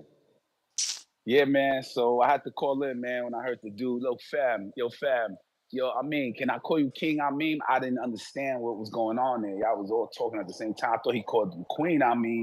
And that was the argument. I was like, what's going on? What's up with fam? Yo, fam. You pushing 225. You want me to fill you in? Should I fill him in? Nah, it might be too much. Showing love. Y'all made a bet or something. Shout out to Danny. Shout out to Timboski. Nah. I wanted to make a bet, but shout out to Enrique calling in, man. Yeah, we man. miss Shout you out out to the these show. parts, man. You gonna be in New York? You gonna be in New York for the fight next month? Yeah, April 20th for sure. For sure, I'm in New York. All right, pull up on me. I'm the man. Damn, shout out to Matchroom. They keeping Bam right in Arizona, but ain't he from Texas, bro? Yeah, he's from Texas. Yeah, San Antonio, right? Why the fuck he keep getting back-to-back Arizona fights? I don't know, Mexican, but right? that's like his third one that's or the something. site But yeah, fee. Enrique, get with me, gang. Get with me. Let's go. All Let's right. go to Habibi or something. They just announced Estrada versus Bam June 29th, and that'll be WBC. Oh, yo, last time I was in New York, Enrique. No, it wasn't the last time, but one of the times I was actually in Newark. Enrique pulled up on me, took me to some fire ass Brazilian spot. He start saying something in the ear. There was a singer there. It was live entertainment. Yeah. He start whispering things in her ear. Next thing you know, she's performing for us tableside the whole meal. She just singing to us tableside. It was so beautiful. Nah, that was the night that you followed her, and then you were like, "Yo, she don't follow me. I'ma unfollow her." And some shit. Y'all terrible. I got to go. Let me get to some other. Yo, all right, gang. You saying too much now, gang. Chill out. Damn. Nah, look, man. She sang so beautiful. I had to follow her. You feel me? But she didn't follow me back, so I unfollowed her. Fuck it. Y'all terrible. Go ahead. C-Dub. C-Dub. Dub. So, King, I just want to say 23 minus 18 is 5, but 18 minus 10 is 8. So 5 is closer, is less than, I'm just saying. So my prediction was on point. Damn. He refuses to lose. What you gonna do? Remind me to never make a bet with Danny and not pay him. Word is born. Danny. Yo, first and foremost, King, we never locked in the bet. Let's be clear. Nesta and I never locked. Hold on, Ness. Chill out. Bro, forget that shit, bro. Do you know that Devin got a media workout? Yeah. Okay, cool. When is it? Oh, you don't know? When is it? Today. I knew he was having one. I Today. just didn't know the date. At 4 He didn't know p.m. where. He knew he was having it. He just didn't know where. Today at 4 p.m. Player Himalaya in your usual spot. We going out to C-Dub yet again. Yo, hot audio. Straight. Crispy. Straight, that's what's up, man. Damn.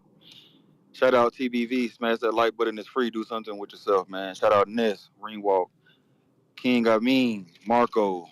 Man, we see Enrique done fell through. Crazy, the whole panel, man. Shout out to y'all, man. I remember when I first started watching like TBV a little bit, Enrique, I thought he was a co-host. He was. So He was. He was the he was a casual co-host, I remember. fan. He was the casual fan. He always gave us that perspective because Enrique lives a very good life, so he don't got time to watch anything. He only watches the names and follows like whatever comes across his timeline. He had a weird way of being attracted to fighters, so it was always a good perspective. Yeah, I hear that. I hear that time is crucial. It seems like Danny is going to link him up with that guy. I think I know a guy too out there. What guy? Fight, man, but It's over pretty his sure head, that C-Dub. It's over his head. I think I know a guy too. But yeah, the same guy. Some of us know, man. But yeah, shout out to the rollout. Y'all know what time it is, man. It's PBC on Prime. You know, this is what they said wasn't going to happen. It's happening. A great card. I got. See, and people, you gotta love the casual thought process, but they forget. I wonder what they heard when Fundora fought Lubin. You know, they forget about Lubin. They're so quick, and they forget that Goucher put down Zoo. See, some people say he progressed leaps and bounds since then, but I'm thinking that it's still a good fight, a great fight with Fundora, a hard fight, a tough fight. So he may still stop them because they're going to be coming forward, and somebody's going to go down, somebody's going to get stopped. That's just the PBC shit, man. Exciting fight, another exciting fight. Rolly Cruz, I got Rolly. It's crazy. It's crazy. Cruz is going to give him so many chances to land that right hand, that elite power that y'all say that we say that Rolly got, But Cruz could stop. Cruz could beat him. Cruz could beat him. Could beat up Rolly for real. It's just that Cabrera fight kind of just stuck in my head, really. But Cruz also totally different he just style. did. Cabrera and Rolly cannot be compared in any way. No, I wasn't comparing Cabrera. I just didn't like. I thought he was supposed to do much better against him. That's all. But yeah, I like Elijah Garcia. I like him in this fight. I like Lara, and if I'm forgetting somebody, shout out to the card. I gotta look it up, look at it some more. But yeah, we're gonna be there for real. I just gotta touch on this eliteness topic. It's just crazy to me. I'm kind of with CYP. I thought you was rollout. How you don't know what's on the card, man? That's pretty bad. No, I'm just driving right now. Are you saying they ain't doing enough promotion for you to know who's on the card? No, the changes. You know what I'm saying? The changes. Now we got people that wasn't. Mendoza's on the card. I think I like him as well. But like someone said, I just got to do a little bit more research on the opponent. I got to do a little bit more research on him. It is a But lot yeah, of I like boxing this Romero. weekend. I like Romero Moden, but I like Romero Moden. Those the prospects that they say that PBC need, right? So that's a prospect. So yeah, Romero Moden is someone we looking forward to seeing. We ain't gonna get this. He's non-televised. Okay, looking forward to hearing the results of his fight and looking forward to his progression. You know what I'm saying? Maybe he get the knockout, continue that spectacular their record and that spectacular what they say, two wins, two knockouts, keep that going, try to be B or whatever. But on this eliteness topic, I don't see how people don't understand that you can be elite, but it's levels of eliteness.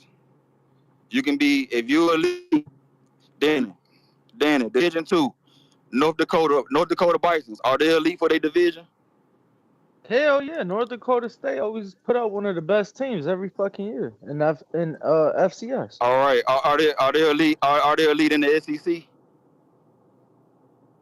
I mean, Are they elite in the Big Ten? They're literally in none of those, but Are you asking if they would But you see, compete? Yeah, maybe not. exactly. They wouldn't be elite, but they still know what I'm saying. Like if you're elite in your region, they don't change that you're not elite when you lose to the world. It's levels of being elite.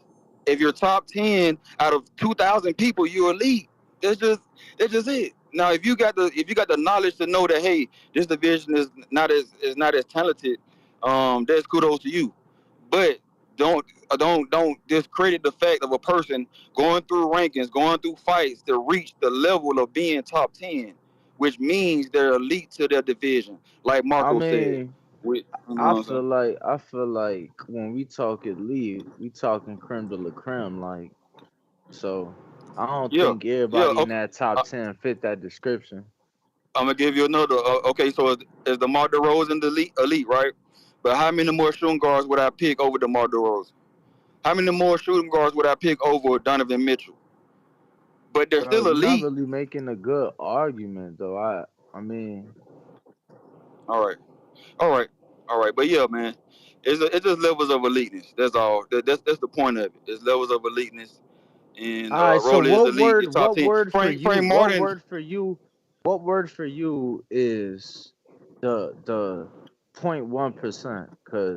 Cause that's what we talking. So what word do we need to use for you to get that visual? Like not different, the highest level of elite. What word would you World call that? class. World class is World better than elite. class. Or let's use where we got a good example. I heard somebody say, see what, elite of the elite. Like that's what these are the elite of the elite. You got to add that to it because they still elite. These people are just more elite. That's all, man. Hey, man. So I mean, I don't make so the rules, you man. to you, if you top 10 in your rules that you follow and live by, if you top 10, Going through you thousands have to of be and elite. thousands of people and thousands of candidates, thousands in their rankings going for the same thing, Have and to be you reach elite the if position. you in the top 10 Yeah, is you what you saying. you reach the position. You're elite for that division. You're elite for that. For that region. You're elite for that. Once you reach the top 10 in that area and that group, you know what I'm saying? But yeah, you're elite. But it's levels of eliteness.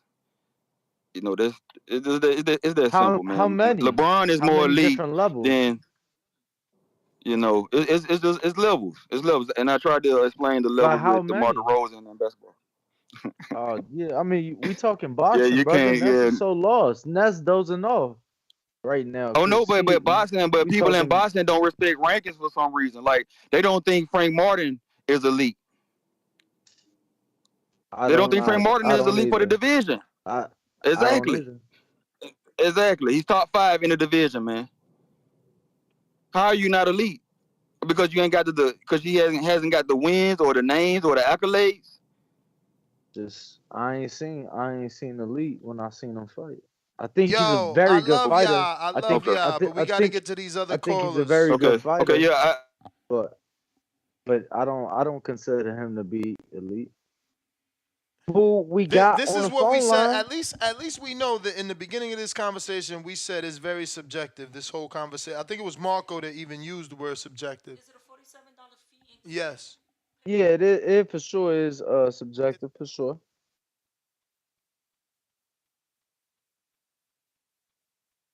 But I think King Amin hit it on the head. I'm like, what do you call the top? Like what he was saying, the leader. I'm like, what do you call that? And King Amin says world class. I think that's a good term to you. Wait, I ain't catch that. I'm sorry. I was dealing with some invoices. What? Because he was saying that it's different levels of elite. And I'm Mm-hmm. like, well, how many different levels do we have? And he was like, couldn't tell me, just kept saying there's different levels. So he was trying to use like basketball terms. I thought you fell asleep. So I'm like, look, man, you putting us to sleep. Like he don't know nothing about basketball. Um, and so I'm like, what do you call? Because he was like, oh, well, there's elite of elite. And I'm like, so what other levels is there? He's like, well, there's levels. And I'm like, well, what do you call the elite of the elite? What word could we use for people to be able to separate the top of the top? And King Amin said world class would be that term that we use for those But creme de la aren't you creme. You world feel me? class when you beat another world champion? I I mean, guess I don't know, man.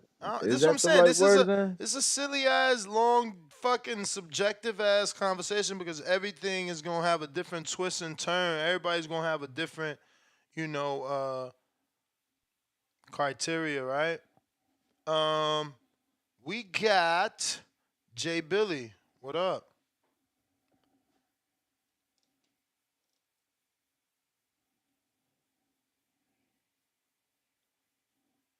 Jay Billy.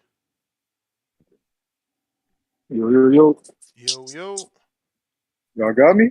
Loud and clear. Yes, sir. Shout out Neff, Danny, and me, Marco putting in that motherfucking work. Hey, I ain't trying to throw no shots. But Danny, man, you said Tim was irrelevant. He broadcast Weezy to the show. You know, he made a little cameo real quick because of Tim. Mm.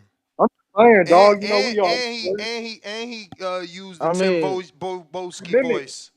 Yeah, he mimicked him, man. Damn, man. I'm just saying it's all love, though. You feel me? It's all about the community. We ain't trying to shit on each other, man. You know, I just think when these big fights come around, you know, we just get I all like how riled up. I like how you twisted his words. My man said he happened to hear him on the call when he joined the show, and now Hey, yo, he's the Diddy, but sole reason he joined the show. Yeah, but Like, he still came in with the FAM. He still came in with the FAM. no, for You sure, which gotta is give very him credit. British, very Danny, you should British. probably run it back, but he did say I popped in because of that. But no, let's not get back on that. You feel me? Or you know, we got UNC in the Sweet 16 today. We got the Red Sox opening day. Let's get to this We boxing though. got Illinois in the Sweet 16 today. You did. Yeah.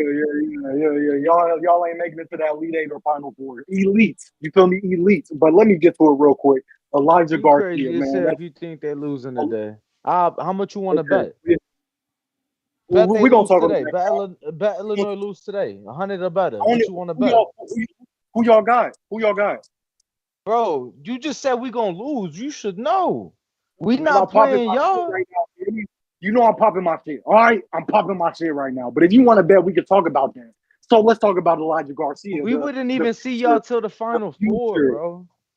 On God, we'll see then. So the future of the 160 division, Elijah Garcia. You know when David Morrell moves to 175, he gonna run that 168 too. You feel me? A knockout win. Get me on wax real quick. Let me spit. My bad. A knockout win over Kyron Davis. You feel me? That Jose Resendez fight that showed me something. That meant a lot to me.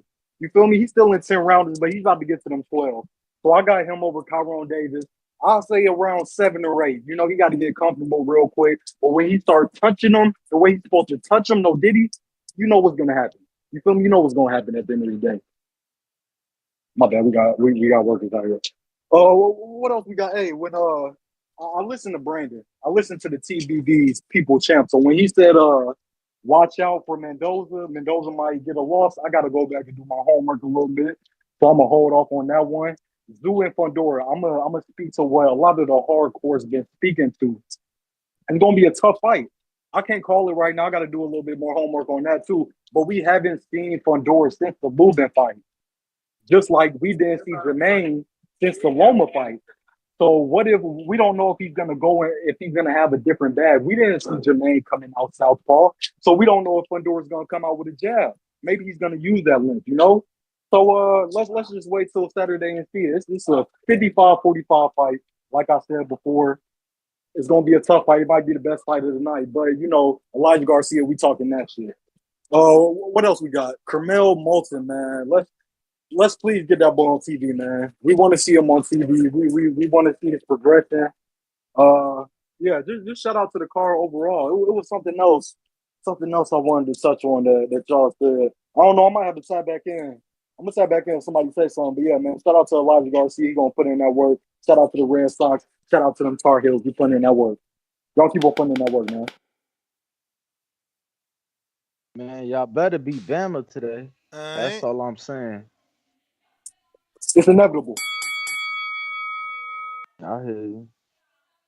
We got Mavs for the chip. Mavs for the chip. If you're watching this on YouTube, smash that thumbs up. You there? What's Matt, up? what's good? Hey, on the fight, I previously said I have Pitbull over Rolly, and either way, we're the winners in that fight. I feel like that fight's gonna end in a knockout. I said I have Fundora. Shout out to Yocasta. I didn't know she was from Nicaragua, so shout out to her for that. She said she's from Nicaragua and she moved to Costa Rica. Oh Um, wow, I thought she was from Costa Rica. no, yeah, she said that in the Damn, I press did too. yesterday, and so shout out to her. Like I said, I'm Catracho, but it's South Central America. We're all one, man. So shout out to her. She's putting on for her. And what else? What other fight we got? Um, like I say, I wouldn't be surprised if Tszyu wins by knockout, man.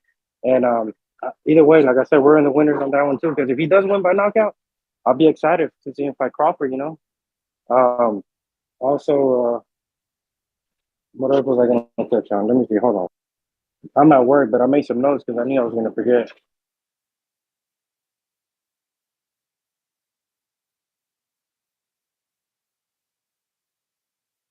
Yeah, that's it for now, man. Just come back to me.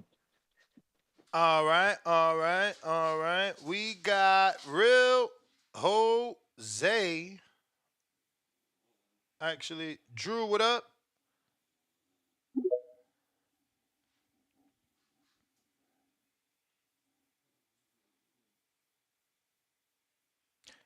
We got $5 Cash App. Derek, we never unlocked the chat today at 500. That's Danny's fault, bro.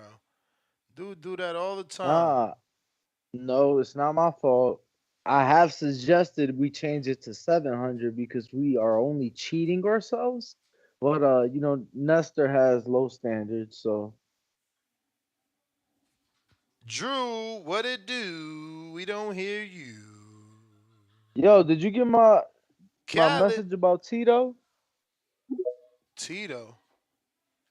Yeah, you want Tito on the show before his fight next week? Oh yeah, I got that. Yo, I was so depressed about that message. I said it out loud, bro. That I didn't, but I didn't tell them Yo, like who. I just was like, bro, so depressed, bro. I hear you, Khaled. That was a horrible message, Danny. All right, real Sorry. quick before I get started with the previews, just announced Jesse Bam Rodriguez Estrada June 29th at the Footprint Arena, Arizona. We in there like booty heads. So yeah, shout out to that. Shout You out to did. the film pound for pound, one of Ring the walk best in the pound for building, pound yes guys. sir. Yes, sir. Yeah, we locked in. Danny On Byers, to he the going to preview. that fight. Hey yo, Bro, real that's a quick. Hey yo, how much you unification. think? That's a Hell big yeah, that's fight. a great fight. Hey yo, what you think them tickets would be? How much you think them would be? Like range it, if Man, you can estimate. man, from $20 to like probably 350, maybe 500 ringside. Okay, I bet. Yeah, that's solid right there. I could do that. I like that energy. Okay, cool. Real quick, cause man, I'm gonna roll with Tim Zoo just cause all right, I gotta go with Tim Zoo. But I mean, but I wouldn't be surprised if he lost. I'm with like a lot of other guys. Like Tim Zoo don't really impress me. Like it's really like one of his first step up fights. Like like Tony Harrison. Looking back on it, really wasn't a step up. So this is first step up fight. Like Keith Thurman would have been his real step up. But all right, cool. We got Fundora. I'm gonna go with Cruz. Like to beat Rolly. Just off the volume. And then like I haven't watched enough Lara and like the other gentlemen to comment on it, so I ain't gonna comment on it. Oscar Valdez and them, they gonna fight on ESPN this weekend. Yep, in Yes, Glendale, tomorrow Arizona. night. All right, okay, I bet, yeah. So I'll probably check him out. Oscar Valdez, he ain't really. Last time I saw him fight, he got worked Bro, they out by made this shit for the interim title. That's crazy. Poor fucking Albert Bell, bro. Crazy. Hey, Dad, I'm gonna hit you right back. Okay. Hey, so I'm gonna check that out, and then yeah, hopefully I can be able to watch the previews and predictions. I mean, not the previews and predictions. Like, hopefully I can watch the fight at this bar and shit like that. But yeah, man, that's my call. Shout out to Jesse Bam Rodriguez. That's gonna be my first fight that I ever go to. This one, God willing, if I can make it, it's be the first fight I ever go to. Saying so. Shout out to Jesse Bam Rodriguez, my favorite fighter. You know what I'm saying? Shout out to the Boxing Boys. Appreciate y'all, man. Have a good day. You the man, champ. You the man. Drew, what it do?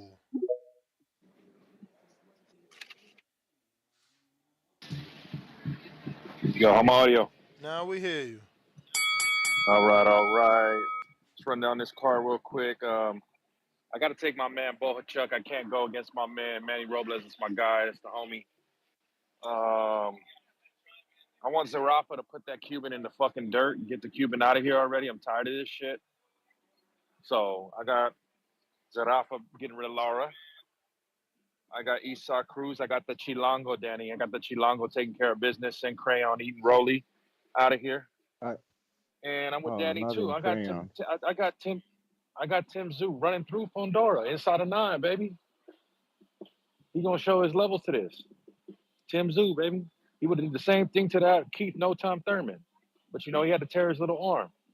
So I'm missing out. I'm not gonna spend Tip Bayless's 500 because his man got hurt. And as Word. far as the elite I wanted to conversation, spend intrigue money, champ. I feel you. As far as elite for boxing, for me, it's pound for pound. If you pound for pound, you elite. And my pound for pound list only got 3-4 fighters on it. It's like levels to this. But in other sports, Danny, they got you. How do we differentiate? We got the All Stars, we got the Pro Bowl, all defensive team, all that. You know, there's different ways to say Then what you elite. get It's your not just all the pro. top. Then you get your end of the year Exactly. awards. So it's a very subjective for conversation. As far as boxing, for me, it's pound for pound. If you the creme de la creme of like, damn, this dude's running through champions and other top ranked guys in the division, that's elite. Not just because you fucking in the top 10. Come on, there's got to be some type of a hierarchy to it. But yeah, anybody looking to take some of that action on Fundora that he's gonna beat 10, you know, hit me in the back call, hit me on the chat, you know. Tim Tszyu inside of 9, baby. That's my call.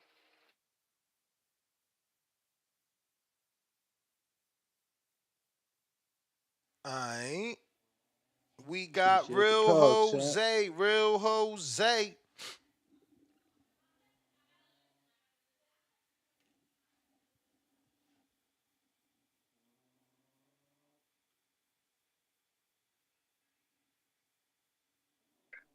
Yo, You. good.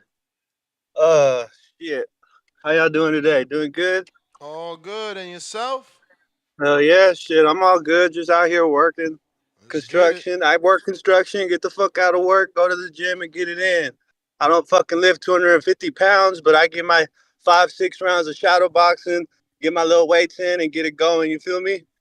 But shit. Back to the talking. I don't think Rolly is elite. I think Rolly is an all pro, like in football. He an all pro. He's good at everything, but he ain't great. And he's definitely been exposed, you know? But I also don't think Pitbull is an all time I mean, I guess Pitbull might be an all pro, I guess. You can put him up there. But I do got Rolly, Tim Tszyu and Fundora. I don't know, man. Fuck. I'm gonna go with Fundora, Yokasta and Sinisa. That's fucked up, man. They need the coverage, man. Y'all hear everything going on with fucking women's college basketball and shit, and y'all can't put any effort into acknowledging those women. That's kind of fucked up, man. But shit, Y'all gotta do that. Yeah, this the voice of the people. You supposed to call in and be like, yo, Sinisa Estrada's fighting Jocasta Valle undisputed. I think Jocasta hell yeah. like y'all supposed to do that. I think Yokasta gonna whoop her ass because she talking too much shit. But keep in mind that this ain't their previews. She's not on this card. Like, so that's why, you know what I'm saying? Like, No, I we feel you. I gonna get it. give that prediction, but we gotta do that show. Yeah. Yeah. But shit, just to end my call, hey yo, Danny, you about to get whooped, bro. I got you. What's up? Hit me in the Cash App. Iowa State about to sweep y'all tonight. What's up? All right, ring walk Danny, hit me, gang. All right, bro. You gotta hit him on Twitter or something first. Y'all can't hit. There's no Illinois is the Chicago Bears of basketball. You can't communicate on Cash App. Y'all gotta hit each other on something else first. Nah, I No, I said got him on hit IG. me on Oh, Instagram. I nah, said hit me on yeah, I he Instagram. got got him you. He on got IG. you. He got you. All right. I'll hit you. But y'all catch y'all later. That was my call. I'll keep it short. All right. Real Jose to this day. Tip Bayless.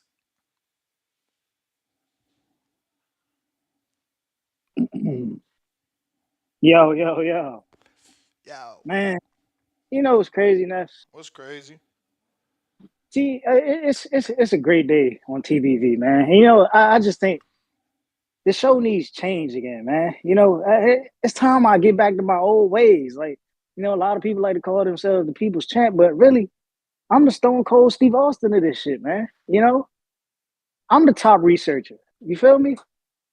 And being the people's champ and the top researcher, you know, you just gotta study and you gotta give the people what they want. And I heard King Almin's voice. You know what I'm saying? He's a part of the people, and he talked about Costa and Sinisa. So being the top researcher and the people's champ, you know, I'm gonna just give a thorough breakdown. You know what I'm saying? Because that's what the people want to hear, man. The people want to hear that. You know, and it's gonna be an intriguing fight, man. Costa, she's got like a jittery twitch style, man. You know what I'm saying? She likes to move backwards, and when she moves backwards, she's not really active. But when when she comes forward, she's very active. But the problem is she comes forward jabbing with her head down, and it's a plus and a negative. You know what I'm saying? Fighting Sinisa, because Sinisa, she's always been acceptable to get hit with a right hand, and seeing as though Costa, she has a bigger frame, she's going to be able to back Sinisa up. And you know what I'm saying? That's not a good thing for Sinisa because she does bad when she's backed up. Now, on the flip side, what Sinisa could do is pull a Jermaine Ortiz, and she's very effective at, you know what I'm saying, doing this. When she fights out of her southpaw style, she fights long, rangy, and she's able to let her hands go. And seeing as though Costa is always looking to throw that that right hand, you know what I'm saying? She can line her she can line her left hand up, you know what I'm saying, smack down the middle because Costa squares up. You know what I'm saying? So it'll be an intriguing fight, man. So it's gonna be a battle of styles. It's gonna be a battle of styles. You know, I just had to break that down right quick, you know what I'm saying? Not call in, name 20 to 35. No blood, no knockdowns, nothing. What do you think? I mean, a knockdown could be possible because, like I said, Costa's bigger. What's the probability? Shit, man. It was maybe like a 30-70. Damn, my Maybe man like said, oh, shit. Maybe like a 30-70, man. Bruh, I think they need to lower the glove size on women's boxing, maybe. That'll help Hey, maybe, man. We be lucky to get a cut, man. We be lucky to get a cut. What they Shit. fight? Hey, Danny, are they fighting in the normal size like men? Huh? What you mean? Is they fight a normal size like Yeah, that? so that might be it. We might need to drop them to like 6s and 8s. Like everybody above 47 is in 8s, and then everybody below is in 6. Or is it 54? You want to make the right? gloves smaller? I mean, Yeah. we just looking But for ways to add to that, like, cause maybe if the knockout. gloves is because even with the blood, like even if because Christy Martin was popular because she bled a lot. That's what we remember. I don't remember her for. I don't know who she for. I just know my dad sat me in front of the TV. We was gonna watch Tyson before Tyson fought. This white woman fought who always won but bled like a motherfucker and would stand there and brawl. I don't know who she fought, but I know she bled. I know she won, and now she a promoter. So it wasn't all that bad. Yeah. But yeah, that's my call, man. You know what I'm saying? Just for the people to remember, I'm not The Rock, man. I didn't go Hollywood on y'all. I'm the Stone Cold of this shit. All right? All right. So yeah, man, I don't know. What you think would improve it though, Danny? I mean, man. Glove size don't matter. Glove size won't help. In your opinion? I think it could. I mean, UFC uses 4-ounce, so I definitely think a 6-ounce glove could be possible. They use 4-ounce for the whole thing, not just for women, right? Or they use what are you saying? No, UFC uses 4-ounce gloves across the board. Okay. Regardless of weight, regardless of gender, it's 4-ounce gloves. Yo, I sent you a link. Moose, trying you again.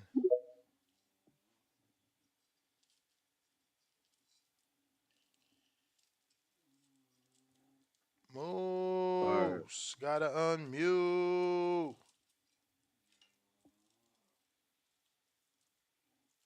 You are tuned in. Go ahead, hit that subscribe. Help us get to that 210,000. We at 203 right now.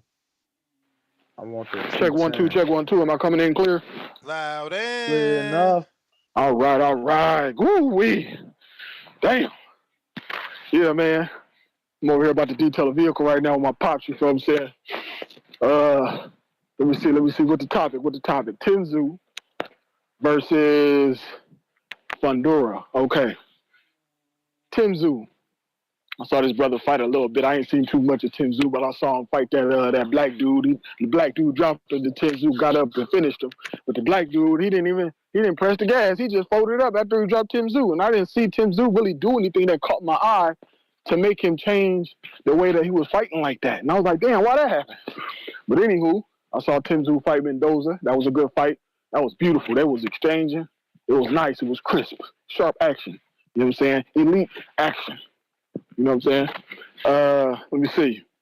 Fundora, I saw him fight the brother Mendoza as well. He was doing his thing until that thing came. You know what I'm saying? Until his bells rang. Shout out to Fundora. Shout out to Tszyu. I like both of them brothers. They some good, upstanding gentlemen. You know what I'm saying? Good for the community. Good for the world. You know what I'm saying? But man, based off what I saw from Fundora and what I've seen from Tszyu, I would say it's a close match. I can't really say who's going to win, but I believe it's going to be a battle until the very end. And we know that Fundora has been stopped, so, it's not wrong to speculate that he may get stopped in this instance as well.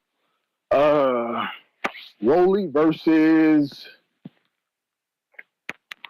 what's his name? Pitbull. Rolly versus Pitbull. Okay, we saw Rolly face old boy who was fencing. It looked like he was fencing, doing a drunken fence type of thing. But he was giving it to Rolly low key, and Rolly gassed out towards the end. It looked like Rolly was ready to get up out of there if old boy would have pressed the gas on him. I'm like, damn, is Pitbull not in shape? You know what I'm saying? Did he take it light or something? But yeah, man, old boy was giving him the business, and then he was awkward too. And Rolly is awkward, but in a different way. So, I'm interested to see how that unfolds, because the last time Rolly faced the power puncher, he was on his toes. From what I heard, I didn't even see the fight, but what I'm hearing, he was on his toes. He was boxing. You know what I'm saying? But I do believe that Pitbull has the wherewithal and the will to make it an exciting fight regardless, because even when old boy was on his toes that was getting him low key, it was still an exciting fight, even though Pitbull was chasing him. Pitbull's a real chaser. He's a real Pitbull. But yeah, man. Oh, and as far as this elite thing goes, I think it boils down to context. If somebody says who's elite in the world, the top 5 fighters are going to be elite in the world no matter how good they are.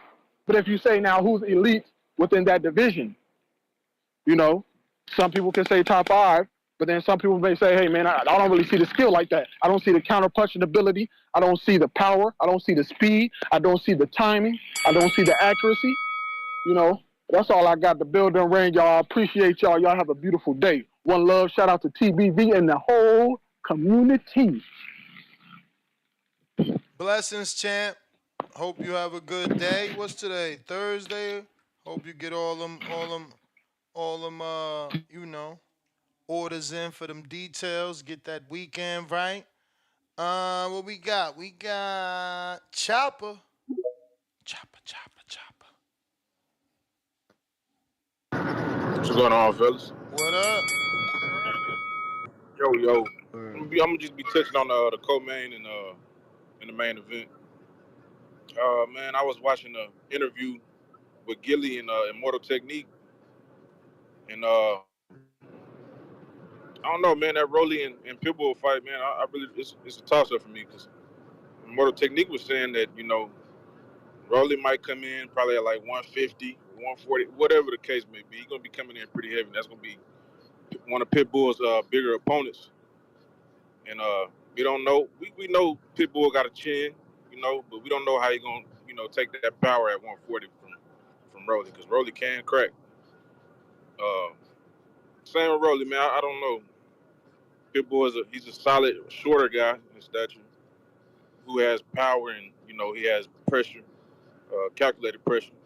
But what Immortal Technique was saying, man, you know, the causes, the reasoning why he feel Pitbull will win is because he's trying to get his family out of poverty and get to that next level to where he can, you know, provide for his family the way he wants to, take him out of those poverty stricken areas. You know, Rolly, he's a good talker. He's marketable, in a sense. He is the villain, like you said earlier, Ness. I don't know, man. It's 50-50 fight for me. But Tszyu and Fundora, I feel like Tszyu is going to win. He could stop him if Fundora hasn't learned from his stoppage with Mendoza. But I just get an edge to Tszyu, man, because Mendoza was actually in training camp with Tszyu for this fight. But well, I guess for the replacement fight, and I'm pretty sure he gave Tszyu some pointers on what Fundora might do. I don't know, man. I just feel like Fundora, if he's gonna win, he's gonna have to make those changes, man, and use that distance, bro. This motherfucker is too damn tall to be trying to fight on the inside, bro. That's the dumbest shit in the world, bro. I don't understand it. If he can do that, he might can make something happen. But I just don't see him beating Tim Tszyu. But that's my call, fellas. Y'all enjoy the rest of y'all day, man. All right, champ. Appreciate you, Chopper. Appreciate it. Donnie, we got Loca. H-Town Ness. Bad knee. First thing is go to podiatrist. I don't know. Check your feet. Get the right shoe before you run. Okay. Fine. Another 5 from H-Town. He says, let me find out. Enrique was about Diddy Danny on the date. Excuse me, was about Diddy Danny on that date. Laughing out loud. Boy got them singer. Got him a singer and everything. I get it now. I'm reading that all wrong. Let me find out Enrique was about to on some gay shit. Danny on a date. Yeah, they crazy. As always, I mean, that's like the typical joke. You know how it is. You Latin. Don't act like you know. You know in y'all Mexican culture, they always fucking throwing them gay jokes. But that's why they get called what they would get called. But that is it, Barrel. We are done. Ski. Next GTO, Instagram, and Twitter. Ringwalk Danny. We are the Boxing Boys. Subscribe. Tip with the and last minute. Some more. Tip, how many times you calling in, bro? Yeah. No. Damn, I just in my counter too. I forgot to talk about it, bro, because we're not gonna skip over this, man. We're not gonna skip over this. What? You should have. Why didn't you get Why didn't you get Floyd Schofield's dad on the show, bro? What you mean? Well, you ain't. Oh, Shakur got you blocked. Shakur called out Kid Austin, man. He said Oscar said he couldn't make the Zepeda fight. My dude. I talked about that this morning. I mean, that's just for real. I missed it because I wasn't here. It's just Shakur. Like, no disrespect to him. It's just him being a little bit, desperate for a big name. Because, like, how does that look?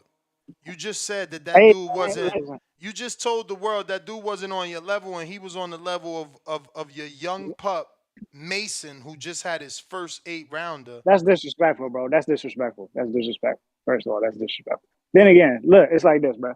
Do we want the fights or do we not want the fight? And if Shakur is able to give us the fight, and they want the fight. Listen to me, man. I just don't think that fight could happen, bro. It is what it is. Like, it's his last fight. You know what I'm saying? Why would they split profit with Golden Boy? It's his last fight. Why would they get him a big name? He has to commit, my dude. If he don't commit, this ain't gonna change. Who do you think they're gonna give him? We did a whole show on that. He got 2 options on the table. There's a third option. if he's signing, would be Murataya, Artem, Harvin or whatever that Martin fought, and the dude that Haney fought, Abdullah. Abdullah. Yeah. I don't know, man. Them some nasty names right there. I ain't gonna hold you. But I heard more. I heard didn't Murataya trained by Robert Garcia, right? I heard they didn't want to fight. I mean, I seen a tweet this morning that said totally different, that they signed an alleged contract. So I don't know. Hopefully that means Yeah, allegedly. Shakur is re-signing with Top Rank, because again, I think he's got it made at Top Rank, especially for the next 5. What is it? What was it? 5 fights? It's worth it. It's there. You got the Loma fight. You got it's escaping me. I said this shit the other day. He got a couple fights over there, man. He got 3 belts I don't over there know. to get.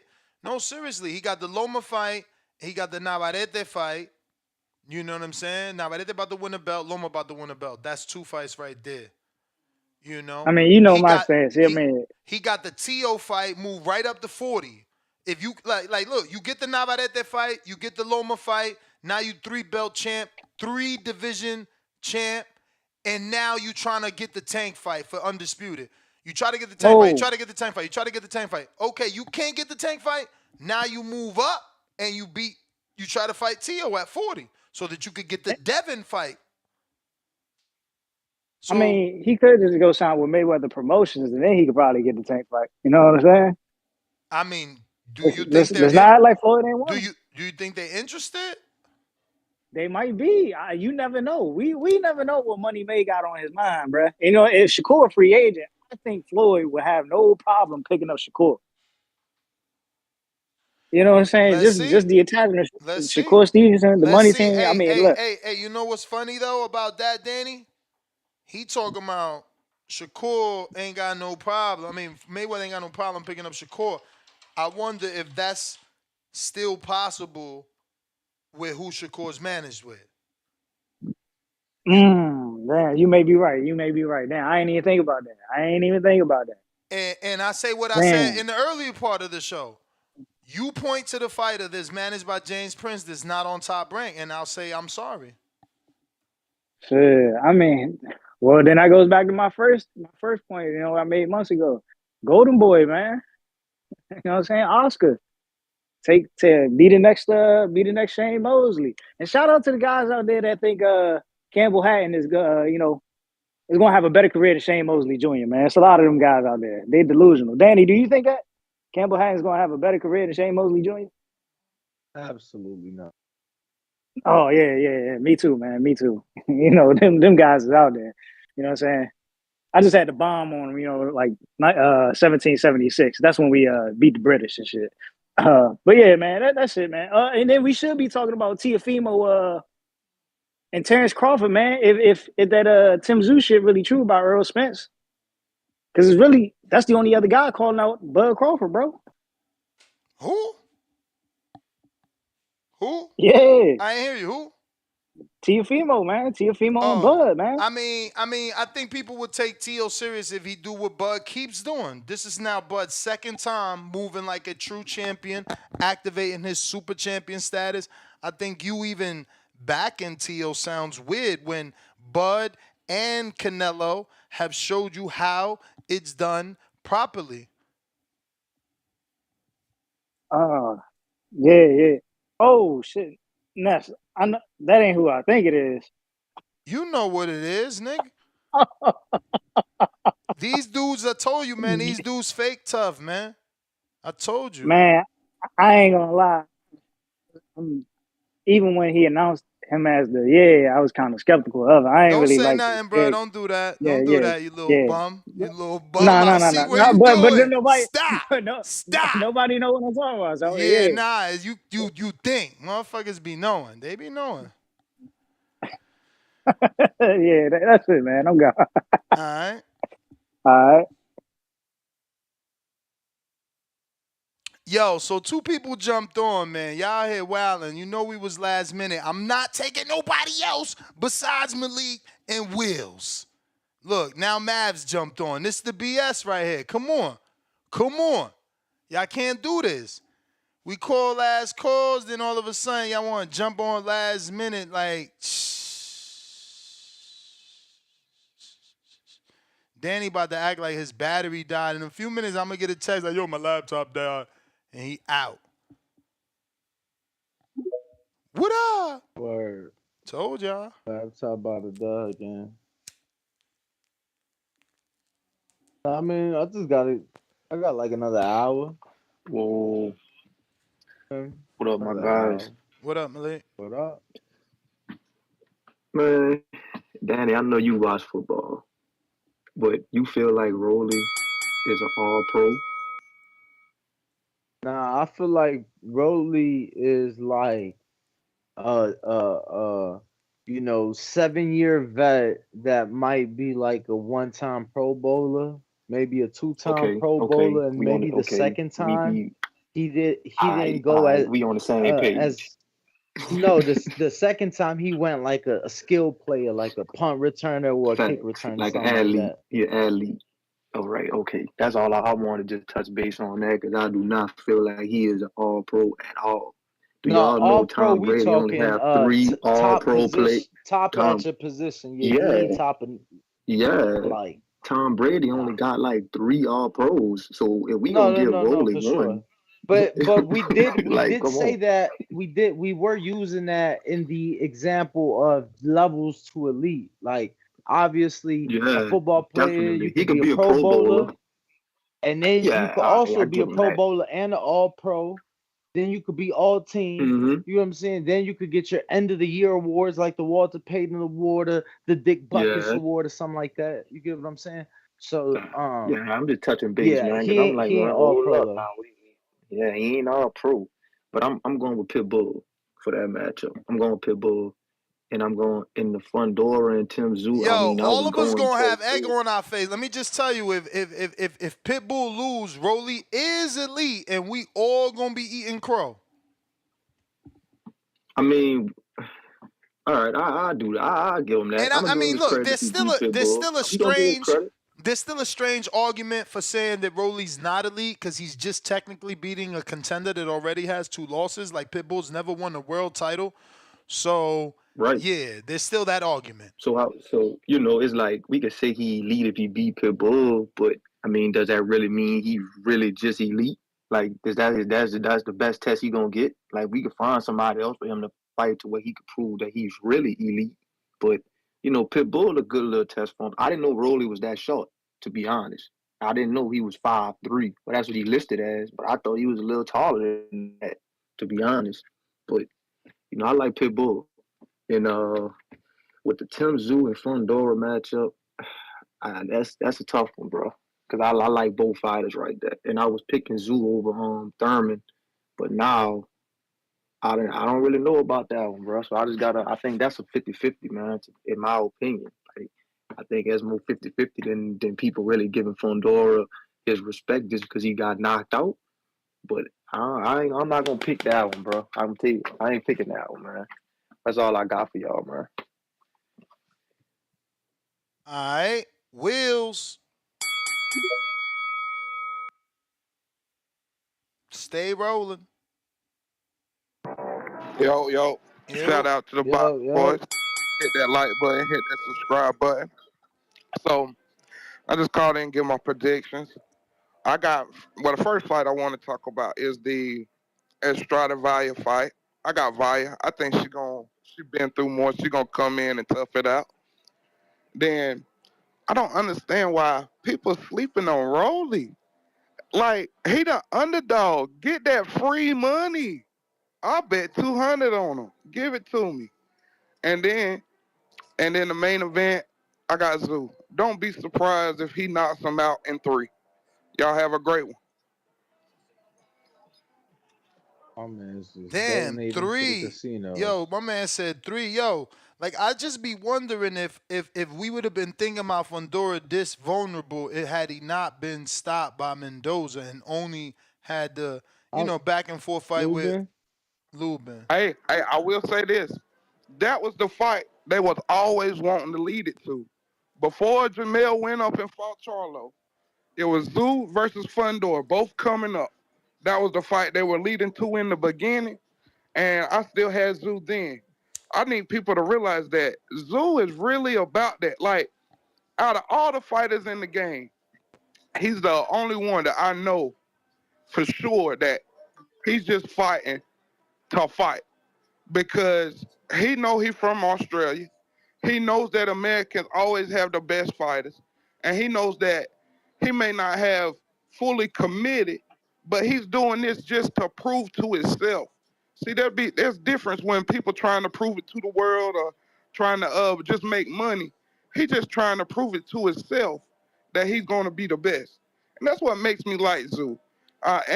It took me a little round to come to him, but when you watch him box and you watch him put in that work, he really putting it in, and he not stepping away from nobody. He ready for every fight. Just like he said with Bud, yeah, that's an easy fight. Just like he said with Spence, yeah, that's an easy fight. Let's make him. But that's why I got Tszyu, and I still had Tszyu knocking out Fundora a month ago when they was leading up to it.